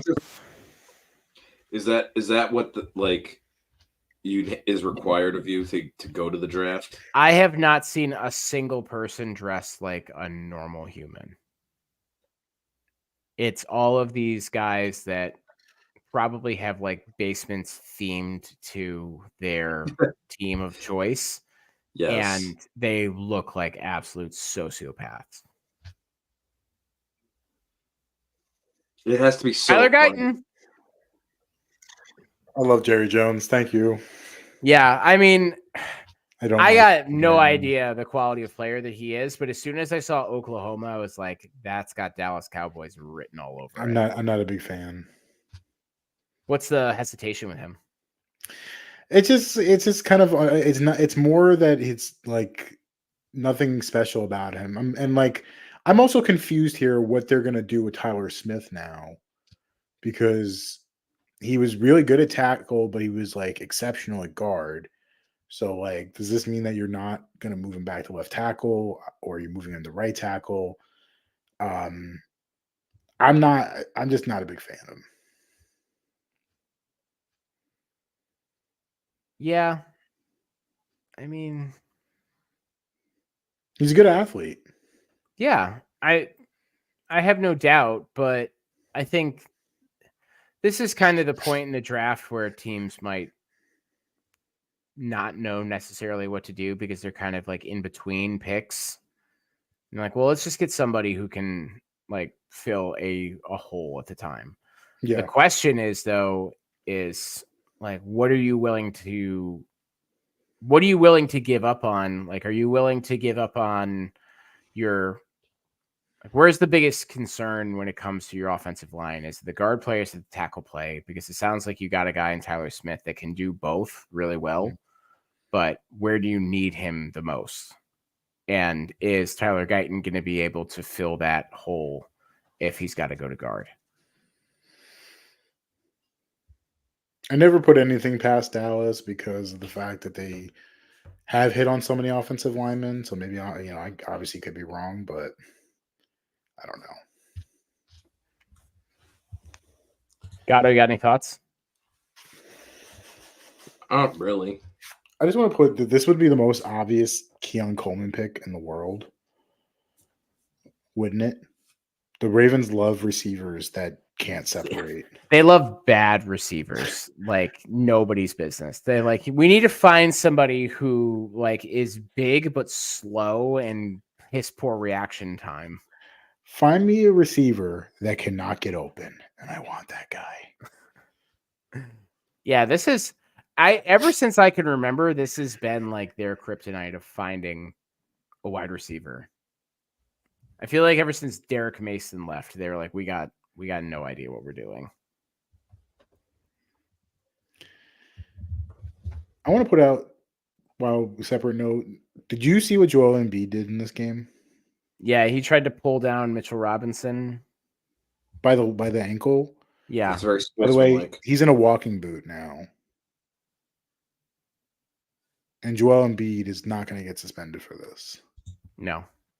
Nice. Such bullshit. Nick Nurse said, sorry, I didn't see it. He's a fucking asshole. Fucking asshole. Sounds like he So- didn't see it. I mean, Shut up, he wears Gatto. glasses. He should be able to see it. Fucking nerd. His glasses on the sideline. Hey, don't hate fucking glasses.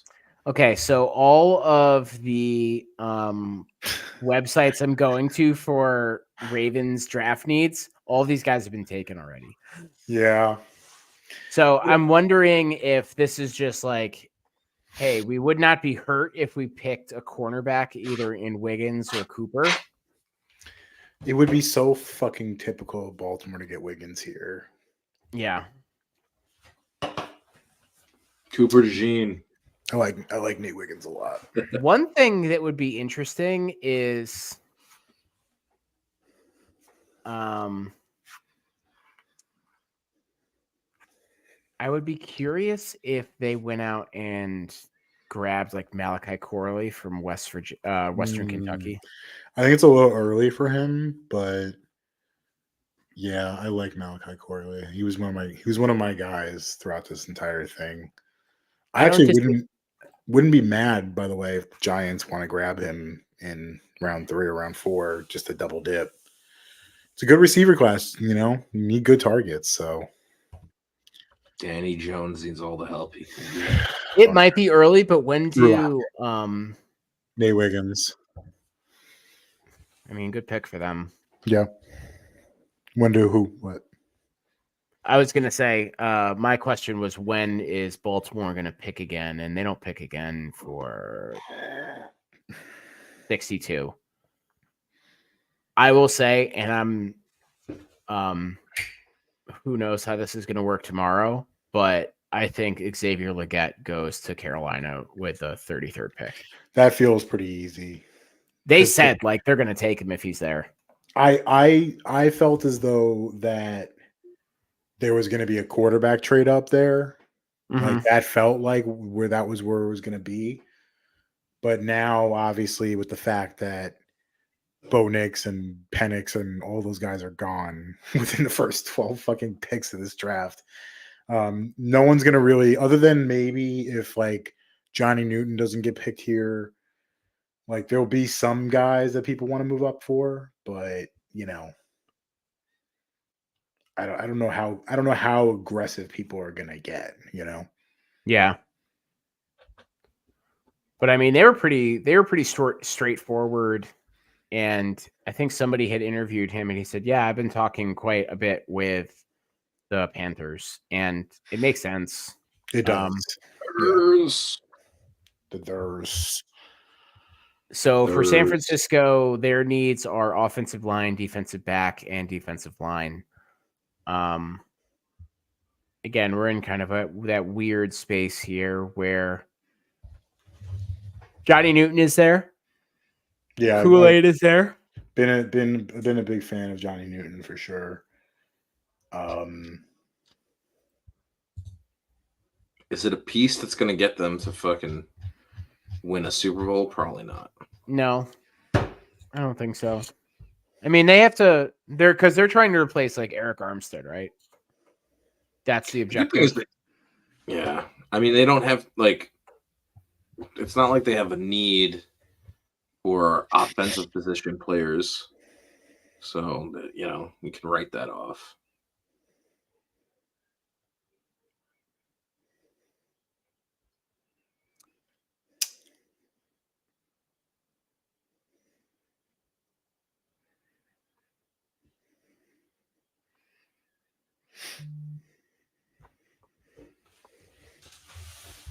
I don't know. This is why I'm not paid the big bucks. What can I say? Is that Tony Khan? Yeah. So funny. Why is he wearing that? I don't know. It's strange group. My pick is going to be Jackson Powers Johnson for them. That's a good one. I'm going to go with Johnny Newton. Okay.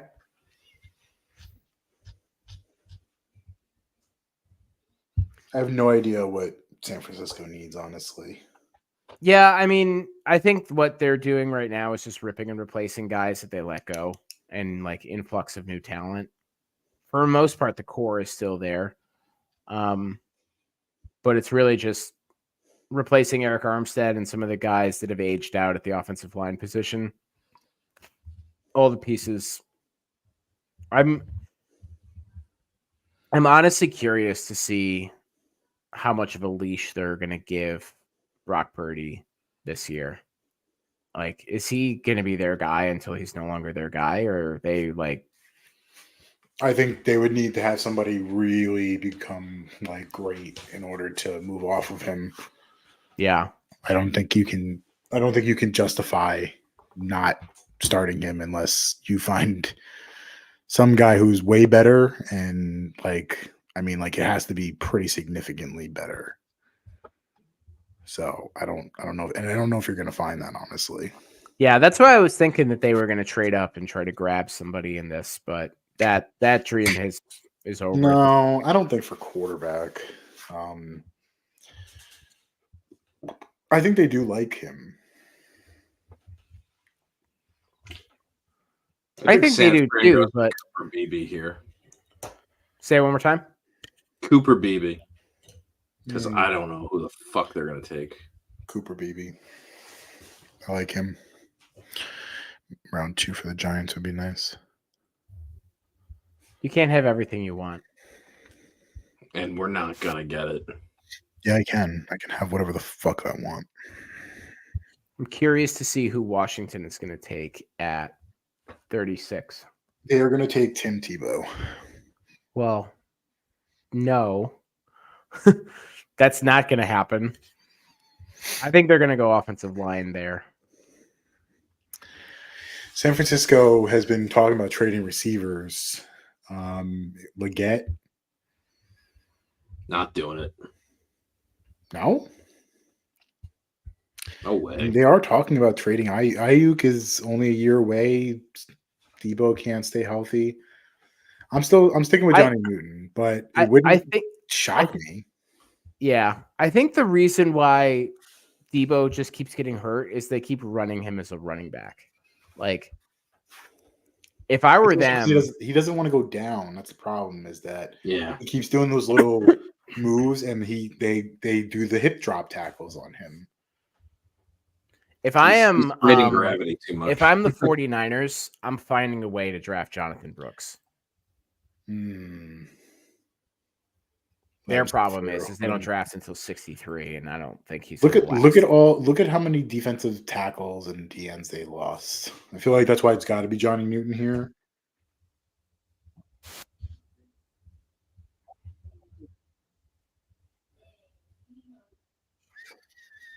How do you feel about Chris Jenkins, the defensive tackle from Michigan? Like his pops. Yeah. Dad was beast.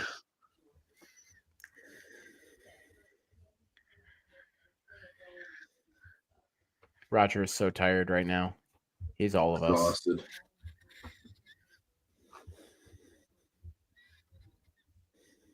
It's just the fact that he has to walk so far. Ricky Pearsall.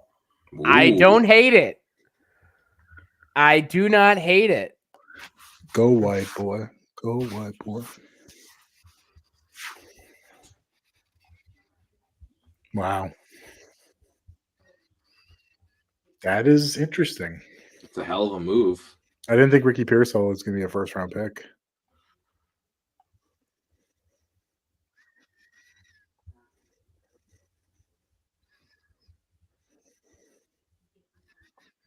He played in Arizona State? For I didn't even know 2 that. years, and then went to Florida. He's got jets. He's got hands. Yeah, I mean, he's a good wide receiver. He's a guy that he doesn't have like the body that your traditional number one receiver has, but like if you need somebody to make a catch in a clutch moment, he's your guy. He's a physical freak. He actually fits very well in that fucking room. Yeah, he'd be a nice compliment to Debo and Brandon there. I could see him sitting. He's kind of like a George Kittle light in some ways. Yeah, that one-handed catch that he had and then took like 2 hits from either side. Yeah. Buffalo is trading To Carolina. Xavier Leggett right here. Leggett. Yeah. Xavier Leggett. Get Leggett. And then we can call it a night. So Carolina is going to have the last pick in the first round and the first pick in the second round. Oh, so they didn't even give up 33 for this? Mm-mm. No, they did not update it yet.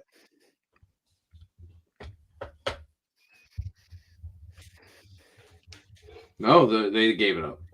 The Bills will be taking the 33rd pick. Oh, Okay, I figured as much. There was no way.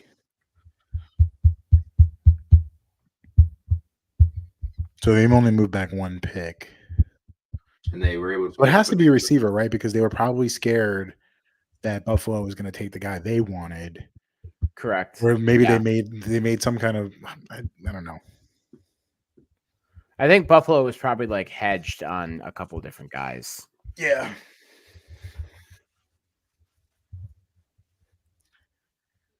The pick is in.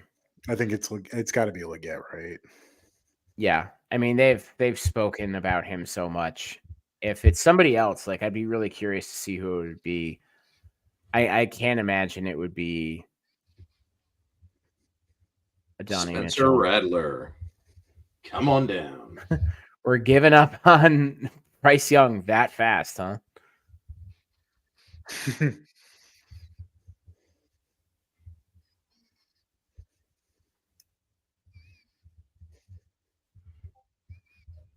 Could it be another receiver though? Could it be somebody different? Do you guys think it could be somebody different? It's got to be. I'm convinced it's a receiver. Looks like Mel doesn't even know. He's shook right now. Shoot. Okay.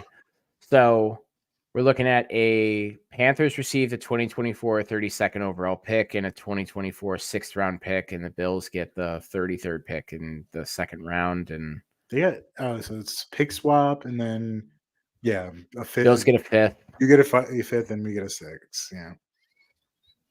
Yep. Bills are in cap hell, so they need bodies. So they're just trying to get some extra picks here.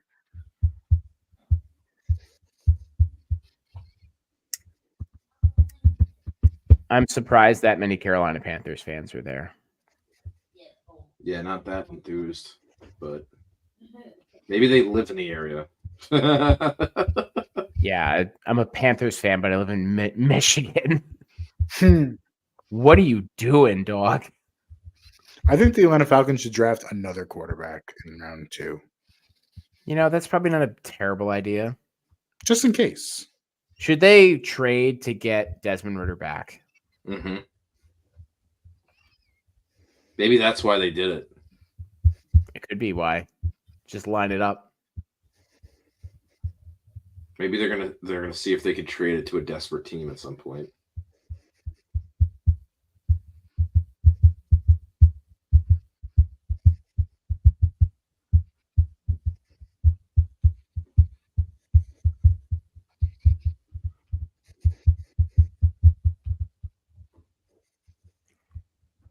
So I hope you guys have enjoyed this live stream with the Playbreakers podcast. Yeah. Strongly encourage you to participate in our Discord. A lot of good information in there. Have beat writers from every team in there as well. Good place for all general information related to the NFL, scouting, college football as well. Here we go. And the pick for the Carolina Panthers is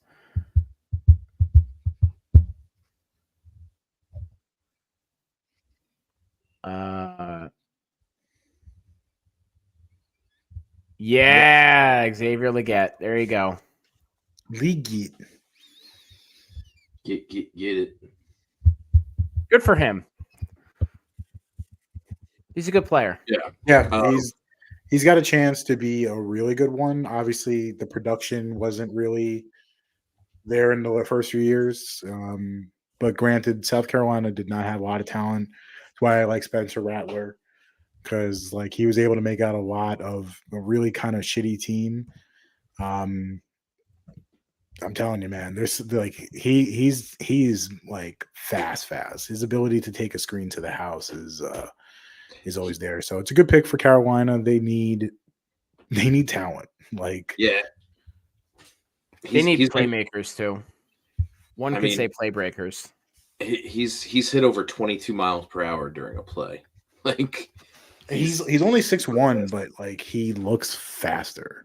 Yeah. and he's great in fighting for the ball, like in a contested catch situation. He looks bigger. I don't know why I said faster. He reminds me a lot of AJ Brown. I